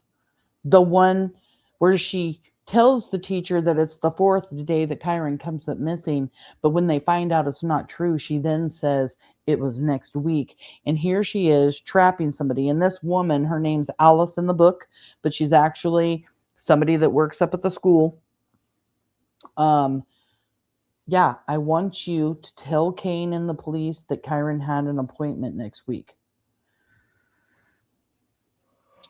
And it goes on to say, I don't know anything about that, Terri. Alice tried to explain. Terri kept right on talking. It's to check out his, I think it's petit mal syndrome or something like that. Terri told her, Kane doesn't think he has it, but I do. I want him to be tested. It was the first Alice had heard of this, and she was skeptical. She saw Kyron as often as 5 days a week. She did not believe he had any form of epilepsy. She was uncomfortable with Terri telling her what to say to Kane and the police. Well, Alice managed to say, I've never seen any sign of seizures. I can't lie, Terri. So just another thing that she did that law enforcement ends up finding out that ends up being written in a book. She's trying to get somebody to lie for her. I am looking for more information real quick.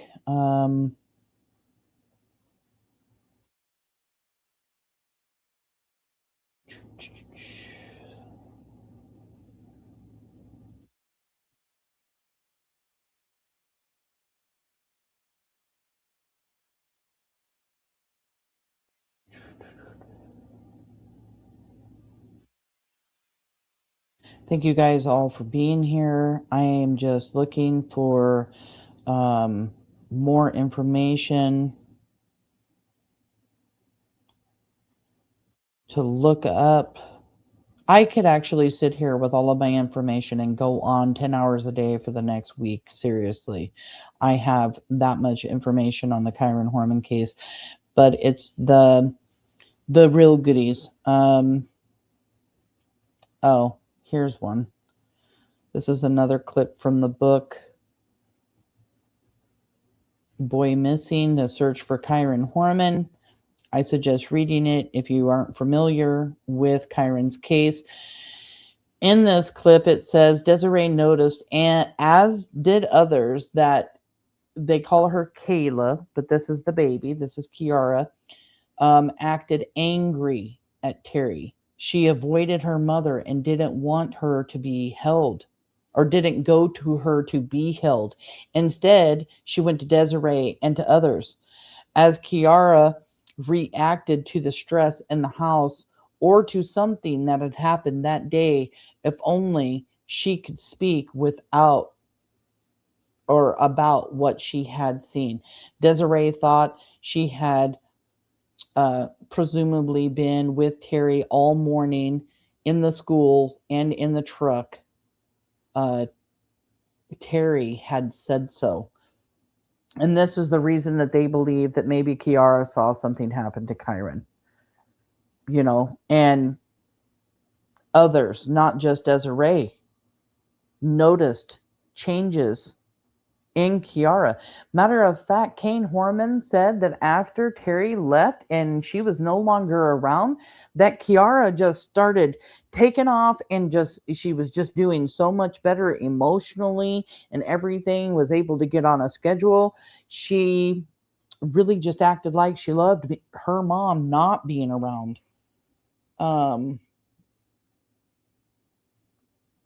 Will this allow me to move?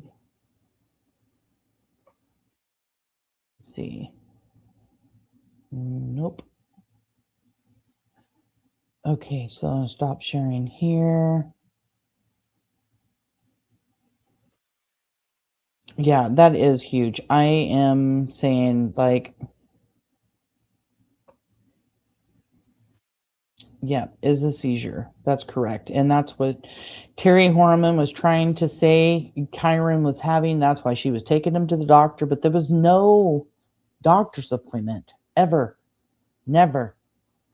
Let's watch some clips of Terri Horman herself, okay, you guys? Terri Horman herself in these clips that I have from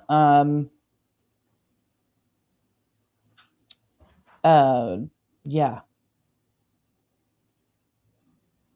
Why am I forgetting his name?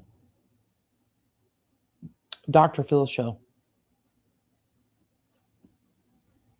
Let's see, where do I want to start? She talks about her polygraphs here. Let's just listen to what she has to say about those.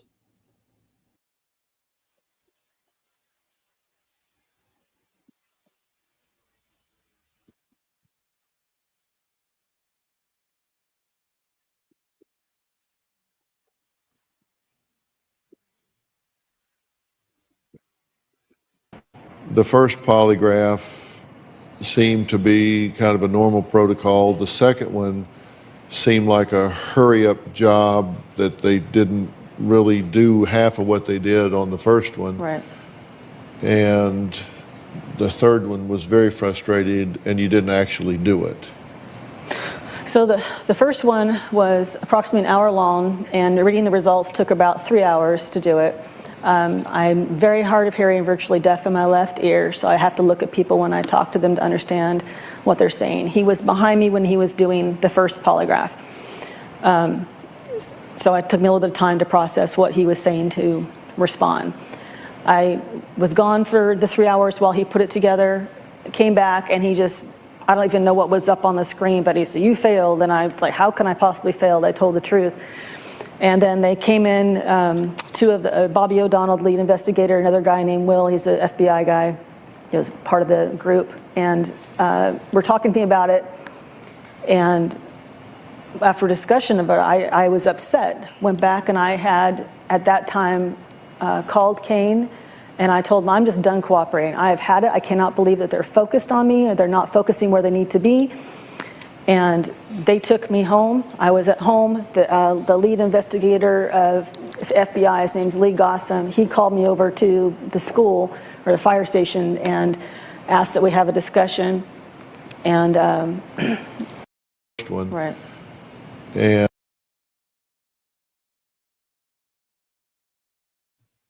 I accidentally rewinded it when I went to try to pause it because I wanted to let you guys know while you're listening to this. Think of Stacy Wandera if you're familiar with him. She is a habitual liar. Nothing she is saying is true. Nothing, nothing, nothing. Okay? So please keep that in mind as you are listening to this, and I will try to get this kind of where it was. Sorry, you guys, I stopped it and accidentally rewound it. So focusing where they need to be. And they took me home. I was at home. The lead investigator of FBI, his name's Lee Gossam, he called me over to the school or the fire station and asked that we have a discussion and about saying that they needed my help to continue on because I know Kyron as well as I do. Excuse me, I agreed that I would. I just said, I'm just angry because of all this is going on. He said, well, had you had any other reaction, I would have thought that you were guilty because I don't feel that way about you. The second polygraph was the guy was in a rush. Well, how much do you rely on reading lips? It's heavy enough. I have to see the context of the person, what they're saying, their facial expression. It helps a lot. You had your back to him? Yeah, if I'm sitting this way and I'm doing it, he's right here at a table. So I can hear out of this ear. It's just, it makes it much more difficult. Mm-hmm. Well, we spoke to Jack Tremarco, who does a lot of polygraph work for us. And he said that it's very possible for hearing to affect a test result. He said, definitely, if you have a hearing problem, it's very possible that it would affect a test result. I consider him to be the best of the best. He said, but in the pre-test portion of the polygraph. Pay attention right here. Terri Horman saying she can't hear, right? Dr. Phil will take this blue piece of paper that he has in his hand and put it up to his mouth, cover his lips, since she's saying she relies on, reading lips because she can't hear, and covers his lips to prove that she can. And then I'll tell you a little story about Terri Horman and the Dr. Phil show.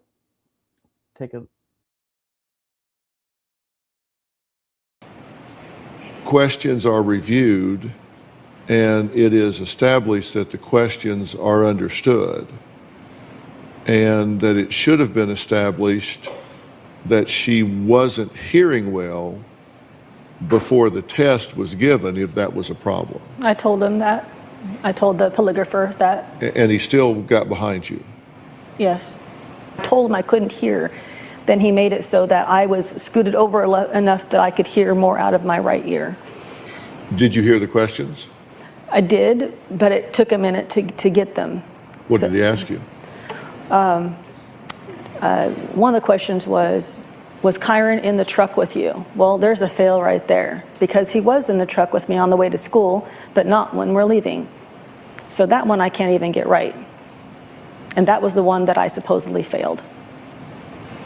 He didn't ask you if you Didn't ask me if I murdered my son. Where he was? He did ask if I knew. What? Do you know who has him, or yeah? Do you know who has him or where he is? But the one that was failed was whether or not he was in the truck with me. And then this is Terri Horman and her Facebook group posting. Somebody says, how many tests did you take? And she said to Robert Fuller, technically 1. All of these names here, Justice for Your Kid, Garnet, just beware, all of them are Terri supporters. They lie. They do everything they can to make it look like she's not guilty. They twist things. They even make things up. That's what they do. And Terri Horman here says, I've seen this come up several times over years, and James could certainly verify that I am deaf in my left ear. Too bad Dr. Phil simply didn't ask me for my audiology, whatever. My brain, you guys, I've been here for almost 6 hours. Report, or I don't know, some other kind of verification. It's a birth defect. Didn't realize how much I was missing until I received a hearing aid around 2005. I can hear out of my right, but it takes seconds to process. Even then, I have to really concentrate, which takes an on a furrowed brow.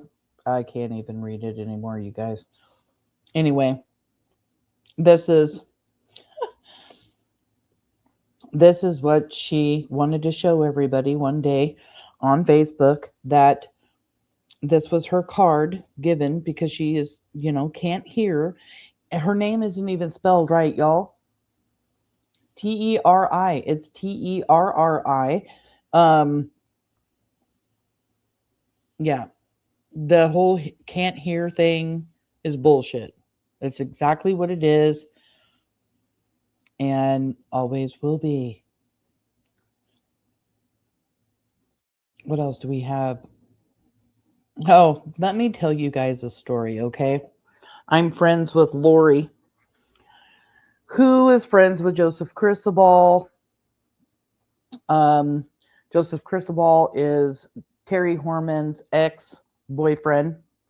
I talked to him for a very, very, very long time. And there's a few things that he said and that Lori has said, because were able to get into one of her computers and see things. And then, of course, Joseph traveled to the Dr. Phil show with Terri. And Terri told Dr. Phil, I will go on Dr. Phil if I know what questions you're going to ask me. And Dr. Phil agreed. So Terri is in the house, like, acting out how she's going to answer these questions that she's been given by Dr. Phil. She is asking herself these questions and answering them over and over again while she's doing dishes, while she's in the tub, and she's doing this for a long time before she goes to talk to Dr. Phil, which, mind you, she gets paid to go on the Dr. Phil show. And practicing her answers for a while. And then her and Joseph get on a plane, fly to New York. Yes, Sarah, exactly. Red flags here. Thank you for coming in, love. Joseph Cristobal says that they get there to the big hotel that they were given. She is allowed, thousands of dollars a day for food, wine, drinks, whatever. She racks up the max bill every single day that she's staying at the hotel. And then she gets on the Dr. Phil show, after practicing her answers to all these questions that she thinks Dr. Phil's going to ask her. And Dr. Phil starts asking her different questions. That's one of the reasons why Terri Horman looks so confused, distraught, and upset, because these aren't the questions that she thought Dr. Phil was going to ask her. And because of that, Terri ends up pissing herself. Yes, you heard it right. Terri pisses herself on the Dr. Phil show. And then after the Dr. Phil show, she is livid. Joseph says she goes back to the hotel room. She rips the drapes down in the hotel room. She throws a fit, screaming and yelling, like showing her true self, violently doing these things. Just completely pissed off that they weren't the same questions. And You know, Terri Horman has a criminal history. There's another murder for hire plot back in the 1990s, early 1990s. Her other ex-boyfriend, KGW, did put out an interview on that. I wonder if I have that. I'm sure I do.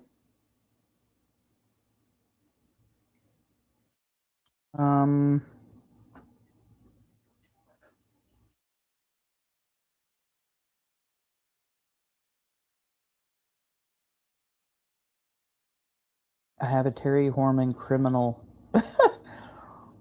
Oh, goodness. 1990 murder for hire plot. Here we go with her ex-boyfriend. Listen to this. Detectives in Roseburg are investigating a murder for hire plot involving Terri Horman. The crime allegedly occurred decades before Horman's stepson, Kyron Horman, disappeared. But the case is attracting new interest from police. KGW investigative reporter Kyla Boshi has been working this story for the past month. Details of this alleged plot have never been made public before. The plot allegedly targeted Terri Horman's then boyfriend. Over the past month, we spoke with him by phone and in person. He declined to go on camera, but on both occasions, the man recounted the same story involving a prison inmate, Terri Horman, and a plan to have him killed. Police in Roseburg are investigating a decades-old murder for hire plot involving Terri Horman. In an email to KGW, police say the case, quote, will be referred to the DA's office for review in the near future and remains open. The alleged plot unfolded in the summer of 1990, according to Horman's then boyfriend, Sean Ray.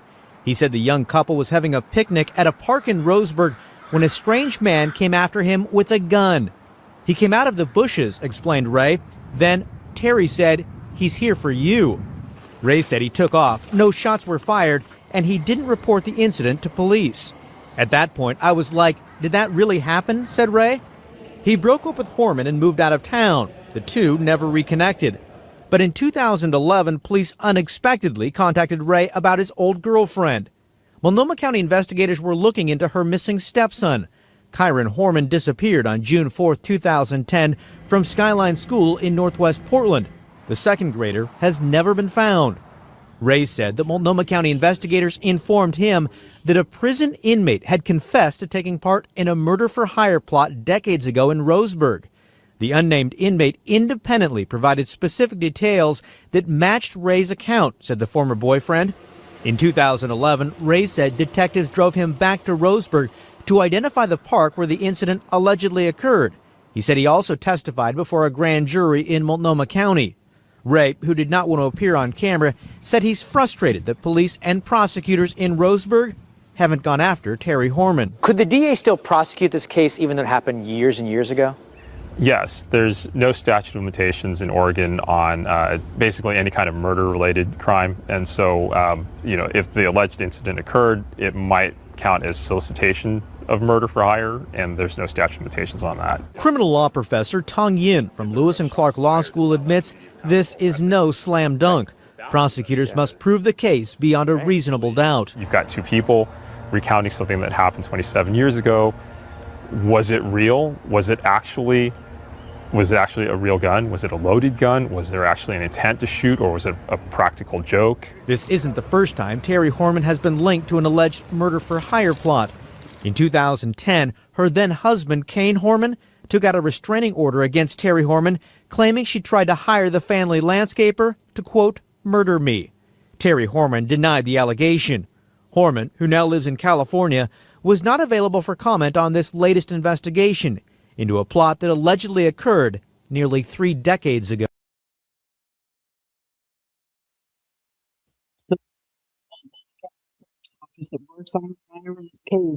Going down to Roseburg to talk to Sean, another man having a murder for hire plot because somebody in prison came forward, spoke in prison while he was in there about the murder for hire plot. Crazy. And just like preschool Granny is saying, like, maybe if she would have gotten in trouble for this earlier, maybe Kyron would still be here. Maybe if she would have gotten in trouble for some of the stuff she did, And maybe Kyron would still be here. But this isn't all, y'all. There's so much more. Here is another landscaper talking about Terri Horman.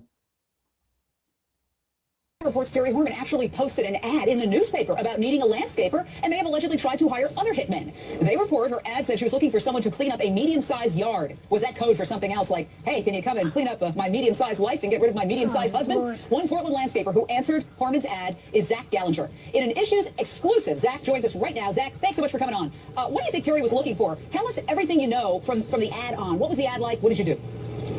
I received the information on April 27th through a lead generation service I use, and I acted on the lead the next day. Left a voicemail for Terri. I understood that she needed a yard cleanup of a medium-sized yard, and I left her voicemail, and then I followed that up with an email and never heard anything back. I tried again the next week, still nothing, and then just counted it as a dead lead and left it alone. Well, you're probably lucky that she didn't call you back. Now, I understand you did speak with investigators. What was that like? What happened there? About 2 weeks ago, I got contacted by the Portland Police Department, and they wanted to know how I was connected to the Horman case. I was pretty interested at that point as well, since I didn't know that I was connected, and I was able to find out that they were in my lead book, and Terri had requested services, landscape services, back in April, and I relayed that to the officer and figured it was a closed loop. It didn't seem like anything important at the time, just a detective doing his due diligence, and then about yesterday, I guess I learned about the alleged hit job. What's really fascinating is that apparently this all started before little Kyron disappeared. But then after he disappeared and the original landscaper called police and said, hey, this is purportedly what she asked me to do, they put a wire on him. And then just a week ago Saturday, he went and met purportedly with Terri and an undercover cop, and they tried to tape the conversation, but she became suspicious and ended the conversation. Quickly, only about 10 seconds. Your thought on all of that, Zach? Well, I would think that if I was approached in that situation, I would definitely go to the police right away, and that would, in my estimation, would give me the best chances of catching somebody in the act, not 6 months later. And I wish that gentleman would come forward sooner, regardless of if there's a missing child or not. It would just be the right thing to do. So you have another landscaper coming forward. I guess Terri wanted to hire landscapers to do them for hire plots? Like, make sense out of that. I don't know. Beverly, yes. Terri stole a necklace from one of the nursing homes or adult care facilities that she was working for. I was also told this by her ex-boyfriend. And she wore the necklace that she stole on to the Dr. Phil show. Wow. It's crazy, y'all. Everything she does and has done is crazy. And let's see.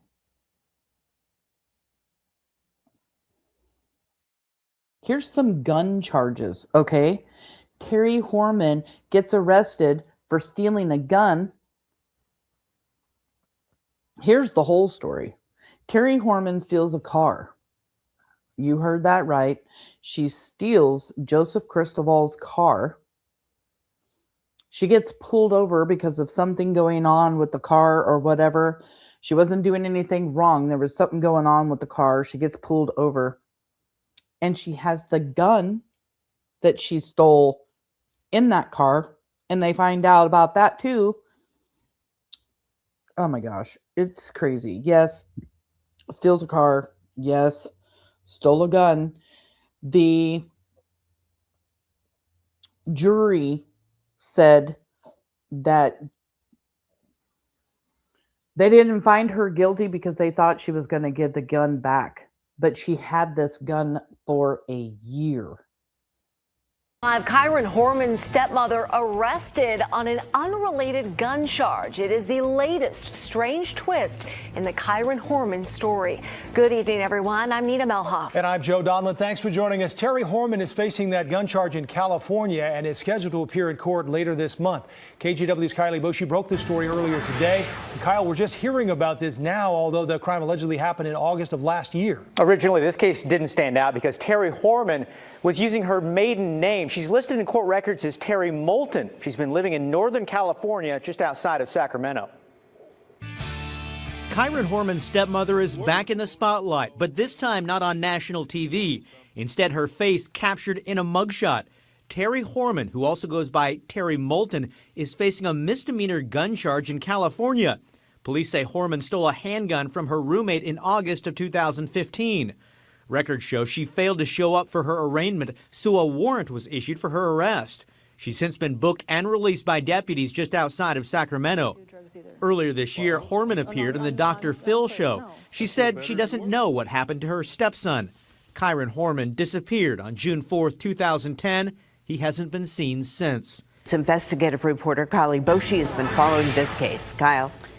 Well, the defense didn't call a single witness during the two-day trial, including Terri Horman, and it appears they didn't need to. The jury found Horman not guilty. She was accused of stealing a handgun from her former roommate in August of 2015. The prosecutor in Yuba County, California, tells me she spoke with the jury after the trial, and they were, quote, unsure if she intended to permanently keep the gun.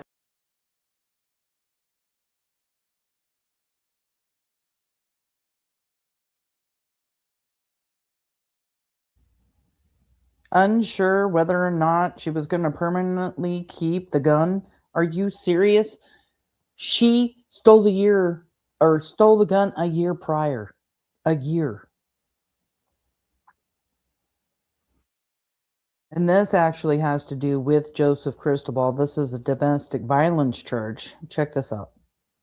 Stepmom is facing additional charges in California. Terri Horman is accused of domestic violence. Her former boyfriend has filed for a restraining order. He says she threatened him with a knife.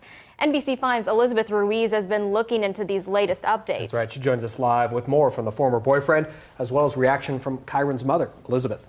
Craig and Natalie, Kyron Horman went missing back in 2010. His stepmother, Terri Horman, has never been charged or named as a suspect, but she has continued to be a focus for investigators. Now, the new charges are throwing Horman back into the spotlight. I think that her time is running out, and I think she knows that. We're getting closer and closer to her, and I think that she, rightly so, should be scared. Kyron's mother, Desiree Young, has long been suspicious of Kyron's stepmom, Terri Horman. Horman appeared on Dr. Phil earlier this year to explain she doesn't know what happened to her 7-year-old stepson after he disappeared from his Portland area school. For a long time, Kyron's case was the only reason people heard about Terri Horman. Now, though, she's back in the news, facing charges and a restraining order in California. Earlier this week, NBC5 learned she's accused of stealing a handgun from her roommate in 2015, then failed to appear in court. Now, we're learning a judge is ordering a temporary restraining order on Horman for claims of domestic violence. A Sacramento man who describes himself as Horman's former domestic partner says, "I'm fearing for my life. I don't even know what she is capable of doing. She put a kitchen knife to my face and threatened something is going to happen to me or my family if I spoke to police." After learning about her latest claims of domestic violence, Young told us in an email, "I'm extremely concerned that someone else will be hurt by Terri Horman before she is put in jail." She goes on to say, "I believe that we need to hold her accountable for all that she has done up to now. She needs to know that she is not above the law."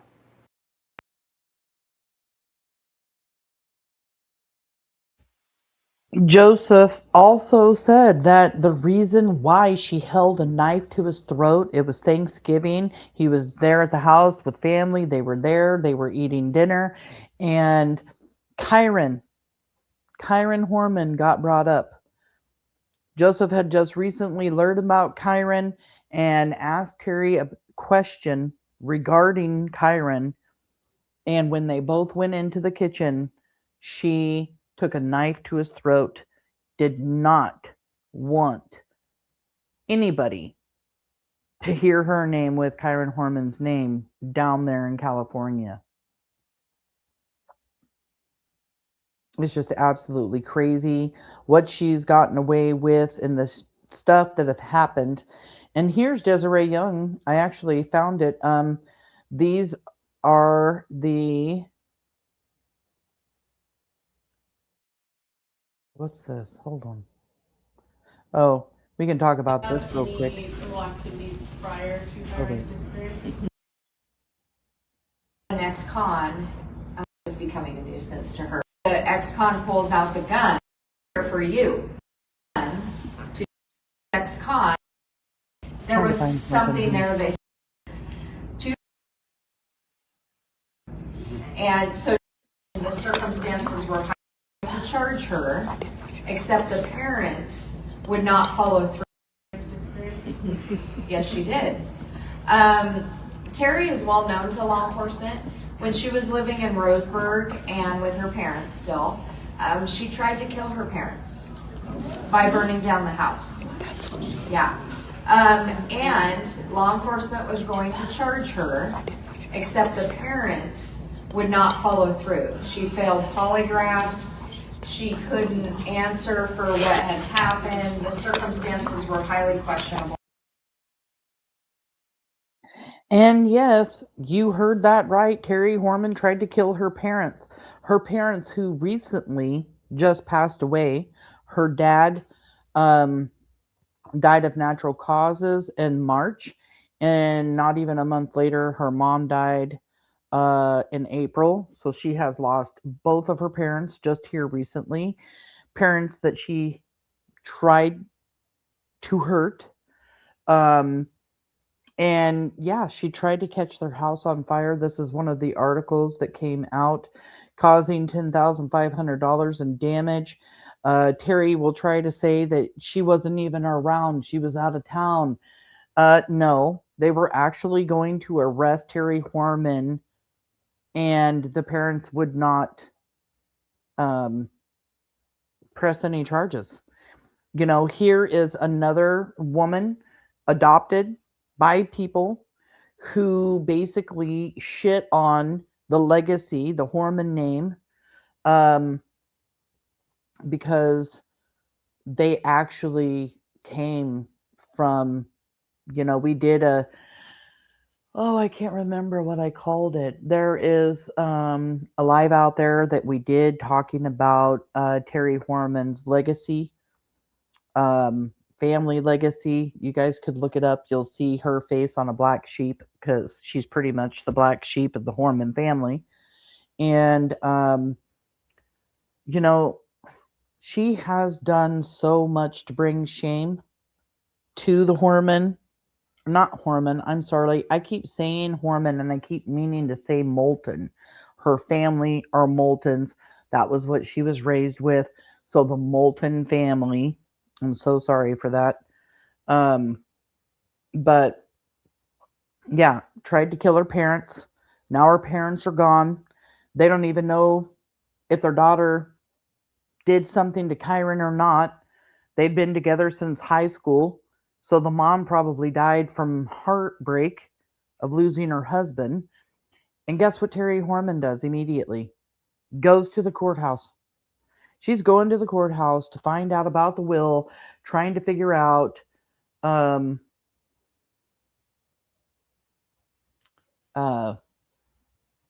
you know, if she's been left any money. And since her parents, you know, mortgaged off their home to help pay for part of her attorney fees in the beginning, part of me just, I really hope she goes down there and there is a will and she gets everything, but she ends up having to pay the mortgage and everything, that she was left bills because they couldn't play catch up, because she deserves that.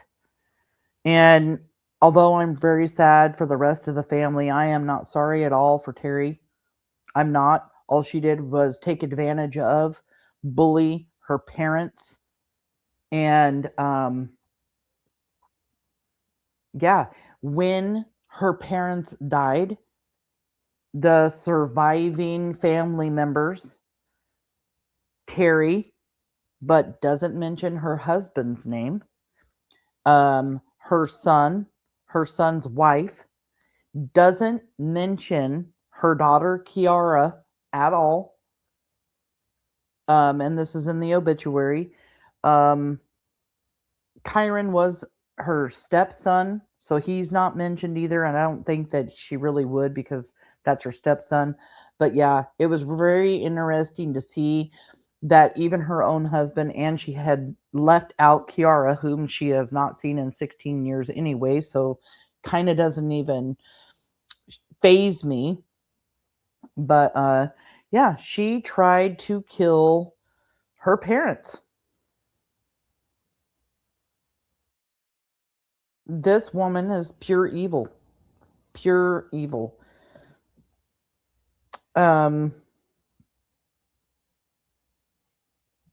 Oh, and here's a clip by Desiree Young, another one that I missed, talking about the murder for hires. Basically stopped cooperating, stopped doing interviews. It was about that time that we discovered through the evidence that she had tried to hire 3 different people to kill Kane in the year leading up to Kyron. Oh, I'm speechless. So Terri has tried to hire someone to kill her husband. 3 different people. 3 different people. Yes. Not 1, not 2, 3. Yes. Before Kyron's disappearance. Yes. It was a week prior to Kyron going missing, where she had reached out to the 3rd person. It was a landscaper. She reached out to him in a final attempt to see if he would do it for her. Just 2 weeks later, Kyron's father moves out of the home he shared with Terri Horman, taking his 1-year-old daughter with him. Days later, KOIN6 confirms that Terri is a suspect in a murder for hire plot. Deputies believe she tried to hire a landscaper to kill her husband. You could see it in the team. They were ready to go in and arrest her. They were. And when Casey Anthony happened, everything stalled. They backed up. The challenge with the Casey Anthony case was because they charged her before they had Kaylee. Mm-hmm. And a lot of the evidence in that case was not admissible because of that. Right. And that's what scared them. As to the charge of first-degree murder, verdict as to count 1. We, the jury, find the defendant not guilty, so say we all, dated at Orlando, Orange County, Florida, on this 5th day of July, 2011, signed foreperson. As to the charge of aggravated child abuse, verdict as to count 2. We, the jury, find the defendant not guilty, so say we all, dated at Orlando, Orange County, Florida, this 5th day of July, 2011, signed foreperson. We all know that one's guilty, Casey Anthony. And yes, because they did not have the baby's body. All of the evidence. That is one of the most shocking cases ever. The one that I work on with Kyron is one of the most shocking cases. Because you do have Terri Horman committing all these crimes. You do have all of the stuff against her to prove. But guess what, you guys? Guess what? All that information has been digitized. Let me find something here.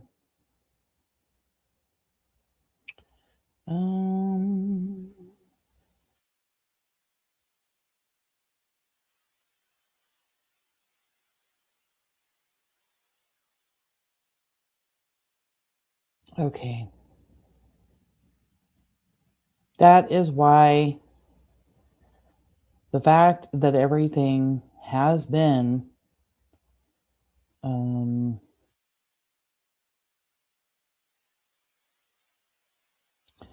Kyron Horman case digitized. Oh my gosh, I'm just going to get a bunch of stuff here. I don't want that. Oh well. Digitization of 5,300 documents complete. FBI to take a new look. More investigators added.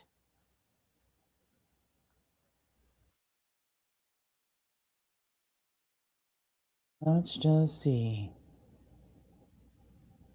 4th, 2010 at Skyline Elementary School. And last year, the sheriff's office finished digitizing the entire case, allowing detectives to process and analyze more than 5,000 written documents and more than half a terabyte of data associated with the case. Now there's also more staff on the case. There is a $50,000 reward for any information leading to finding him. And I'm just loving it. I am loving every minute of Terri and DeDe are crapping, you guys. DeDe knows that her immunity deal could get taken. Terri Horman knows once the BAU gets a hold of this, because we all know that Terri and DeDe are both batshit crazy for one, and the BAU, BAU, Behavioral Analysis Unit, they are going to look into this, and they're going to look at all of Terri's behavior, her lies, and everything else.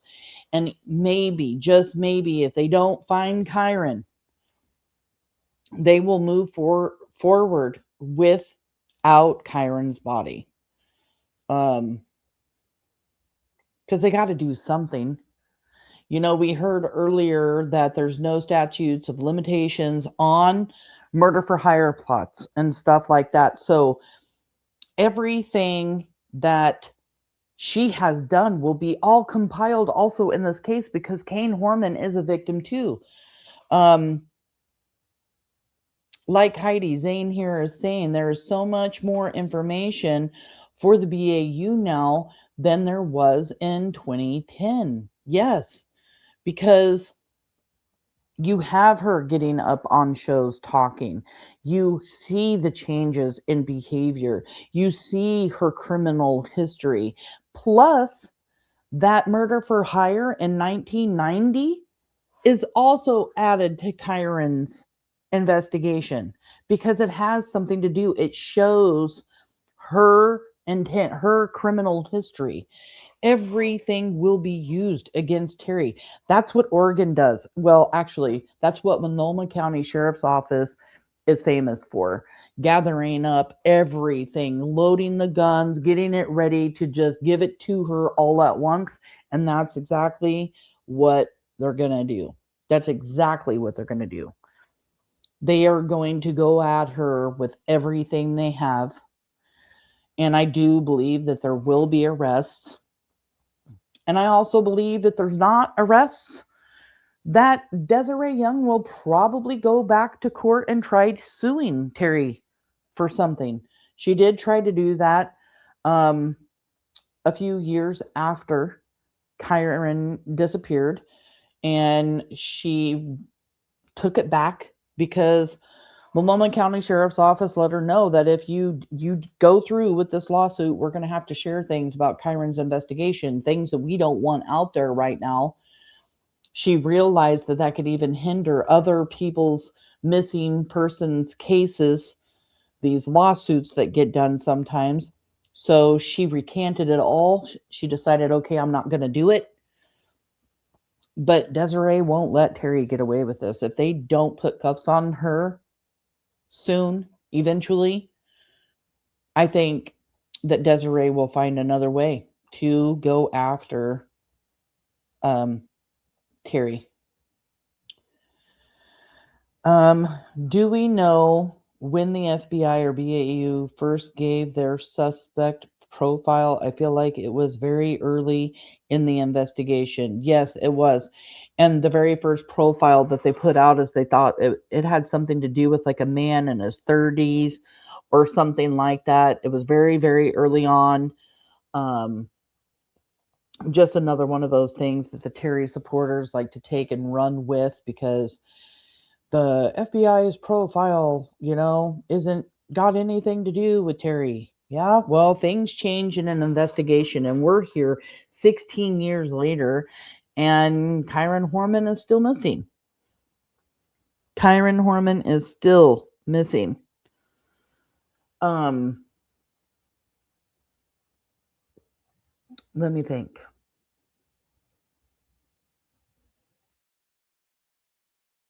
Thank you guys all for coming in. Let's see. I know I have more.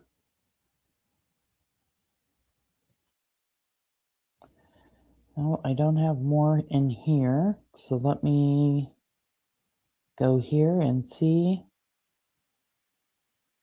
I've talked to you guys about the different kinds of pressure that has been put on Terri Horman. I mean, people down in Clear Lake, California take pictures of her car, turn it into Stacy from World Soldiers. Let people know where she's shopping, what Terry's doing, and everything. You know, Desiree Young did a rally. I believe that was in 2022 before the new DA. You know, because no one was doing anything. Let me see what else I got here.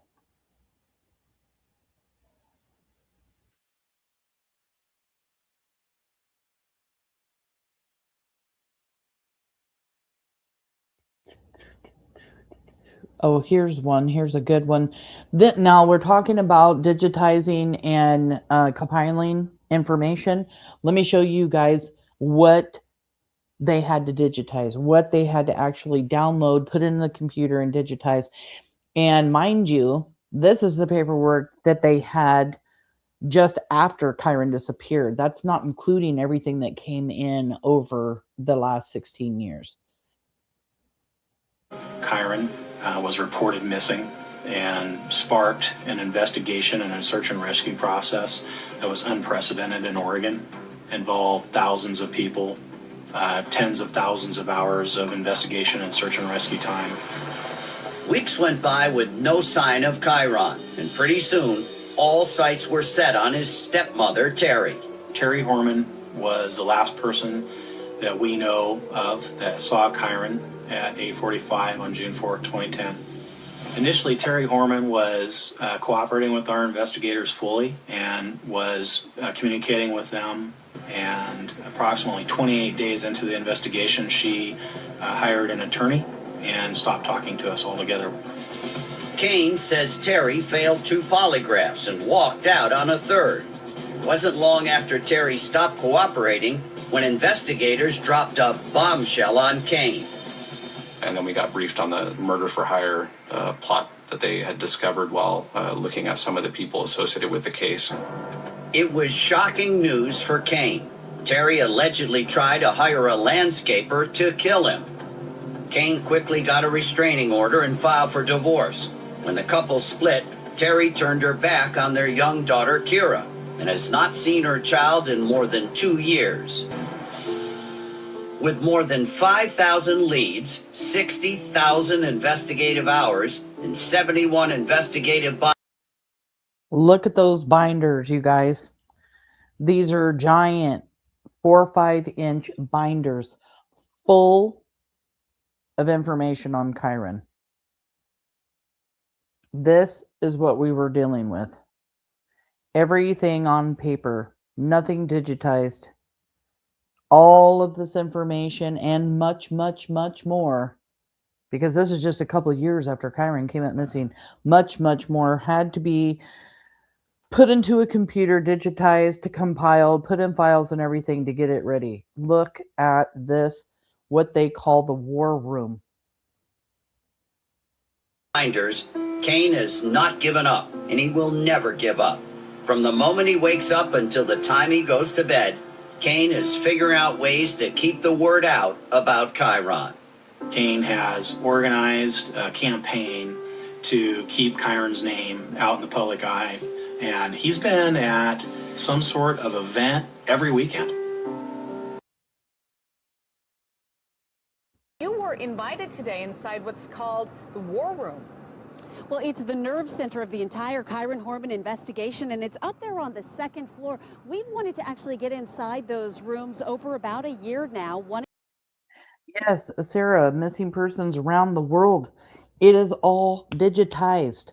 That's the new information that came out today, 16 years later, to the date of Kyron's disappearance, June 4th, 2010, today.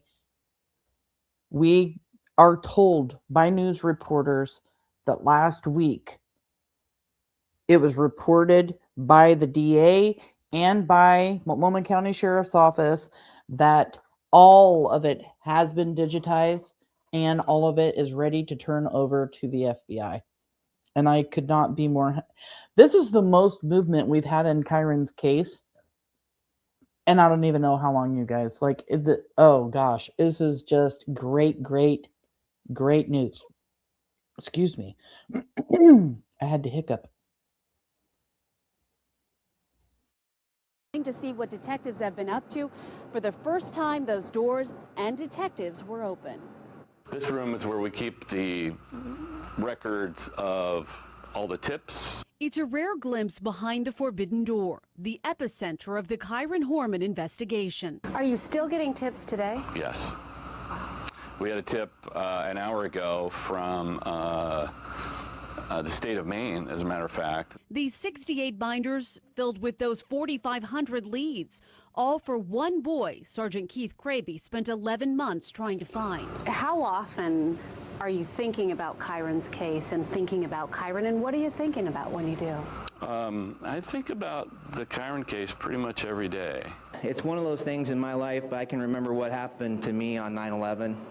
I remember when I got the call for Kyron and what I was doing. And yeah, I was one of the first responding people. And, you know, it's disappointing that he hasn't come home yet, but we still believe he will. Sergeant Travis Goldberg is part of the search and rescue team. Down the hall, their base. What you're looking at, maps that represent what's been done. The center point for volunteer search teams, Skyline School. And then as you start to put the overlays on it, you start to see what was completed, who it was completed by, what type of team they were, where they searched, and then you just keep building layer on layer. What is the effect, do you think, emotionally on them every time they go out and every time they come back without him? It's amazing to me. These individuals are so committed to finding Kyron, to bringing him home, and I don't see them giving that up at all. But 11 months in, it's hard for these investigators not to let those dark thoughts creep in. Do you still believe he's alive at this point? I sure hope he is. I hold out some hope he is. We don't have any physical evidence to suggest he's deceased, but it's been 11 months, and I'm a realist, and it wouldn't surprise me if he is deceased. Detectives tell us the case against whomever did this would be much further along if they had Kyron either alive or not. The sheriff, by the way, did tell me that he's in discussions and negotiations with the district attorney right now to see how this case should proceed. We hope to have an idea of what that plan is in the next couple of days. Live in Northeast Portland, Anita.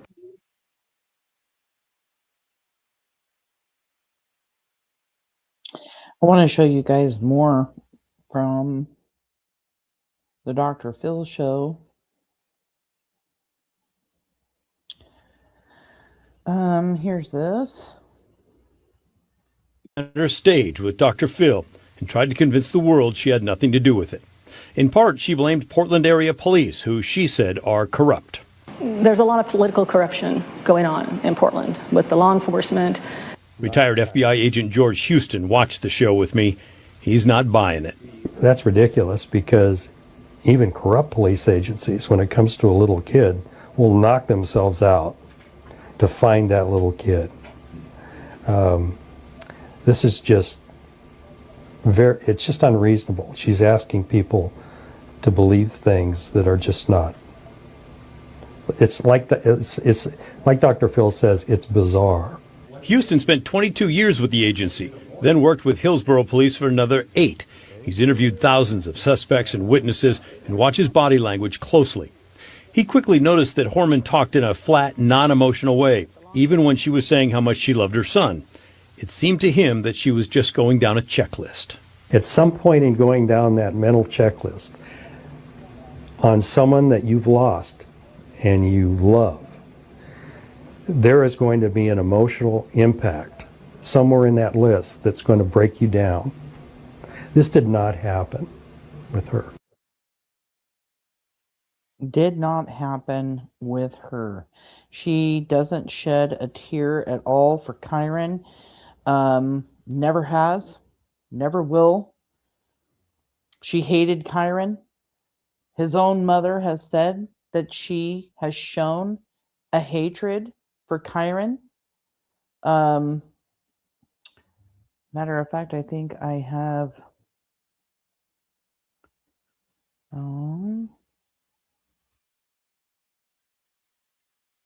right here. Desiree Young talking about the hatred that Terri Horman had for her son Kyron. Desiree Young is with us exclusively. Desiree, good morning to you.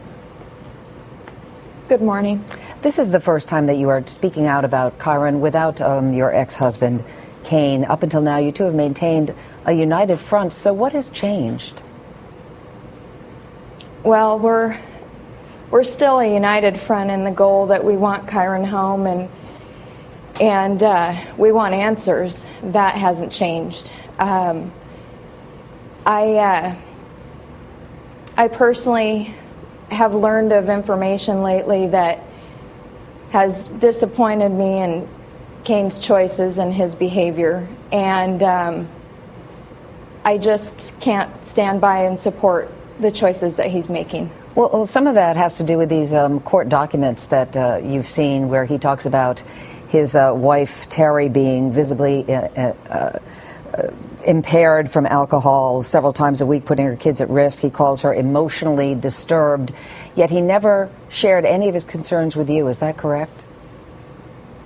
That's correct. We learned of all of this information after the fact and from the media. He had several opportunities to let Tony and I know what was going on in the house, and he did not. He had several opportunities to make the right choice and either let me know or remove Kyron from the house. I would have removed Kyron from the house had I have known what was going on. Did you see any signs ever, Desiree, that Terri was dealing with alcohol abuse, or that she was, as Kane put it, emotionally disturbed? I did not see any signs of the I did not see any evidence of alcohol abuse. In fact, I didn't know about the DUI until after Kyron went missing. That's another criminal activity that Terri has on her record. She's pulled over going down the I-5 corridor, which runs through Oregon and Washington. You go 60 miles an hour. She was pulled over 3 times the limit with her then son, her son, James, who was very young. I can't remember how old he was, but she got a DUI and had her son in the vehicle while, and Heidi or Susie, because I got my Kyron people here. How old was he? 11. Thank you. Heidi knew what I was going to ask. He was 11 years old, driving down a freeway, you guys, as she was drunk in a vehicle. I also can't remember when that was. Was it 2000? I want to say 2005. I want to say it was 2005. Don't quote me on that. It's been a long one today, y'all. Been here over 6 hours. Please, you guys, go visit Kyron Horman Case Revisited. Give a thumbs up, because I have been here for a long time, and Kyron needs all the awareness that he can get. We're not going to forget about Kyron. It really helps get everything out in the algorithm. As far as a personality disorder, I did for years. I was aware that she had some issues with pathological lying, things of that nature, but just mostly from my interactions with her, I didn't see, as much as Kane did. If you had any concerns, why didn't you at any time, or did you, try to get your son Kyron out of that home? Oh yes, I did. Starting a year prior to him going missing, I tried to get custody of him. And what would happen?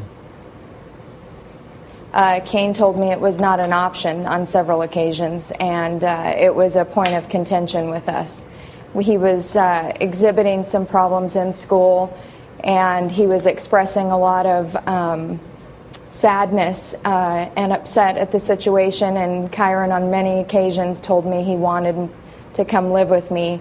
And on a couple of different occasions, Terri had called me specifically so that I could talk to Kyron because he was so upset, and Terri personally wanted me to take Kyron. And then on Friday, the police showed you some emails that Terri had sent to friends of hers describing her marriage to Kane and her feelings about your son. I know you can't reveal the specifics because of the investigation, but generally, what did they say?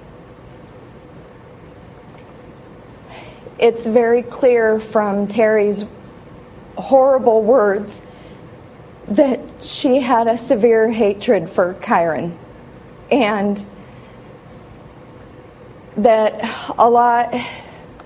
she blamed a lot of the marital problems between Kane and herself on Kyron, that it was a huge point of contention in their marriage, and she had expressed in great detail her hatred for Kyron. I now believe, without a shadow of a doubt, that not only is she capable of hurting Kyron, that it's clear that she could have hurt him in the worst possible way. Do you still hold out hope that your son is alive? I will until the day I die. Desiree Young, thank you so much for joining us, and please know that our thoughts and prayers are with you and your family. Thank you.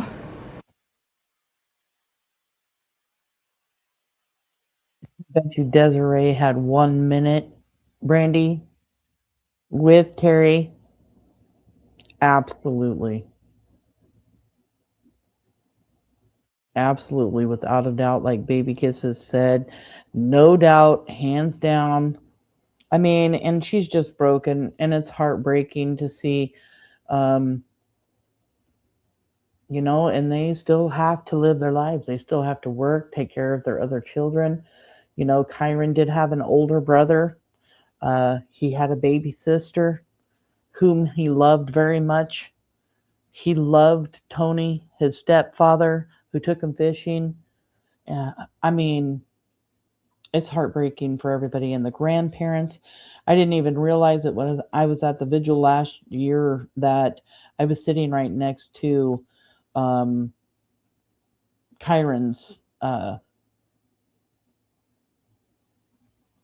grandparents. Let's see. DeDe Spicher has tried running a retreat for health and wellness for her, bariatric stomach surgery. She went on for more weight loss stuff here on YouTube, more health and wellness stuff. And then we got the grand jury that Terri supporters always talk about. Well, the grand jury has gotten together and no convictions. Well, we have known for a very long time that they have used Kyron's grand jury to collect evidence. They have been used basically to collect evidence. They've been, They've used them to collect evidence as just a tactic, basically, to be able to get subpoenas, get warrants, and do all of that. It's been talked about several times. Oh my gosh, and Desiree Young, she's put out so many different Facebook posts that we've used. This is another clip with Desiree.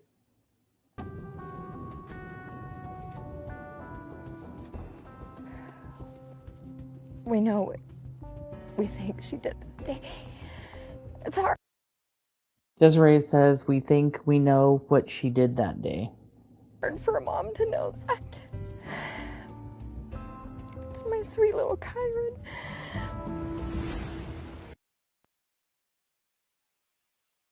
And again, it's just absolutely heartbreaking because, they want to believe that Kyron's still out there, but the evidence and circumstantial evidence is proven otherwise right now, even though Kyron has never been found. You can tell by the searches that they do looking in this rural area, in ditches, in water, Doug Bishop was just looking in the Columbia River this last summer. The geofencing that they're doing is putting them on the ground, places in high in elevation. And like I said earlier, the surrounding area is a rainforest and has one of the largest parks with so many trails.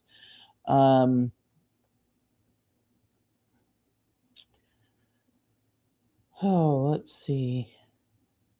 Oh, grand jury being used as a tool. Here it is right here. Some of the testimony is expected to focus on people who saw and dealt with the women on the day that Kyron vanished. It's unclear how long the grand jury will keep meeting. Prosecutors sometimes use these secret grand juries as investigative tools, and they have no end date. Back to you.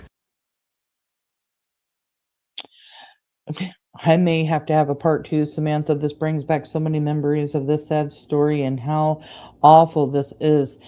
It is so awful. And I'm going to try doing some more Kyron Horman lives just to bring back, all of this information. Maybe do more shorter lives again. But this is 16 years still. No Kyron, no arrest. The answers that the parents want, they're not getting them.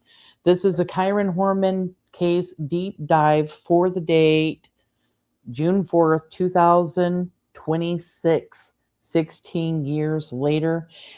I pay my respects to Kyron. I do everything I can for Kyron on this date. There may be a part 2 coming up. Exactly. So, we're never going to give up on Kyron, ever. Let me see what else I got in here. I will be getting off here shortly. I want to just thank everybody who has been here. Here's another touching interview with Kyron Horman. He, does talk about Kyron being alive and finding Kyron a lot. He really wishes and hopes that Kyron is alive. You're home and you think about the idea of Kyron being found. When you envision the idea of him being found, what do you see? It's just exciting. It's a piece of our lives that have been missing for the past 5 years. Just having him come home and kind of do the family thing for the first time in a long time. I think other parents would look at this and go, how is he excited?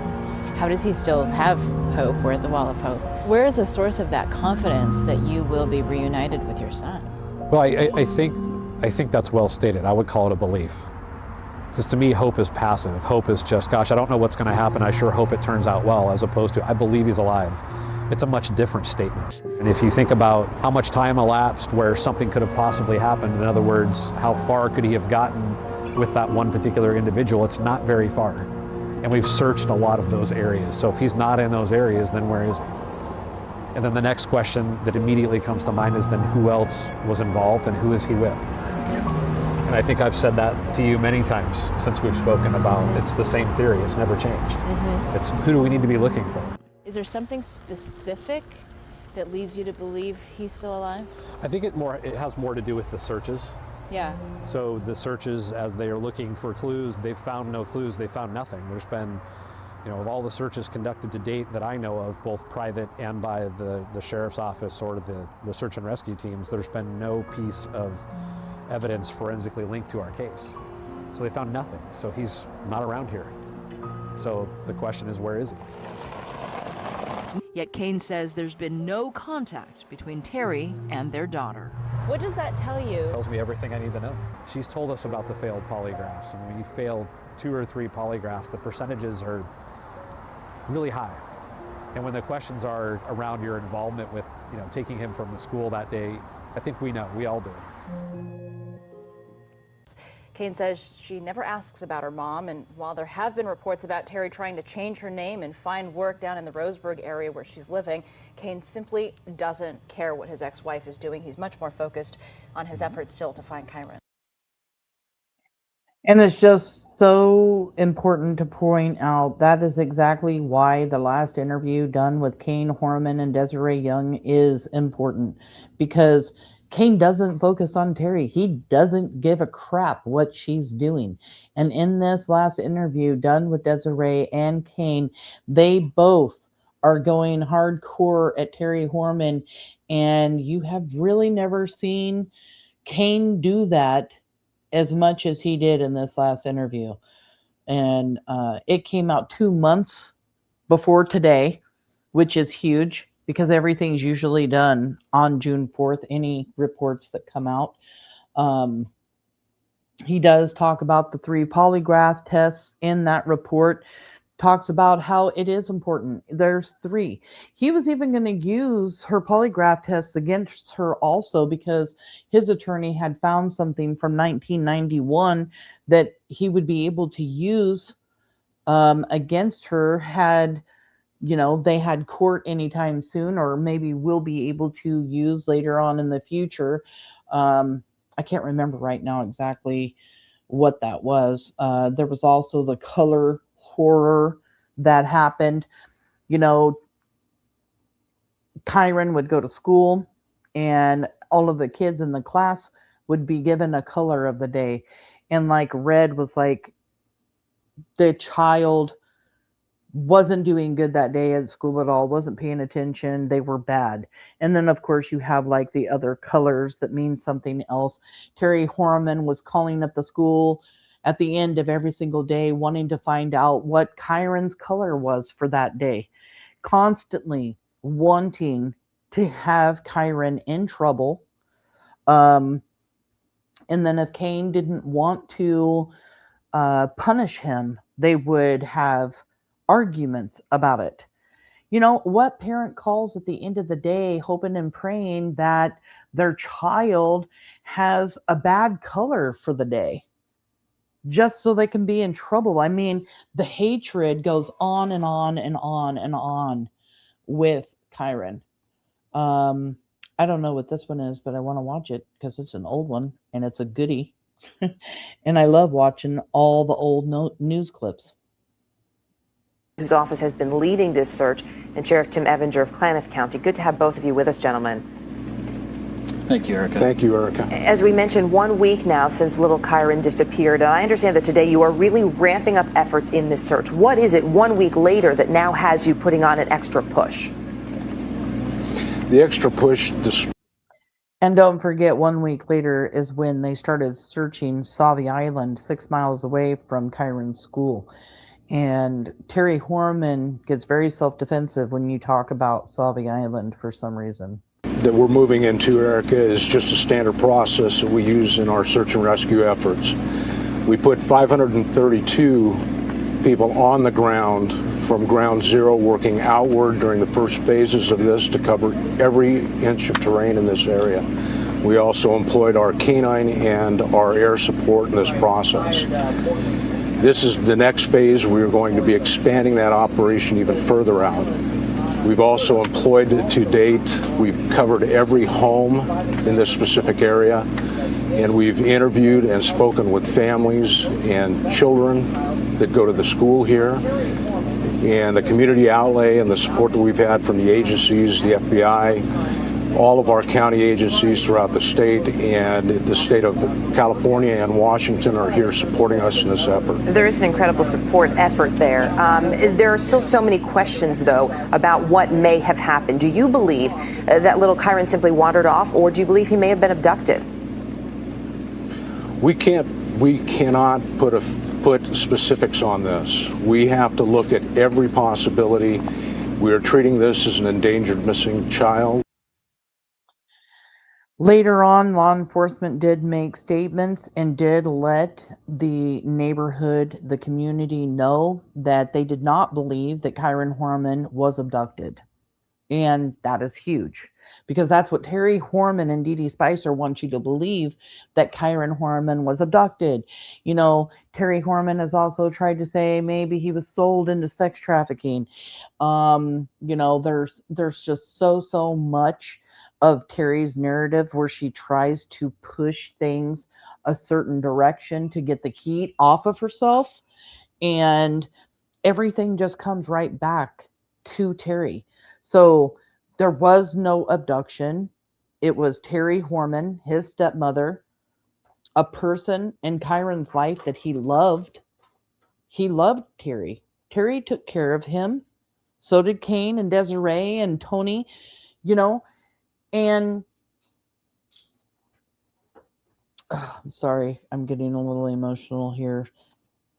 He loved her, and look what she did to him. He trusted her. The family trusted her, and she hated a 7-year-old. Who can hate a child?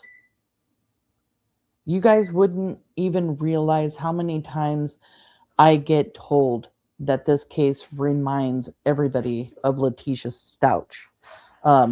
I'm not super familiar with that case. I will have to do that someday. But I know she was a very evil woman that hated Gannon.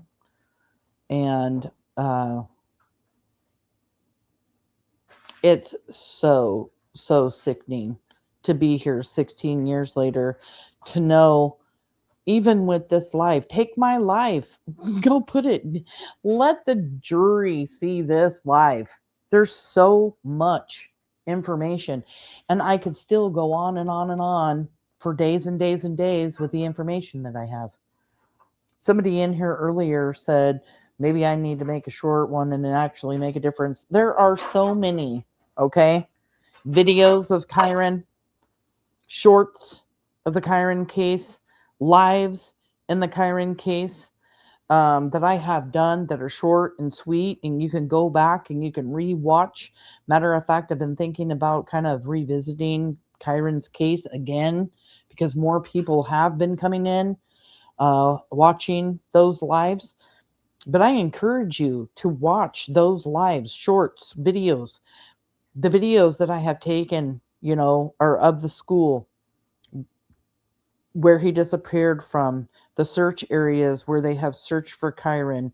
I've gone around Sauvie Island, one of the major, you know, places where they searched for Kyron, around the school, water areas near there. I've actually been to Kyron's home, not up the hill, but it does give you an idea of this rural area in which Kyron lived in, on a 5-acre, you know, piece of property. We're going to put every effort into this operation. And is there any concern, because this is an endangered missing child, that the window may be closing to find Kyron safe and alive, hopefully? The longer we go in this operation, the greater dangers and risks there are to the child, and this is why this effort is continuing at the level it is currently. Well, we will continue to follow it. Sheriff Stan Staten and Tim Evinger, thank you for your time this morning. Maybe I can find a couple more here. Let's take a look. I want to make sure I don't forget anything important.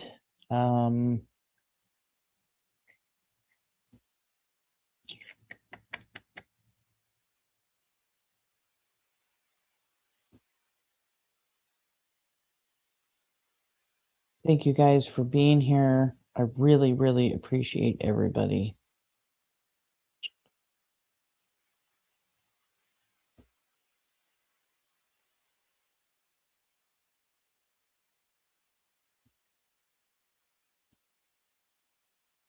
Here's a canine search that was done. 7 when he went missing in Portland in 2010. His stepmother was the last person to see him, and since then no new clues have turned up. But the group Special Operations Inc. Canine Forensics out of Edgewood says it found items this weekend that could help. Standing behind Desiree Young, the mother of Kyron Horman, who's been missing in Oregon for 3 years, volunteers with the New Mexico Canine Search Team say they hope their efforts this weekend have helped. We were asked by the family to come out and do a search. The Edgewood-based group spent Saturday in Portland with 7 cadaver-sniffing canines combing the rugged terrain where some believe Kyron may be buried. It was simply me wanting to find my son. Kyron's stepmom, Terri Horman, was the last person to see the boy. On the day Kyron disappeared, her cell phone was tracked to the rugged area that teams searched this weekend. We covered many, many acres, some very harsh lands. We feel it went very well. It's at least the third time crews have searched the area, but this time the New Mexico Canine team found something new. We did make some evidence for them as well. The team can't say exactly what it found, but detectives are now reviewing it. And with some success helping find victims in the past, the team says it's important they share their work outside of New Mexico. We have the resources to keep these cases going. We can keep it going. You know, they don't have to go into a file and they can only get looked at so often. It's work that's appreciated by many. I will forever be grateful that they came to help me. And I know that if Kyron was here, he would say, thank you very much. Yes, and you know, Desiree Young did a lot of searches.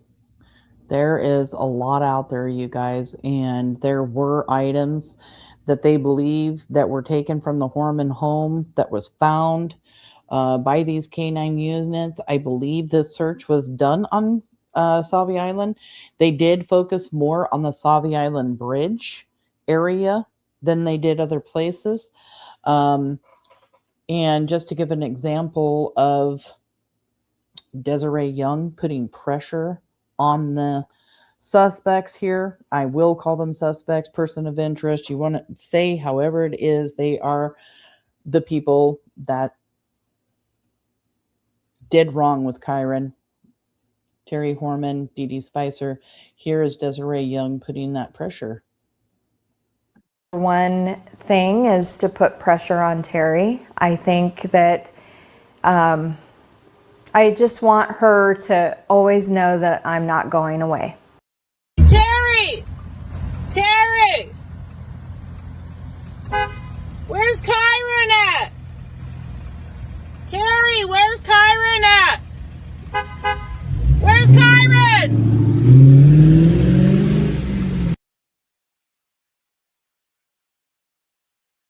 Pictures of Terri out in her yard, in her car, at lights.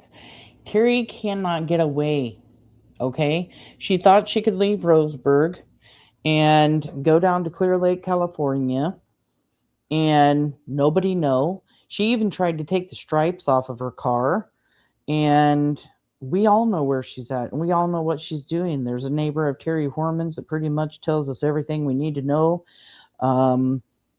Literally, she tinted her windows and took those stripes off that green car, but still left her two. Hey, where's Kyron?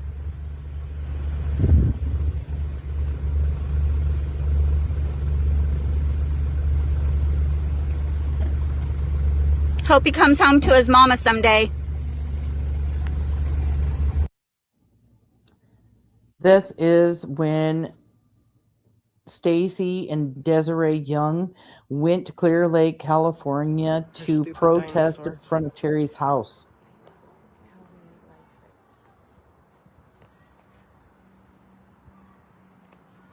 Come on out, Stacy Terri. World Soldiers is Talk behind to the us about camera. Kyron. Anybody want to come up here and hold some signs with us at Terri's house? Come on down. We're standing out here peacefully holding signs.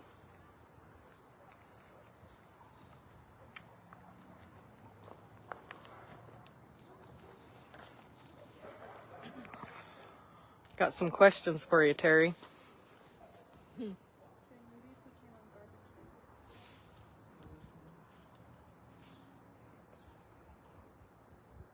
That dinosaur wasn't on her porch yesterday when we came by here.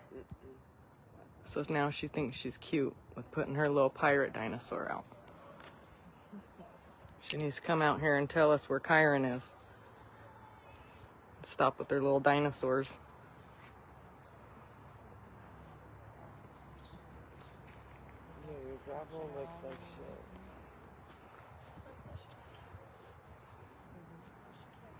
Terry, you didn't finish painting the top of your house? Why?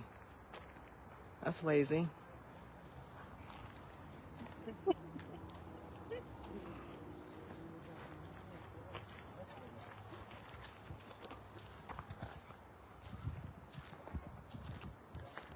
Come on, Terry, come out.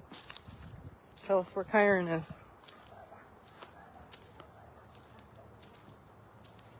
So many people came down and grabbed flyers and asked about Terry. Why are you so paranoid with all these cameras? She got cameras there. Why is she so paranoid? It's like she murdered a kid or something and is trying to hide from everybody.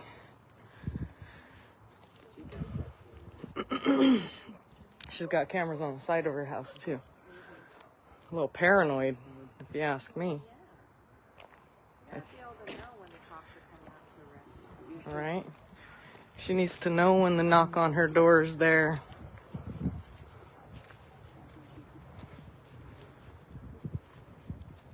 Come on out, Terry.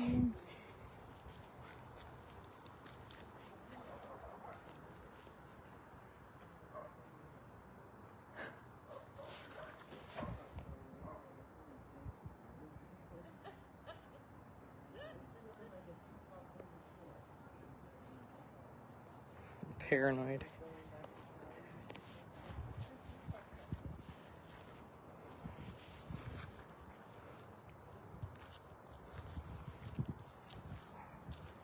Come on, Terry. We want to know where Kyron is.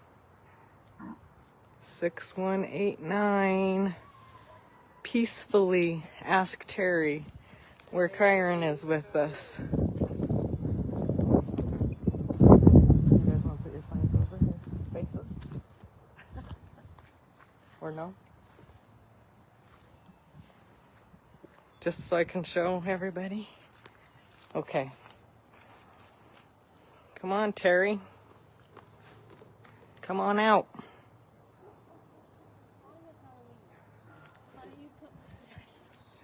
She's got. And then this is them outside of DeDe. Just want to say to Terry, we're coming for you. Don't sleep.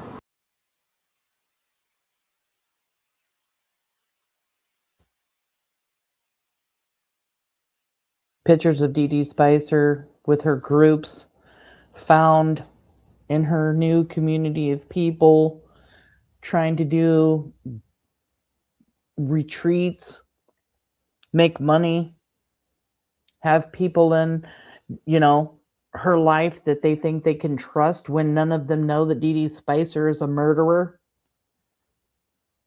Kyron's mom also had harsh words for Terry's friend, DeDe Spicer, who they say has yet to explain her whereabouts the day he went missing. If she's innocent and she's not involved, then she needs to take an active role in clearing herself. She has not done that to date. She refuses to sit down with police. There's something wrong with that. And then this is a fight. Well, they are out protesting peacefully out front of DeDe Spicer's house. And DeDe Spicer calls her brother. And when that happened, they show up in a truck. They run over Kyron signs. Doug Bishop is even here and has to put a stop to people getting into it, except for the women, which is Stacy from World Soldiers, the advocate for Desiree. Let me just play this.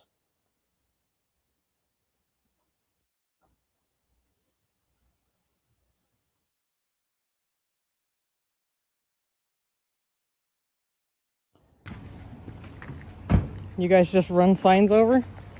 Occasionally when they're in my yard. This isn't your yard right here. Yeah, this is my yard. It is our yard. You can leave our yard. This is DeDe Spicer's sister-in-law, her brother's wife. She's disgusting. Thank you.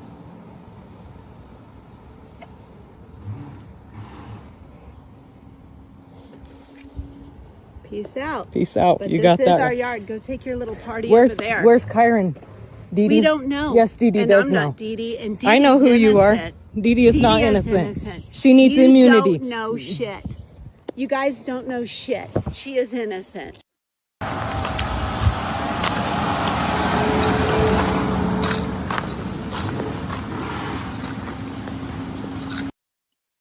Bishop right there walking down the street on the right hand side, and then that's DeDe's brother there on the left, Rick.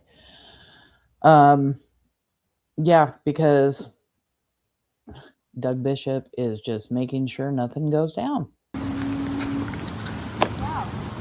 This is our yard. Go take your little party over there. Where's Kyron? We don't know. Yes, DeDe. And I'm not DeDe. I know who you are. DeDe is not innocent. She needs immunity. You don't know shit. You guys don't know shit. She is innocent. She's not innocent. She is. An innocent person. Yep. That's right. Peace out.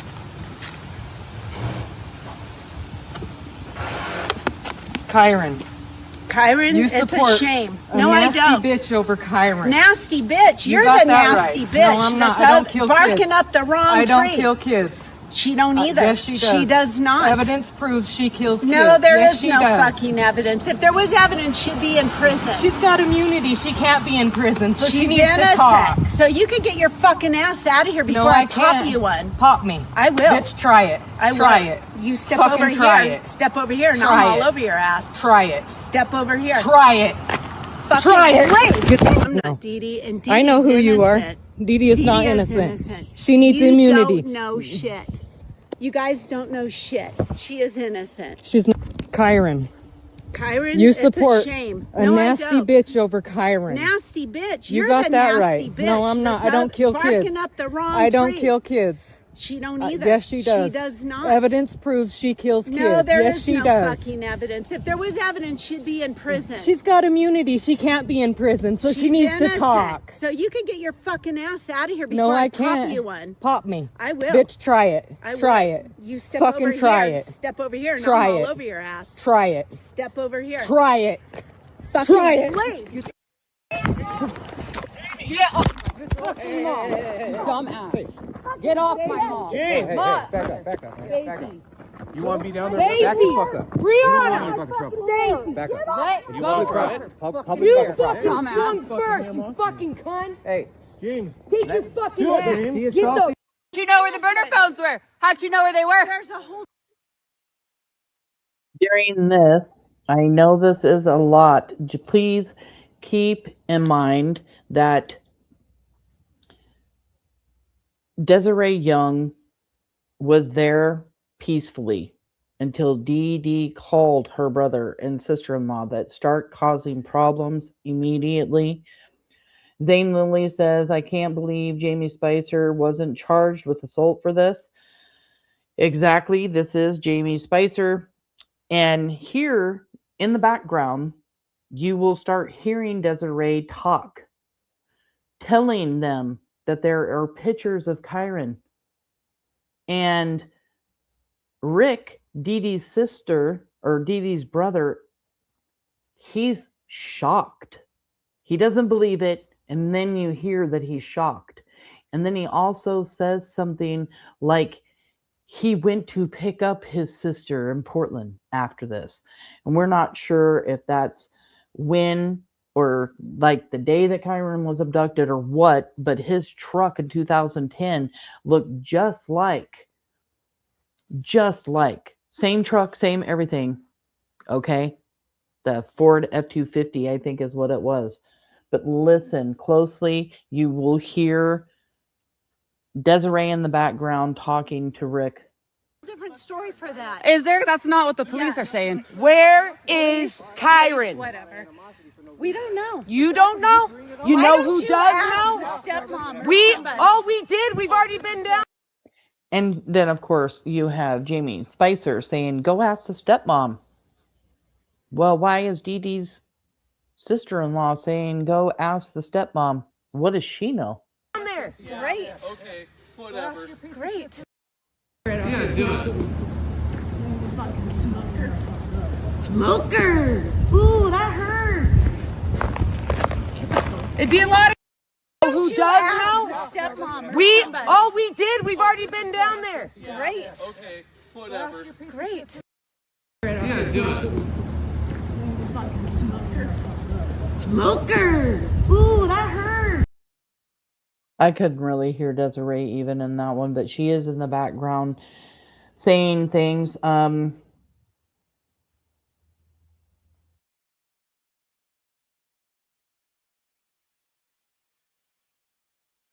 Yeah, she threatened to press charges and then wait. She threatened to and then did.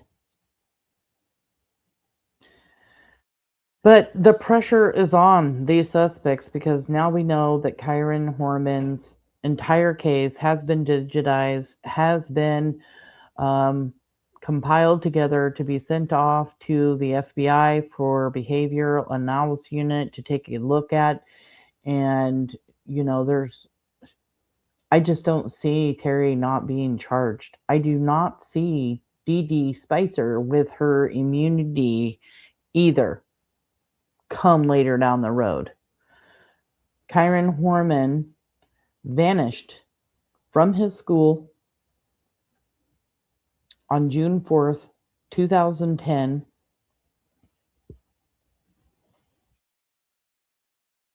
And we all know that Terri Horman and DeDe Spicher did it. Somebody out there could have some information. You could even be one of DeDe's family members or know Terri or have heard things, because I hear and have heard that Terri Horman likes to talk in her sleep and talk about Kyron a lot when she's drinking. And I know there are some of DeDe's family members that know something. I mean, it's obvious. And maybe there's even involvement with Rick, DeDe's brother. The tip line is 503-988-0560. No tip is too big or too small. Please call law enforcement if you have any information. Even if you think it's rumor, it could be the one tip that they need to put away these monsters. Terri Horman and DeDe Spicher, if you're out there, if you're listening, I really hope that you are very, very, very shaken up today, tonight, tomorrow, for weeks coming, just wondering what the FBI is going to find out, what they're going to be able to piece together, what witnesses they might actually call again. And the more pressure that's on you, the better, because you guys are eventually going to make mistakes. And Terri, I know you're out there listening. Be prepared for another live, because I'm about to release some recordings that I had with Joseph Cristobal, where he talks to me about so many strange and unusual things that you have done. And it makes no sense. I appreciate every single person here today for almost 7 hours. And Kyron, I love you. Desiree, Kane, if you're out there, if you're listening, I will always continue to fight for Kyron until the cuffs are on these two monsters, and you won't ever be able to get rid of me. And yeah, I hope Detective Tabor is able to, you know, find out the information that he needs to find out. I hope that everybody that loves Kyron keep sharing Kyron's face, keep sharing his flyers, keep sharing the case, especially today, 16 years later. No answers, no Kyron, no arrests. You guys have all seen the circumstantial evidence and everything today. I've tried to give you guys as much information as I possibly could. And please, just don't forget, don't leave here and say, oh my gosh, that came from Kyron's mom. How do we know that's actually true? She works with law enforcement. She teaches law enforcement. She works with the FBI. That's what she does for a living now. And she advocates for her son. And she can't come out and open up and give us all of this information and look like an idiot in front of law enforcement, right? They listen to everything she does. If she was out there telling lies and giving misinformation or spreading rumors in her own son's case, how could they possibly allow her to teach law enforcement? So anybody and everybody, especially the Terri supporters out there, knock it off. Stop picking on Desiree Young. Stop picking on Kyron Horman. These parents are innocent. They don't deserve to be picked on. They don't deserve to, people going over or the supporters sending people over to Desiree Young's personal Facebook to harass her, to just come up with the most god awful things that you can possibly think of. And I don't want to get into all of that or share all of the stuff that they have put out on Desiree Young, because it is really god awful. It's god awful, the things that they do and say about Desiree. But she's amazing, and she fights for her son, and so does Kyron or Kane. They fight, and now they're fighting together, and that makes a big difference. It looks like all of the hateful things that they have felt about each other over the years has finally faded away, and they are working together to bring Kyron home. And you can tell that in the very last interview. Desiree Young does have a lot to be upset with Kane about. I get it. Kane, he feels guilty for everything that he's done, but they have now came to a mutual understanding that they know together Terri Horman had something to do with this. DeDe Spicher has had something to do with Kyron's disappearance, and now they're working together. They're working with law enforcement together. They're putting out interviews together. And it's just so very important to have that. They may not be communicating with one another, but they're not coming at each other for anything. Desiree Young has always said that she doesn't believe that Kane has ever had anything to do with it. She's just mad at him because there was so much going on in that house a year prior to Kyron's disappearance. Had she known, she might have been able to take Kyron from him. Terri Horman was constantly trying to get Desiree to take Kyron, and she would voluntarily just be like, yes, I'll come. And Kane was putting a stop to it. He still thought, though, that he was doing the right thing, trying to stand behind his woman, understand that she was fighting depression and postpartum blues, and, oh God, now she's drinking. What else can I do? But when it came right down to it, he was getting ready to leave Terri Horman. He was getting ready to leave her, divorce her, take Kyron, take the baby. And there was no way in hell Terri was going to allow him to take their daughter. But then look, she hasn't seen her daughter for 16 years. Kiara is going to be 18 years old, if she isn't already.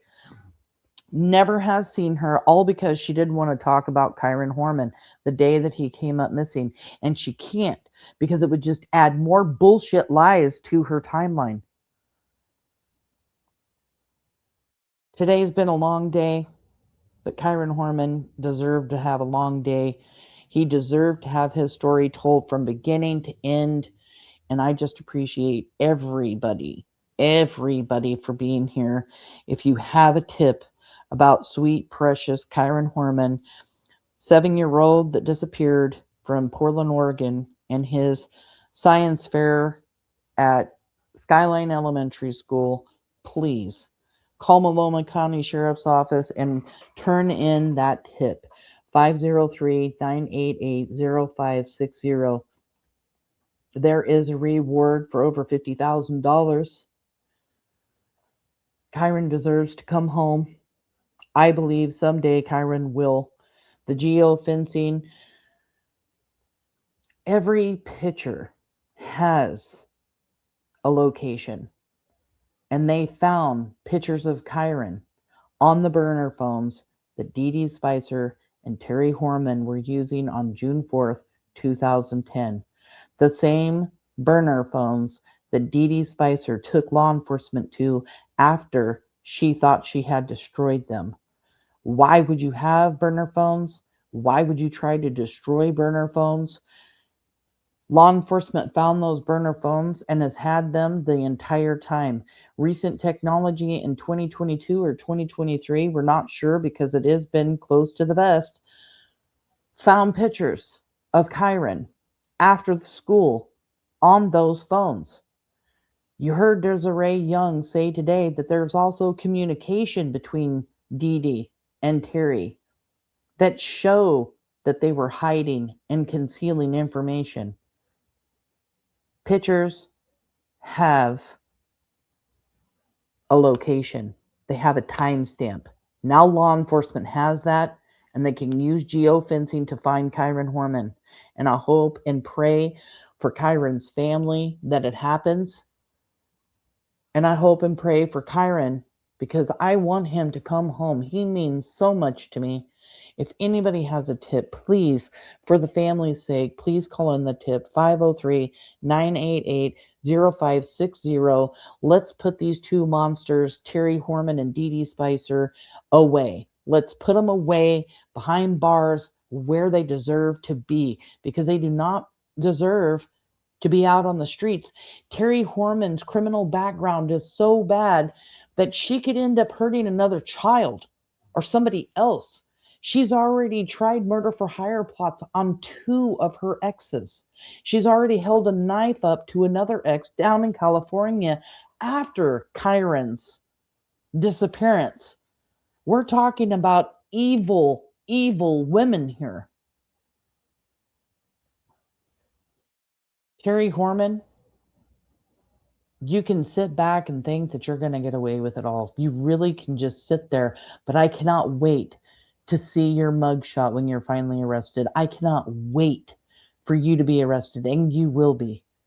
DeDe, you have thought this entire time that you're just going to sit back and relax because you have immunity.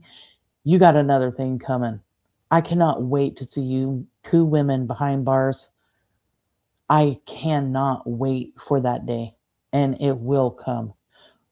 The FBI is looking over the entire case, and you cannot hide anymore.